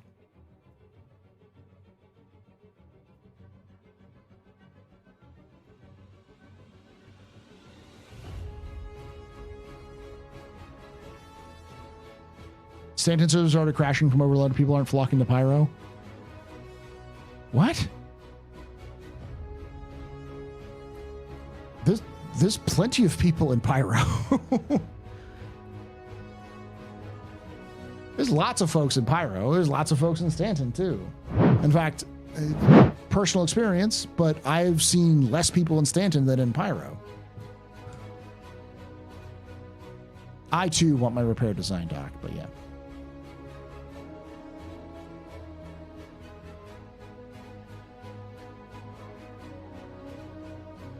Happy haircut. Thank you, Parker. New year, new me, right?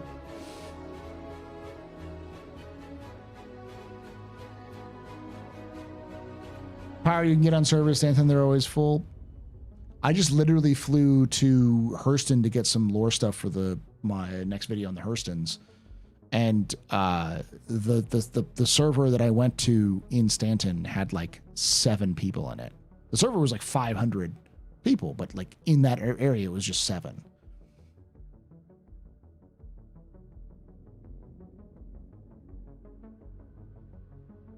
I think it's probably more even than people give it a credit for. It's likely similar, but remember that CIG has different arrays of servers. So there are 5 servers for Pyro and 5 servers for Stanton. And if you're on a server that's full in Stanton, it's probably a server that is a specific location in Stanton. Like, just a lot of people are that. You were number 420 in line for a Stanton server earlier. Y'all see that in Pyro? No. But I've been like number 2 in a Stanton server recently. Yeah, that's the entire shard, not just this server. Fun fact, if you do our display info 1, you can see all of the people who are in the server, in your DGS, and in the shard.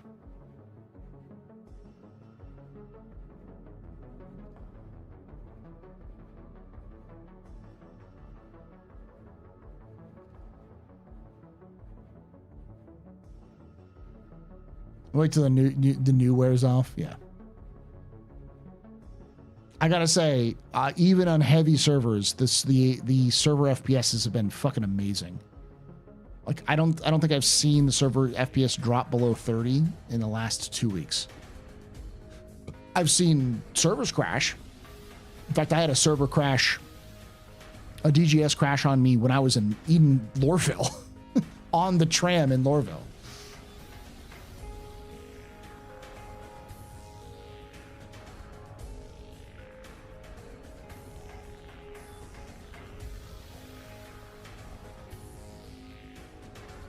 Ooh.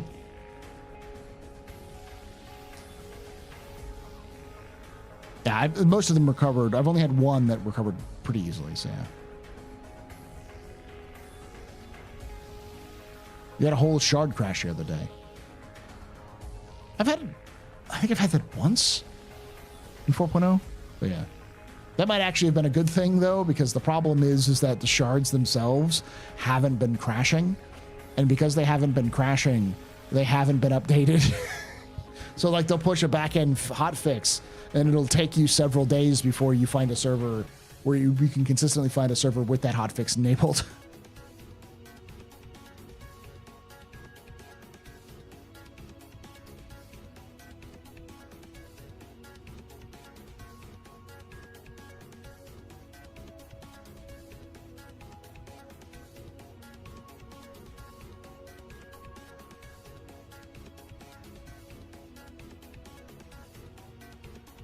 Jagex lost 5 million in that crash. I've had a lot of back-end bugs and other issues which caused me to lose money. I was at 1 million credits at one point, and then I had a bunch of fuck-ups that cost me to go down to 200,000 in one day. I lost, like, most of my money in a single fuck-up. So... Star System was never designed for servers this stable. It's just that they haven't had a chance to dial in the AI properly because they haven't had servers. They haven't known the difference between servers fucking up and their AI fucking up. So we've known for a while that their AI is actually pretty good because whenever you accidentally lead into a 30 FPS server, they would fucking ace you. But yeah, it's harsh. Yeah.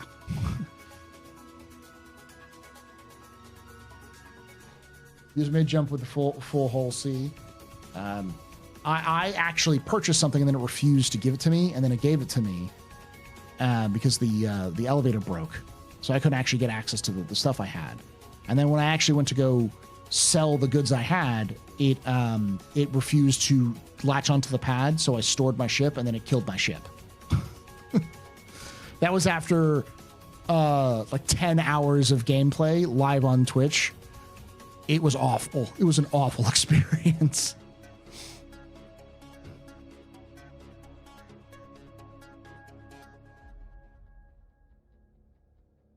I remember in Red Dead Redemption, John Marston entered a tent to pay $1 for whoever to watch a talking picture. Why do we not have places like that in Star Citizen? Why no entertainment zones? Because it's just not a priority yet. Stuff like that would make sense if the servers were stabilized and the basic gameplay mechanics were solidified and being worked on. That's stuff that's going to happen. I mean, CIG's talked about the ideas of doing sort of radio broadcasts or even live video broadcasts, not live video broadcasts, but like pre-recorded broadcasts like in GTA 4, I want to say, where like you could watch TV and different shows. They had different shows on TV. Stuff like that will happen at some point in Star Citizen, but that's a while ago. Yeah, there's a PTV racetrack, but that was done by somebody in his free time, not as part of the game. There's a whole giant club area, New Babbage. Yeah, but those aren't really interactable other than just buying a beer.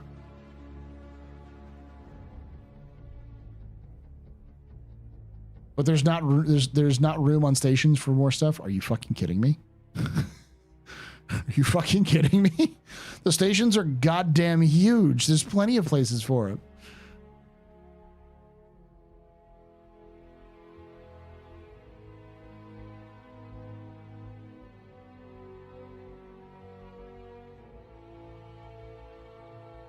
Cyberpunk kind of has shows in the elevators, yeah.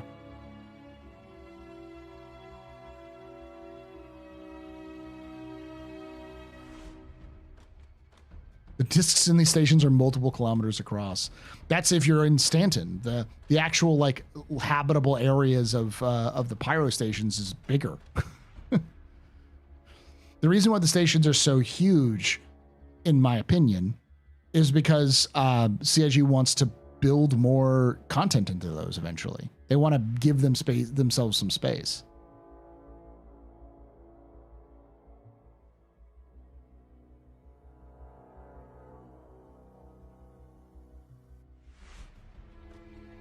You're referring to the interior floor plan? There's plenty of dead-end spaces that could be opened up for more places. They can knock out a bulkhead here and there and improve them and move them around, especially in the gallerias. You go to the Galleria areas and stations, there's often areas that just lead to dead ends. A lot of that stuff is designed as just space.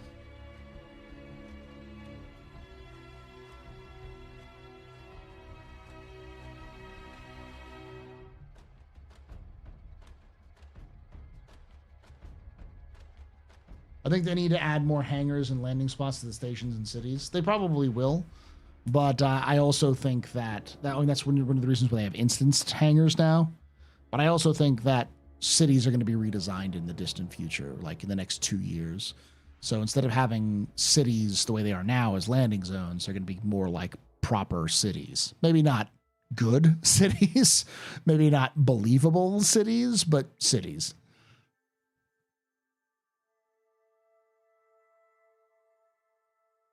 Yeah, there's a lot of spaces, especially in the Gallerias, that have coming soon signs. You can take away my spaceship. Spaceship. You can take away my space suit. You can even take away my space lasers. No pews. But you can never, ever take away my space game.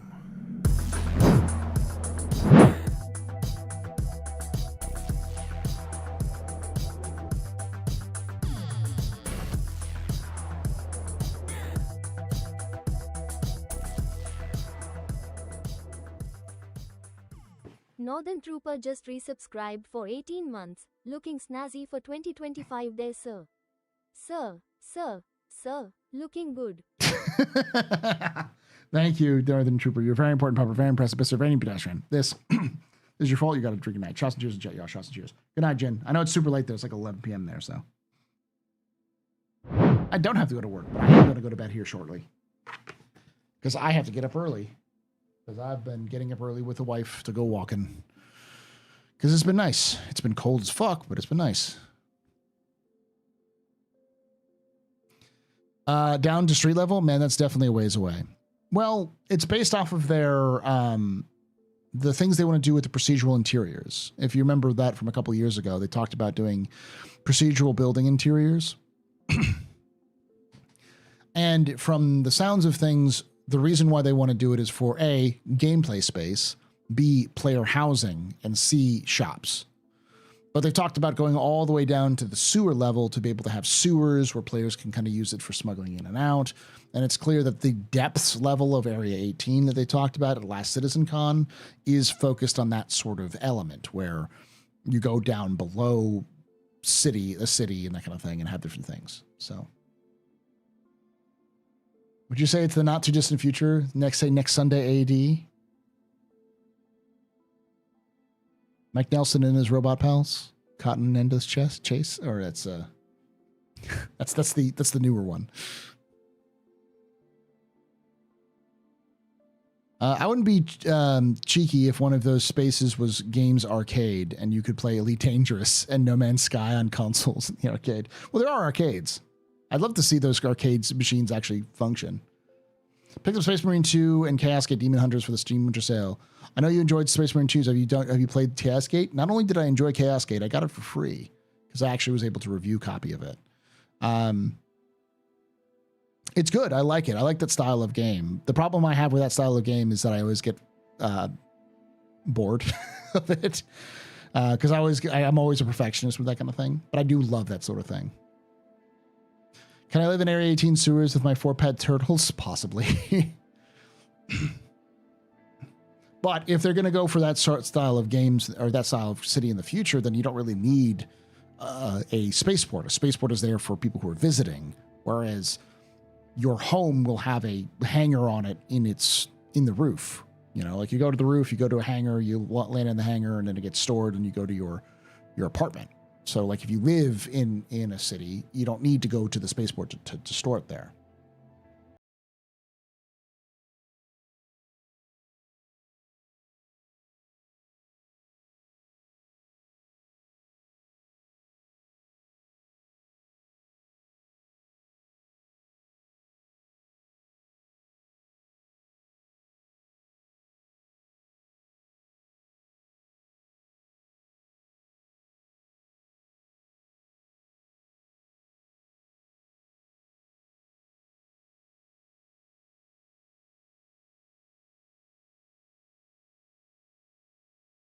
Streaming name is Paul Berserker 1, Batman Shelley, your humble host and space bartender here at the AstroPub, your space bar at the end of the universe. Sit back, relax, enjoy the show. They got a good one for you. How y'all doing? Welcome to the Office Hours. This is a sort of a yakety yak stream where we talk about Star Citizen. We've been going over lots of things, but the main focus has been on the progress, what's happening this year, features, ships, and stuff like that. So I just want a repair garage. Everyone wants that kind of thing. It would be amazing if at some point the early game you could start off on a planet and work your way to space. This would be thinking way beyond 1.0 and probably never happen. Possibly.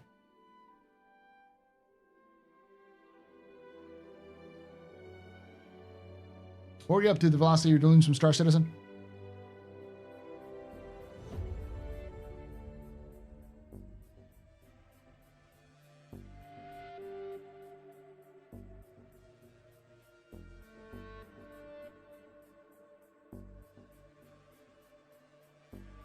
CIG has no Newtonian physics and two static systems. Star Engine couldn't dream of running 10-year-old Elite Dangerous. Star Citizen has Newtonian physics. I don't know why you keep saying that, Luna. It does have Newtonian physics. It's just its thrusters are way overpowered. Not today, playing Valorant. Oh. Well, if you have questions about Star Citizen, I can do my best to answer them.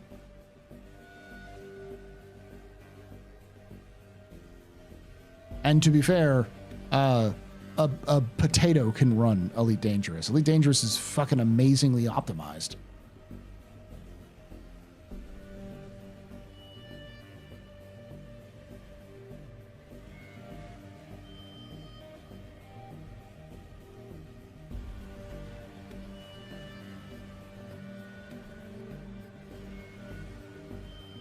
Not really. You slow down after you boost, after boost. Only if you have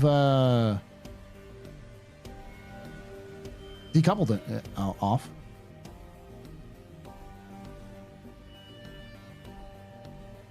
Yeah, if you decouple, you don't slow down.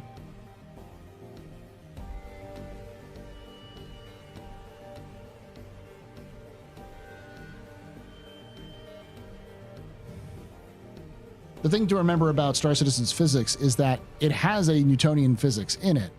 They've just shackled a lot of it to gameplay systems. They've changed some things around, like how Elite de-emphasizes certain control pitches specifically so that you can pitch and yaw differently. You build the system in, and then you kind of set the limitations for it.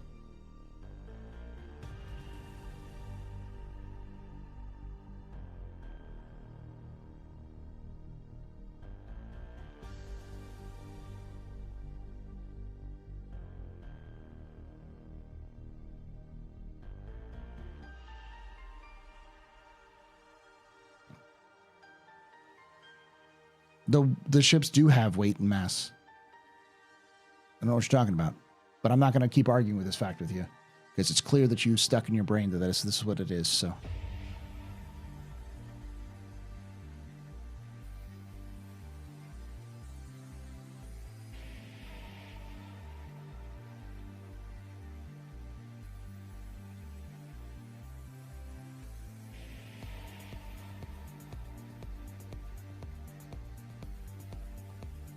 Are we getting armor control surfaces this year? Maybe, but I don't think so. What new ship news is there, Paul? Give me the Vsauce. Oh, sorry, I saw that earlier. Thank you, Zoss. I just got my hair cut. That's why I'm looking like I lose weight. I have been losing weight though.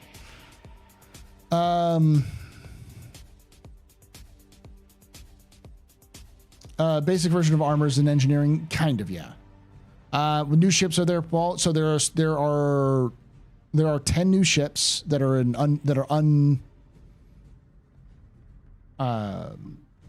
unconfirmed ships. So we have 10 different ships, of which 6 are in beginning production. So about 4 of them are in white box and gray box stage.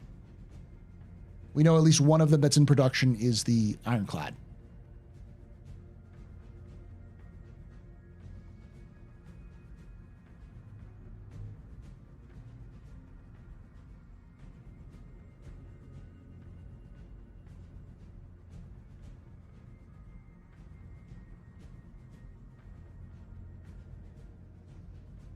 Luna, I'm not going to even bother arguing with you on this one.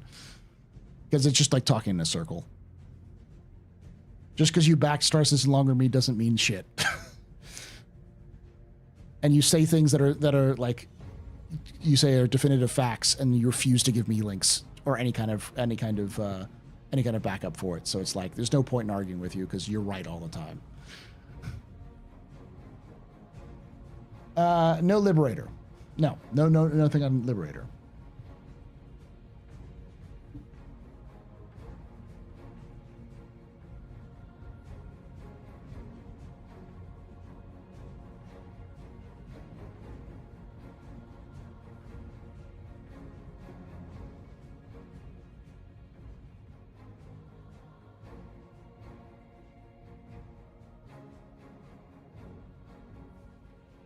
If you want proof the ships have mass, go to Pirate Swarm, or Vandal Swarm in atmospheric map and cut atmosphere. Well, we know that there's been mass been added to the vessels. It's just the vessels all have the same mass, or they have static mass. They don't have dynamic mass. And the thrusters are the things they fuck around with to make things change, like speed and that kind of thing. The mass is still there. The problem is that CIG, and we know that they actually do have different levels for mass, because at one point CIG accidentally put in the levels of every ship being fully loaded with fuel and cargo, and that patch was fucking awful if you were or you flew anything larger in atmosphere, because it would take for fucking ever to get out of atmosphere. You'd literally have to fly like just at like a 10 degree, 15 degree angle just to get out of the fucking atmosphere. So, because everything was acting as if it had full loaded mass.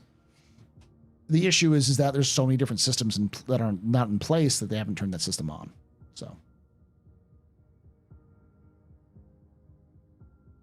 The thing that makes it feel like there's no mass is because the engines are overtuned as fuck. The engines have like tiny little fucking engines have insane amount of thrust.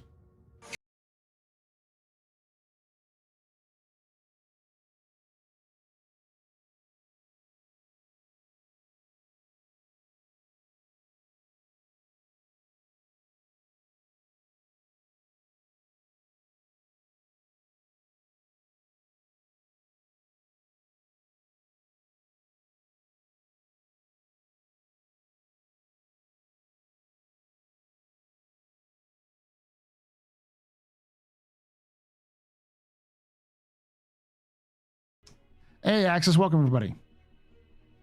Do you see Space Cut like loading in a whole scene atmosphere? Really? I'm sure that went well. I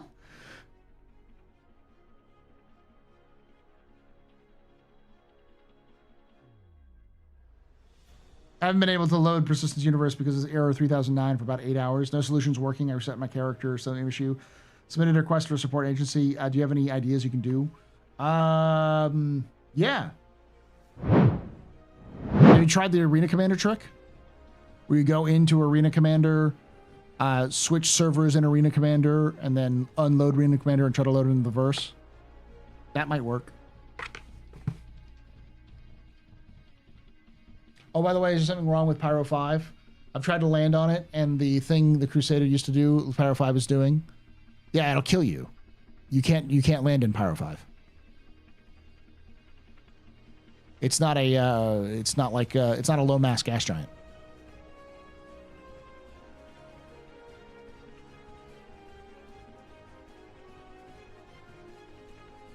They could only load up so much before his main engine couldn't hold him up. Okay, so yeah. So there is at least some level of physics being interacting with even the whole sea. Which one's Pyro 5? It's the green boogery looking one.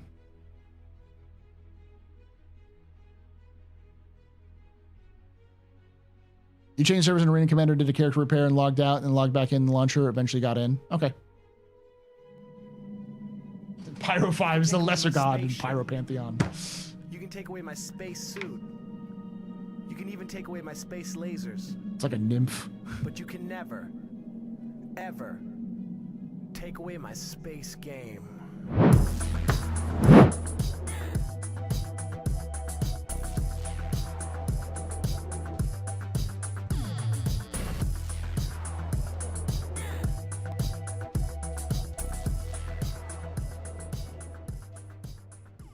Hourglass Mage _ just resubscribed for 28 months. Thank you so much for that 28 months of support there, Hourglass. You're very important. Pupper, very precipice, very pedestrian. This is your fault. There's no drinking night. Shots and cheers to chat, y'all. Shots and cheers. We're using Alcubierre drives. Theoretically requires more energy than the matter in the universe. Sometimes video game is just good enough answer. That's true. Well, it's like one of my favorite quotes is like The Expanse is a great example of a really hardcore, hard sci-fi universe. But when somebody asked the writers of The Expanse, the books, how does the Epstein drive work? Their response was, very good, actually. It works well. It does its job. That's how it works.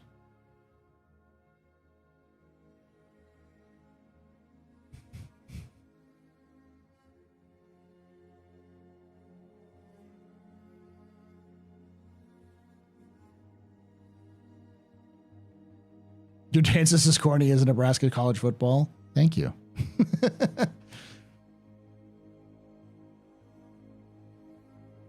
Very efficiently. Yes.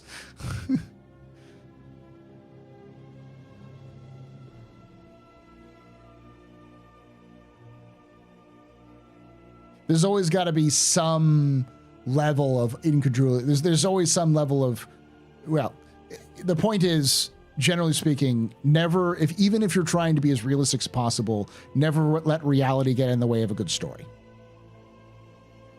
Or in a video game concept, never let reality get in the way of a good gameplay.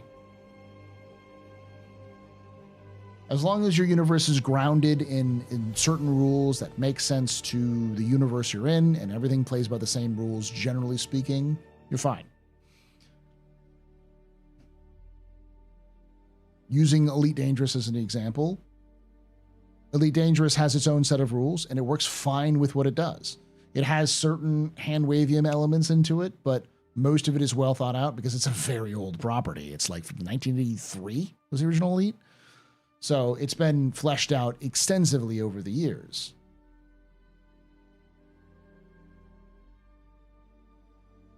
Even in a hard magic world, if you have something like a fantasy with a hard magic, you're always going to have some suspension of disbelief. You're going to have some things that don't make sense. As long as it's within its world. But yeah, I also get what you're saying.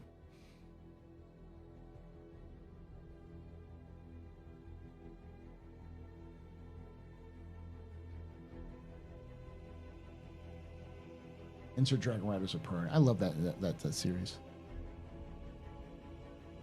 Your first jump was tonight in your players. Congratulations, Axis.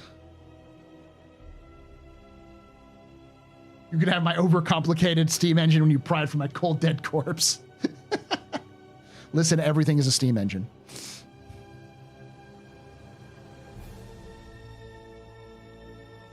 She wrote a lot of good books. Yes, she did. Pern's probably her more famous one, though. Fun fact, I didn't know about the Dragon Riders of Pern until my wife told me about it in college.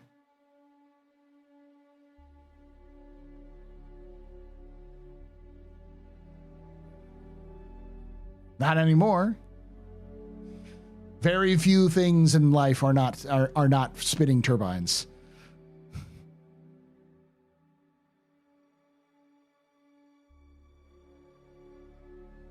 It's funny because I think that's only the case in the United States, maybe in Europe, but like most power plants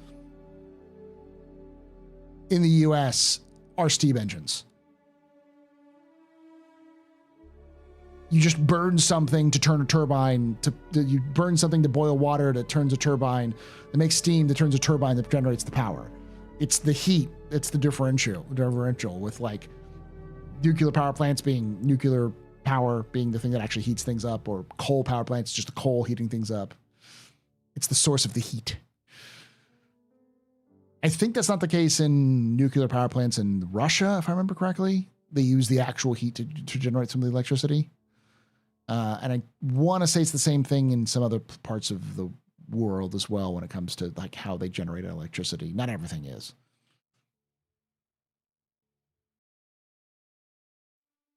Aren't all of them hydroelectric? Hydroelectric is just steam with water. RTG reactors, yeah. Cool, amazing futurist energy machine. Looks inside steam. The only non-steam power is solar and wind, and isn't solar still just cranking shafts? It's still some sort of turbine.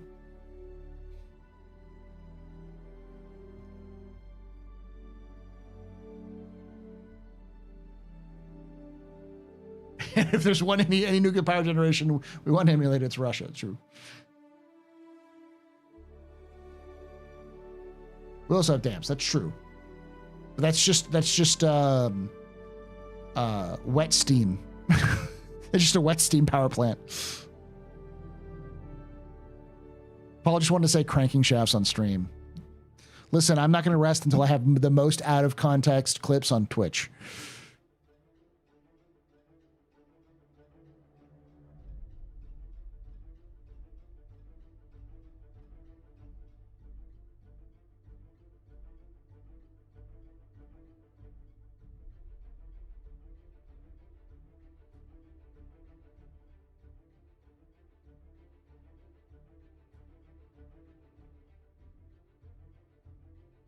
Photovoltaic is just steam, but smaller.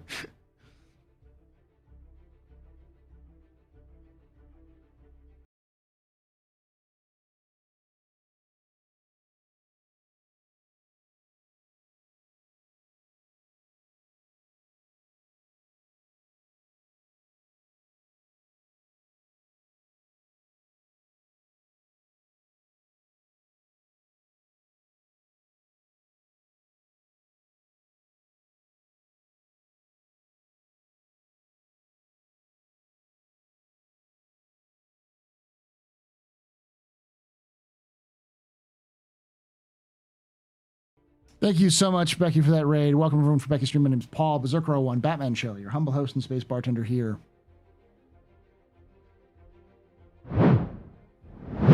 At the AstroPub, your space bar at the end of the universe. Sit back, relax, enjoy the show. We got a good one for you. How you doing? Goes good. Speaking of all this discussions on power generation, are all of y'all ready for your fuel to absolutely become the most expensive thing in Star Citizen? Because almost certainly, with engineering coming out, what's going to happen is to turn on your ship, you're going to be consuming hydrogen fuel. So to run your ship with power, you will be consuming hydrogen. Which means your hydrogen right now, engines already work that way. I don't believe the power plants work that way, though. The engines do, but not the power plant. So every time in the future, whenever you want to power anything, you will be consuming fuel through the power plant as well as the engines.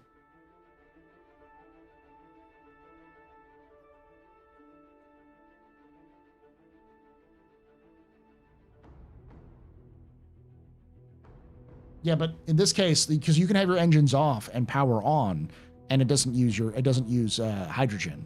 With power on, you'll be using hydrogen, so you're going to double that amount of drain pretty quickly.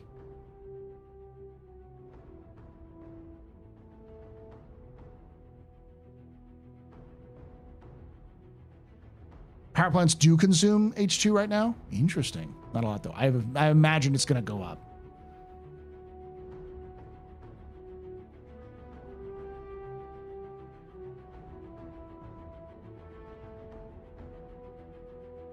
I don't think we'll see coolers have a purpose with engineering when it comes out.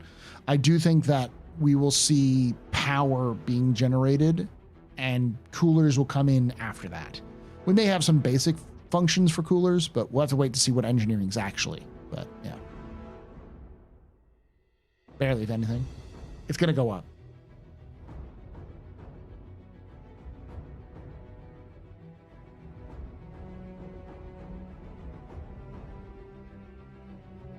I don't know if it's a bug, but the Argo MPUV tractor can't even carry 16 SCU box of hydrogen in its grid in atmosphere. That might be a bug. Just might be a tuning issue. Coolers is literally the most part of engineering, most important part of engineering. Well, the question is, will coolers actually matter? There's a difference between your coolers or cooling your ship, and each cooler has a unique attribute of how it cools its ship.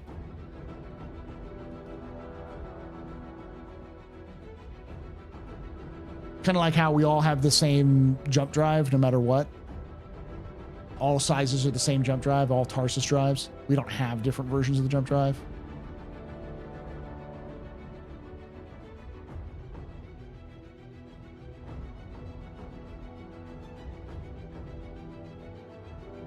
Coolers might interact with the fire system.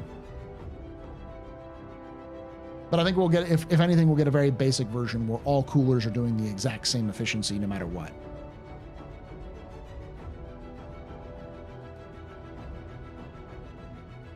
Yeah, like I said, we've been talking about the stuff that's coming out with Star Citizen this year. We've been talking about the ships. Currently, there are 10 ships in unknown ships. What are they called? Yeah, just unannounced ships. And there are currently 4 in 10. There 4 of those are in white box or gray box. So 6 of them are in production.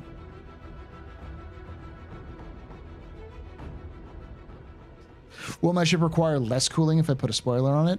Only if you also add a stripe inside.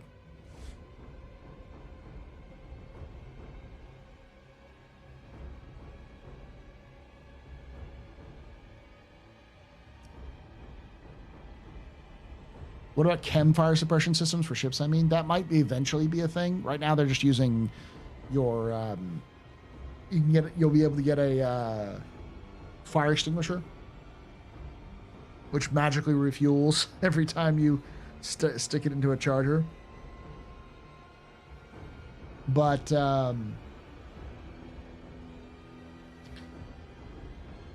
it's mostly going to be vacuuming, exposing the fire to vacuum.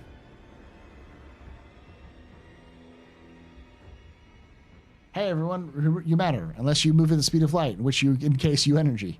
Only if you're observing yourself moving at that speed. As long as you close your eyes, you're both matter and energy at the same time.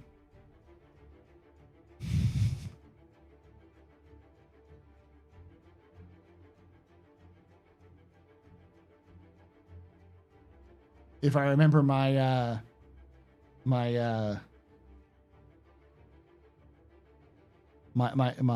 dead cat correctly.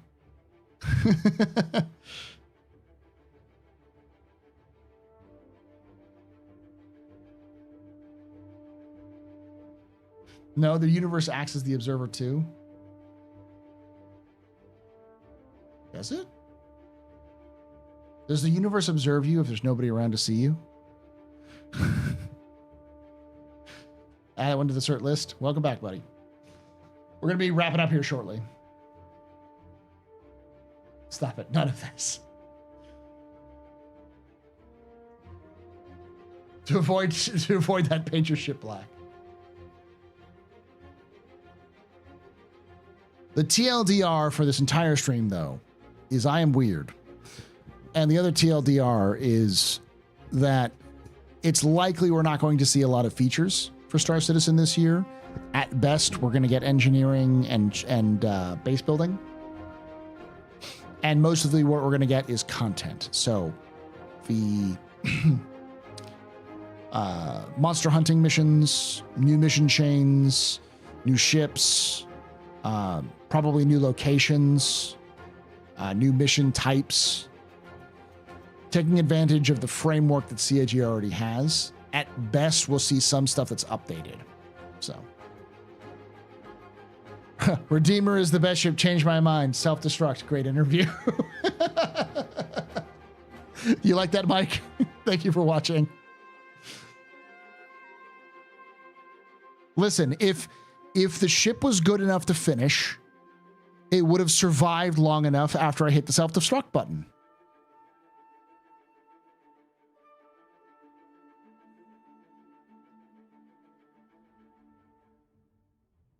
Honestly, Pyro already has so much that stability and minor updates will be enough. Oh, for sure. Like if the one thing CIG gets into the game beyond engineering, because it has to be in there, is just like factions mattering, like reputations mattering, Star Citizen will be in a very good position towards the end of the year. I love Streamer and Redeemer. Happy you did it. I'm glad he reached out to me. It was fun to talk. It was good talking. To be fair, Robert, I specifically said I might just self-destruct before the interview, and he said that would be funny if you did that. And the thing about Wookiee should have known this already, because I'm also from the South. I've lived a lot of my life in the South. So if you tell me it's going to be funny if I did that, I'm probably going to do it. And if I'm drunk, I will definitely do it.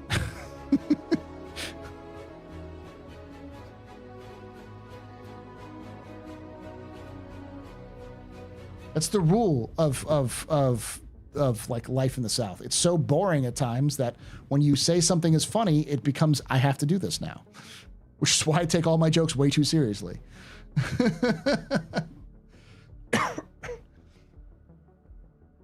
Pyro makes a bigger play area, but the gameplay did not expand as much as all that.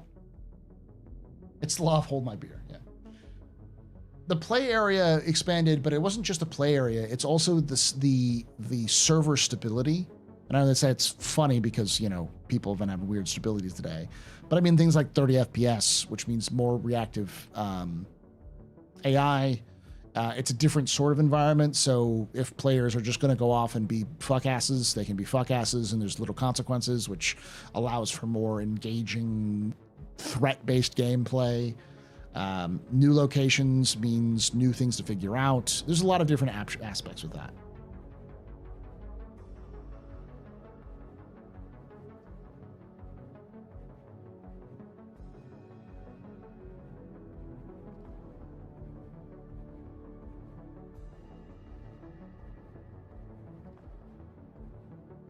There's already a ton of locations in both Stanton and Pyro you can fly to, but were never mentioned anywhere. So I would like quiet time just to get it all to work. Yeah.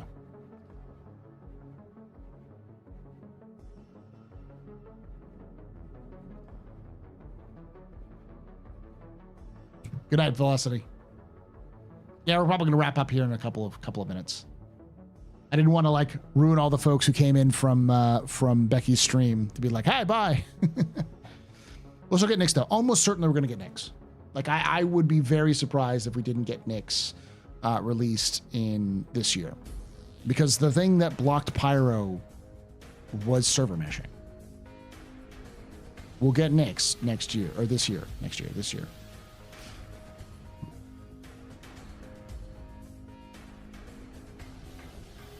Hey, I just got here. Start from the top. Yeah. Some of these locations have funny names, so maybe worth a visit. All of the funny names are worth a visit. Nyx by IAE this year. I'd go on the limb and say Nyx in preview by summer. I could see Nyx being done into, you can test it out and fly around in it. Check out Levski, that kind of places, that kind of thing. Kind of like how we had the Pyro Playground, the Nyx. I'm trying to think of an alliteration for testing.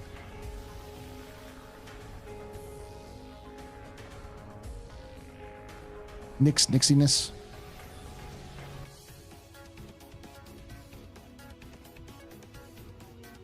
But the special thing about Nyx is Vandal rating part. No, Cayman. The special part about Nyx is that it's dark as shit. Kind of like how Pyro has a flare star. The big thing about Nyx is that it's at the edge of a dark nebula, so you cannot see shit and or fuck in that nebula. So it's all going to be about sensor gameplay. Nyx Nursery, that's a good one. Yeah. Yeah, but why do you need to go to Nyx? Why do you need to go to Pyro? Why do you need to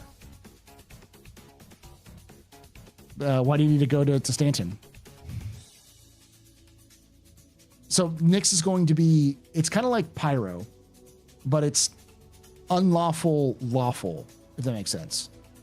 It's not chaotic. Whereas Pyro is like an active war zone. Nyx is sort of a civilized non-UEE location. There's two factions. They kind of don't like each other, but they don't actively shoot at each other. So it's more of like a Cold War sort of situation.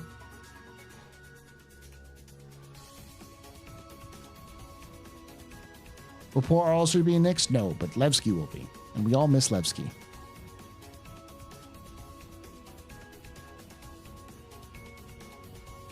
Yeah, they called it the Frontier System, is what they called it. Who's the other faction in Nyx? The Moraine. The People's Alliance and the Moraine.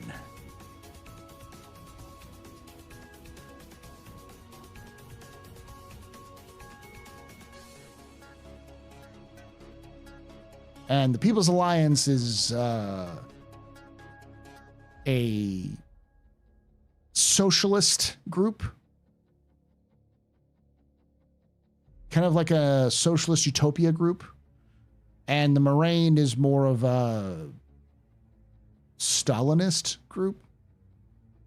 The People's Alliance are all like, we need to overthrow the government, but we need to get people on our side. And like, we need to like, respect everyone's opinions on everything, but we also don't want to piss off the UEE because they're going to come kill us if we do. So we need to be very quiet in what we do and slowly work to the revolution.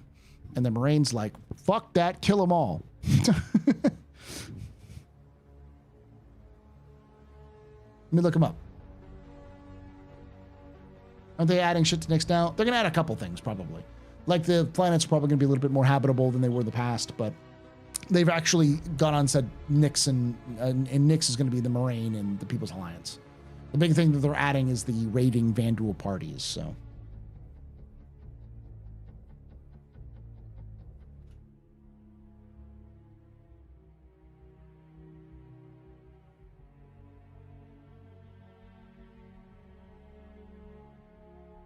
the current intention is for the Moraine to remain specific to Nyx. They serve as a solid counterpoint to the People's Alliance and occupy an interesting part of the system geography, though their headquarters on the Glacium Ring in Nyx. In addition, with the intense family focus, it's unlikely the Moraine will grow as large to expand beyond Nyx. I expect them as systems release. So yeah, so they're more of a family, like a close-knit crew.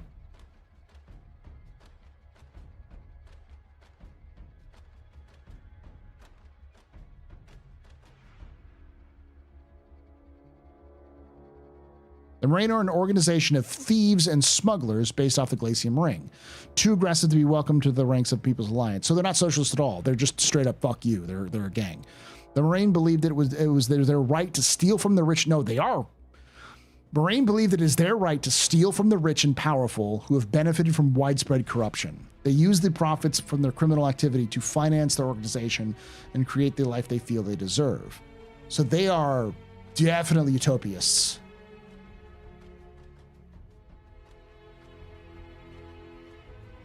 One of the things that distinguishes the Moraine from other gangs is their intense loyalty to each other, even at the expense of personal enrichment. The first tenet of the Moraine Code is all for family. And everything you do, the found family that the Moraine have gathered must come first. They never steal from each other and will treat the life well-being of a fellow gang member over any reward. Their commitment to family is so deep that the Moraine even build and maintain settlements around the Glacium Ring, some of which are used as dead drops for their smuggling endeavors, others as safe havens for families of active members within the Moraine. Although this can be viewed as a sign that the Moraine are more sympathetic, others believe that they keep a way tighter control on their members, as a potential traitor's family is within easy reach for the organization if they'd pay for the traitor's behalf. Hold on. I think I can find an image of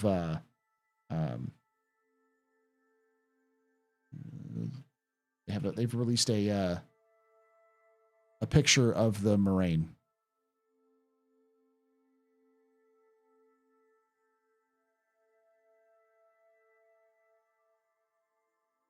Here's an exclusive image of the Moraine.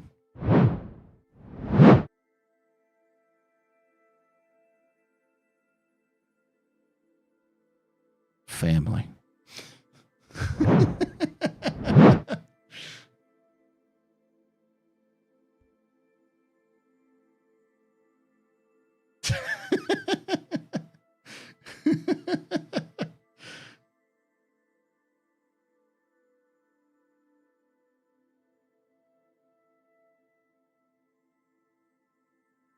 Processing.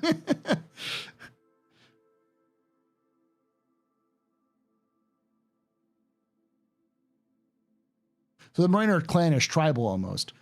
They definitely believe that the like everyone in everyone in the UEE is corrupt. Like all of the Nyx parties are anti-UEE. They're rebels. Like there are lines, active lines, about from Elson, the ATC operator of the People's Alliance of Levski, who talks about the revolution is going to come. They're going to free all the people of the UEE at some point.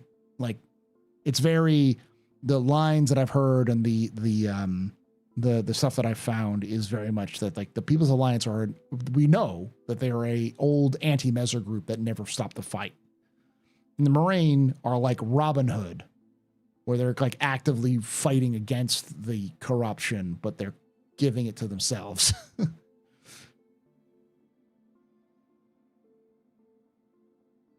But anti-syndicalist, yeah.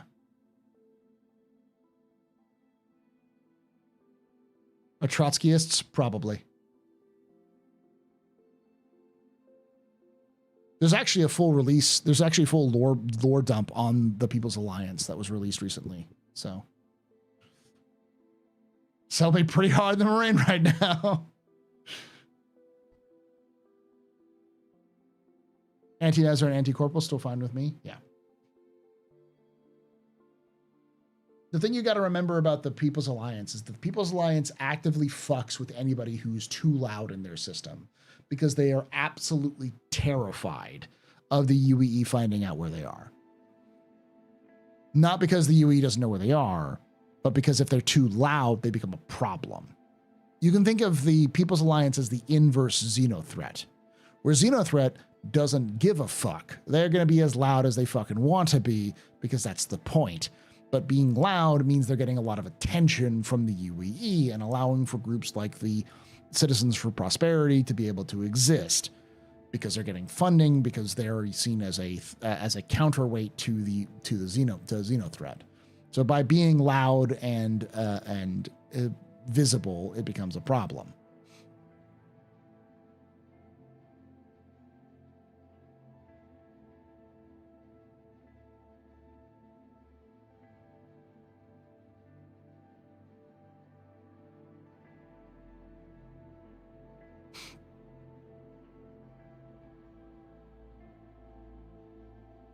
So basically, they want the Empire to dissolve into what? Divergent, dissimilar human fiefdoms? I don't think they've thought that far ahead.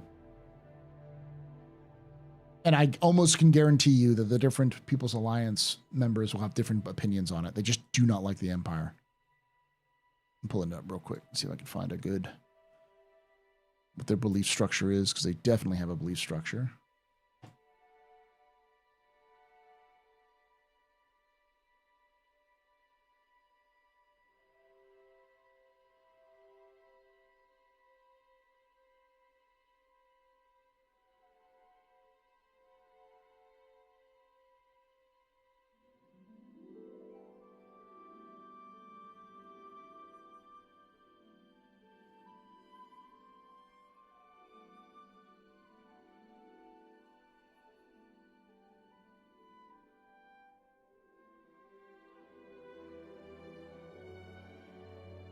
All right.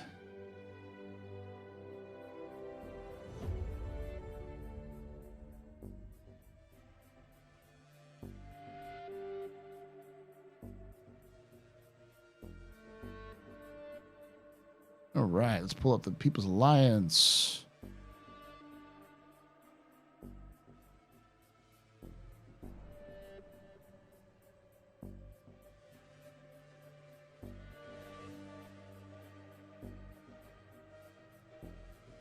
All right.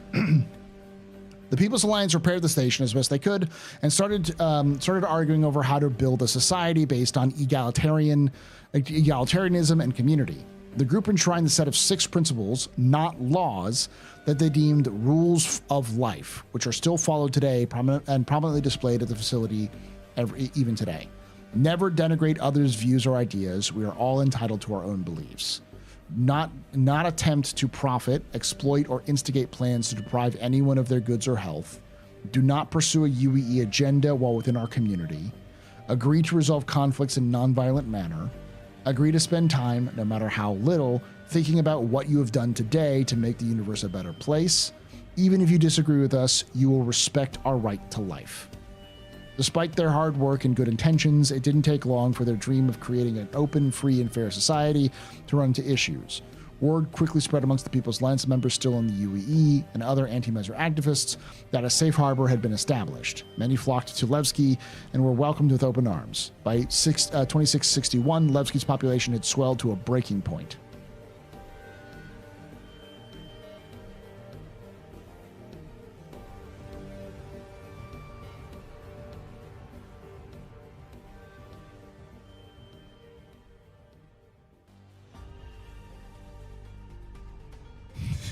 Okay, I'm gonna get rid of the galaxy of these people.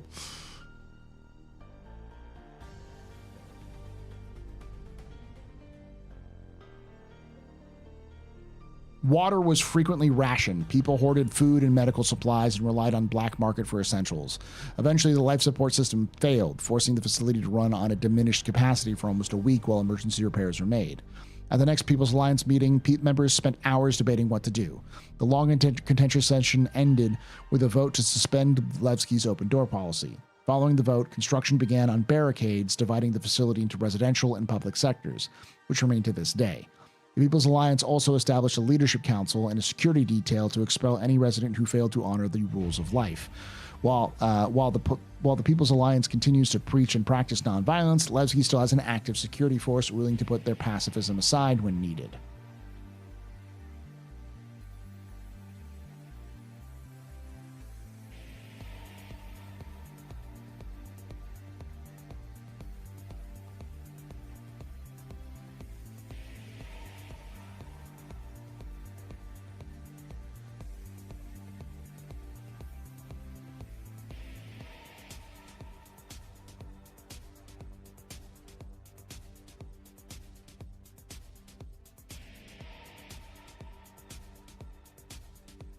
Is this who lives at Astro's clearing? Possibly.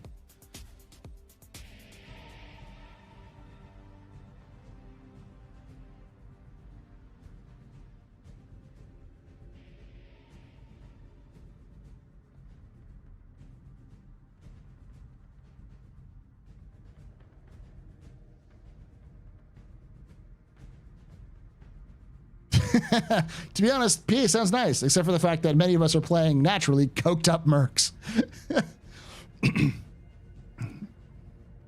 People's Alliance sounds like a great place to live if you're already in the system.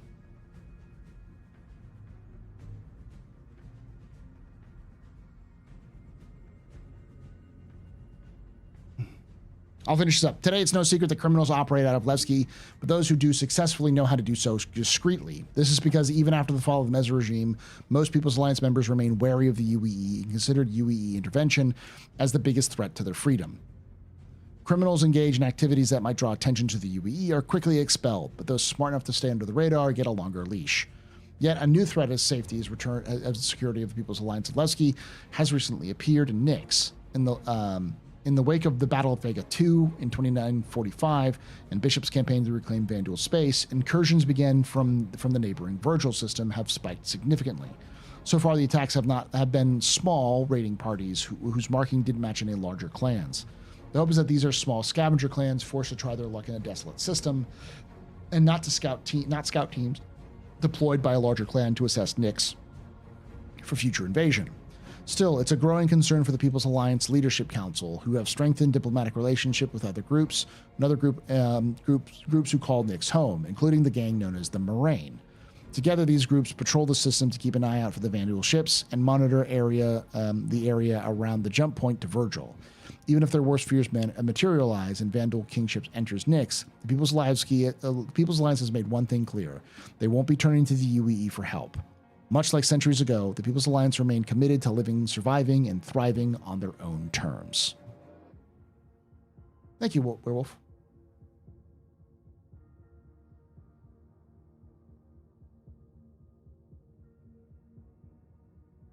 Ooh.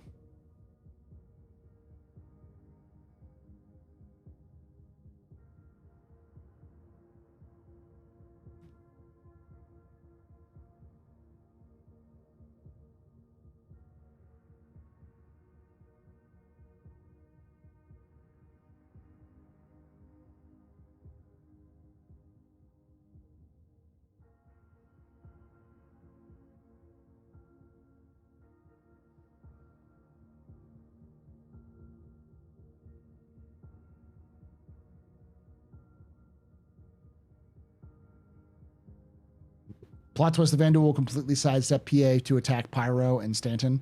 Their ultimate goal is to forge humanity into its ultimate peaceful form or purge it.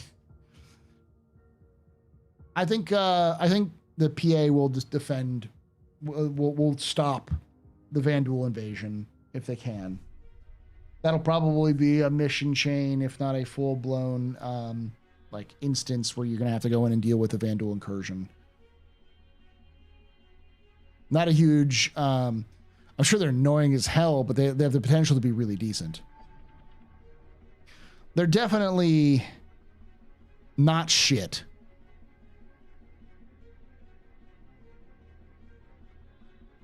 And yeah, personally, I'm also not a huge fan of the UEE. I'm also not a huge fan of, fuck it, we stab.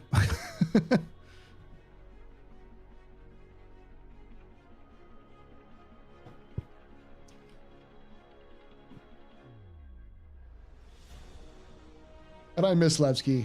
I miss that Anthony Tanaka statue. It was the best thing that added to the game, the best in-game lore added, or best lore added to the game I've ever seen. It's the one thing you couldn't get away with. You land at Levski, you walk out, and there's just giant fuck off statue of a miner or some sort of factory worker holding a dead child in his hand and says, "Remember Anthony Tanaka." Like, holy shit. Can you just smash me in the face with the Star Citizen is a dystopia even harder?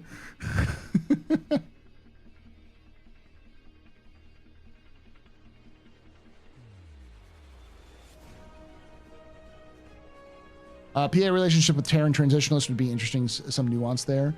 I've always said that the PA is sort of the extreme end of the transitionalist ideology, and Xenothreat is the extreme end of the centralist ideology.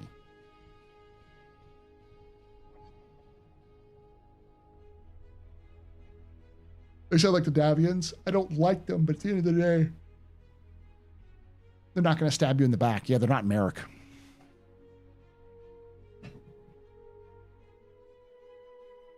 Everyone's got to love the Boy Scouts. Centralists, they're centralists, not centrists, yeah. They're not Liao, that's true. I mean, Merrick will stab you in the back, but they'll also pay you, because, you know, hail Merrick. But the Vandul are all about violence. This is a tribalism based on might being right. So where in the Vandul culture does pacifism get a look in? I doubt they even have a word for pacifism. They're not pacifists? Did someone say they're pacifists? I think someone said that they want to be their most pacifist self, like forge humanity into its ultimate pacifism. The Davians will absolutely stab you in the back. They just put out a really good PR campaign to convince everyone they didn't. Fair. To be fair, any faction in the BattleTech universe will stab you in the back. All of them will. And don't say not the Taurians, because especially the Taurians.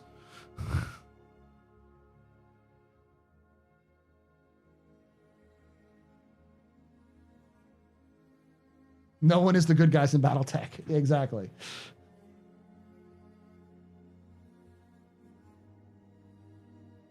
But that's kind of like no one is the good guys in 40K. But the Ultramarines are the good guys of 40K. They're definitely not. The Turians will only shoot you in the face if you decide that you're going to enter their property.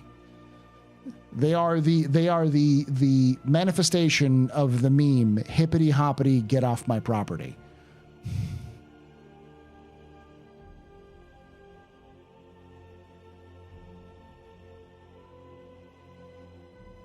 Remember, this is an IP that came out in the 80s and 90s and went full edgelord with a no good guys line. Same with 40K. Remember, Star Citizen is based off those properties.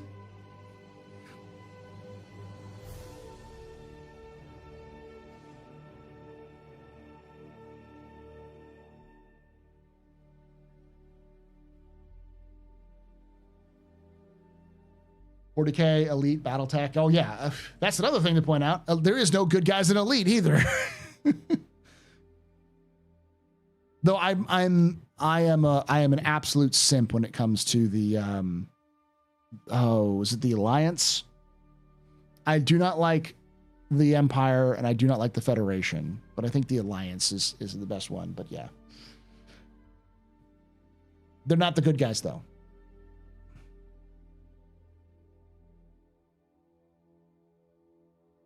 And I would say it's less of there are no good guys and, you know, hard like edgelord. I think in a lot of these cases it's less of it's just that the universe itself is super gray. They try to create a universe that feels more morally gray so that you don't feel bad by choosing any one faction.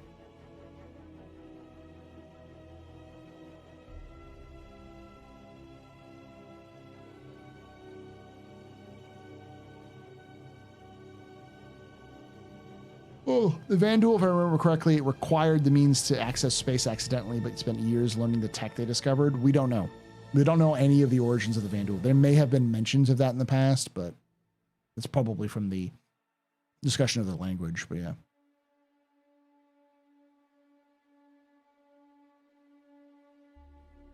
The Alliance is the smallest faction in the Elite universe. Frontier, yeah. It kind of does seem like IRL nations, but are kind of becoming like their BT derivatives.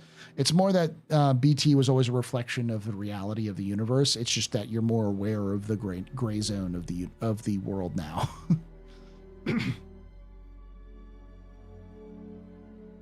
Each faction is also still not real. It's a fictional faction, so they each have their own characteristics which make them unique. So, to give you an example, in 40K, the Guard are just the soldiers of humanity. They do what they're told. They go out and fight things. So they will throw wave upon wave at you, but that's also their weakness.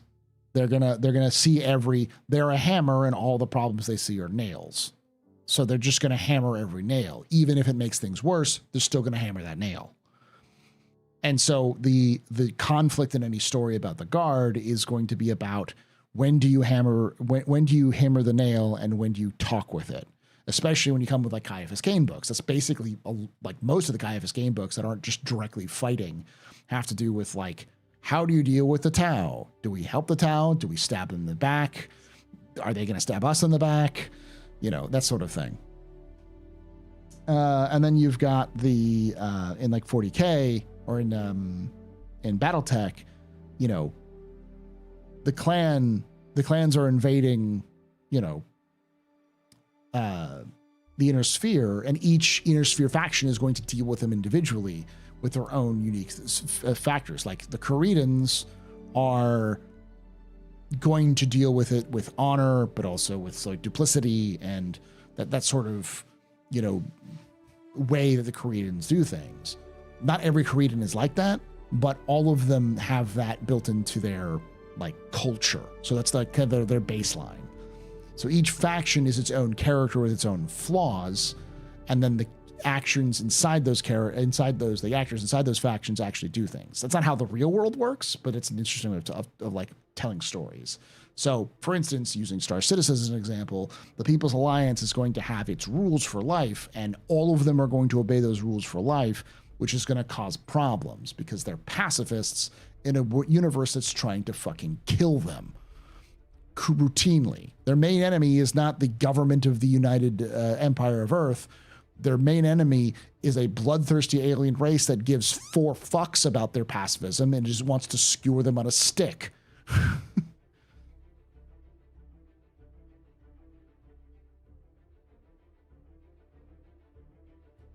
Does that mean that every People's Alliance member is like that? Probably not. We'll probably see the head of security or members of security who are frustrated by the fact that their fellow, PAL members are refusing to take a threat seriously when they need to take that threat seriously.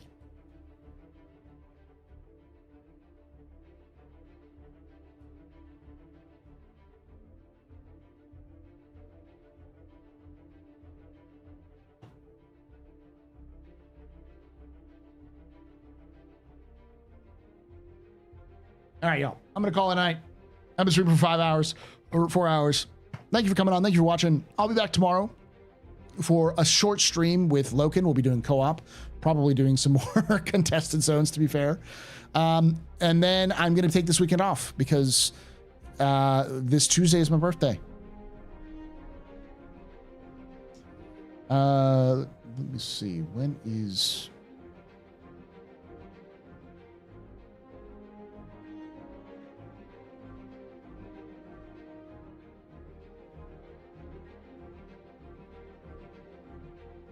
So maybe not next week, but the week after next, that Monday for like MLK Day, or maybe that Friday, we're going to be doing a special long stream on top of our normal special long stream because it is my streamiversary. So I will have been a partner for 9 years here on Twitch. So we'll be doing a special long stream for that. We might be doing some crazy stuff with that. But yeah, I am going to be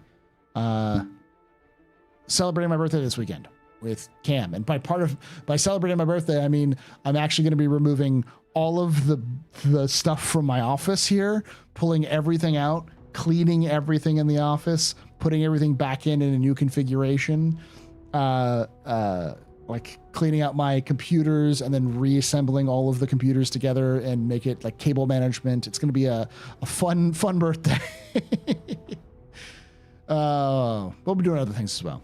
Thank you for hanging out, y'all. Thank you for watching. And like I say every time, hope to see you someday in the black.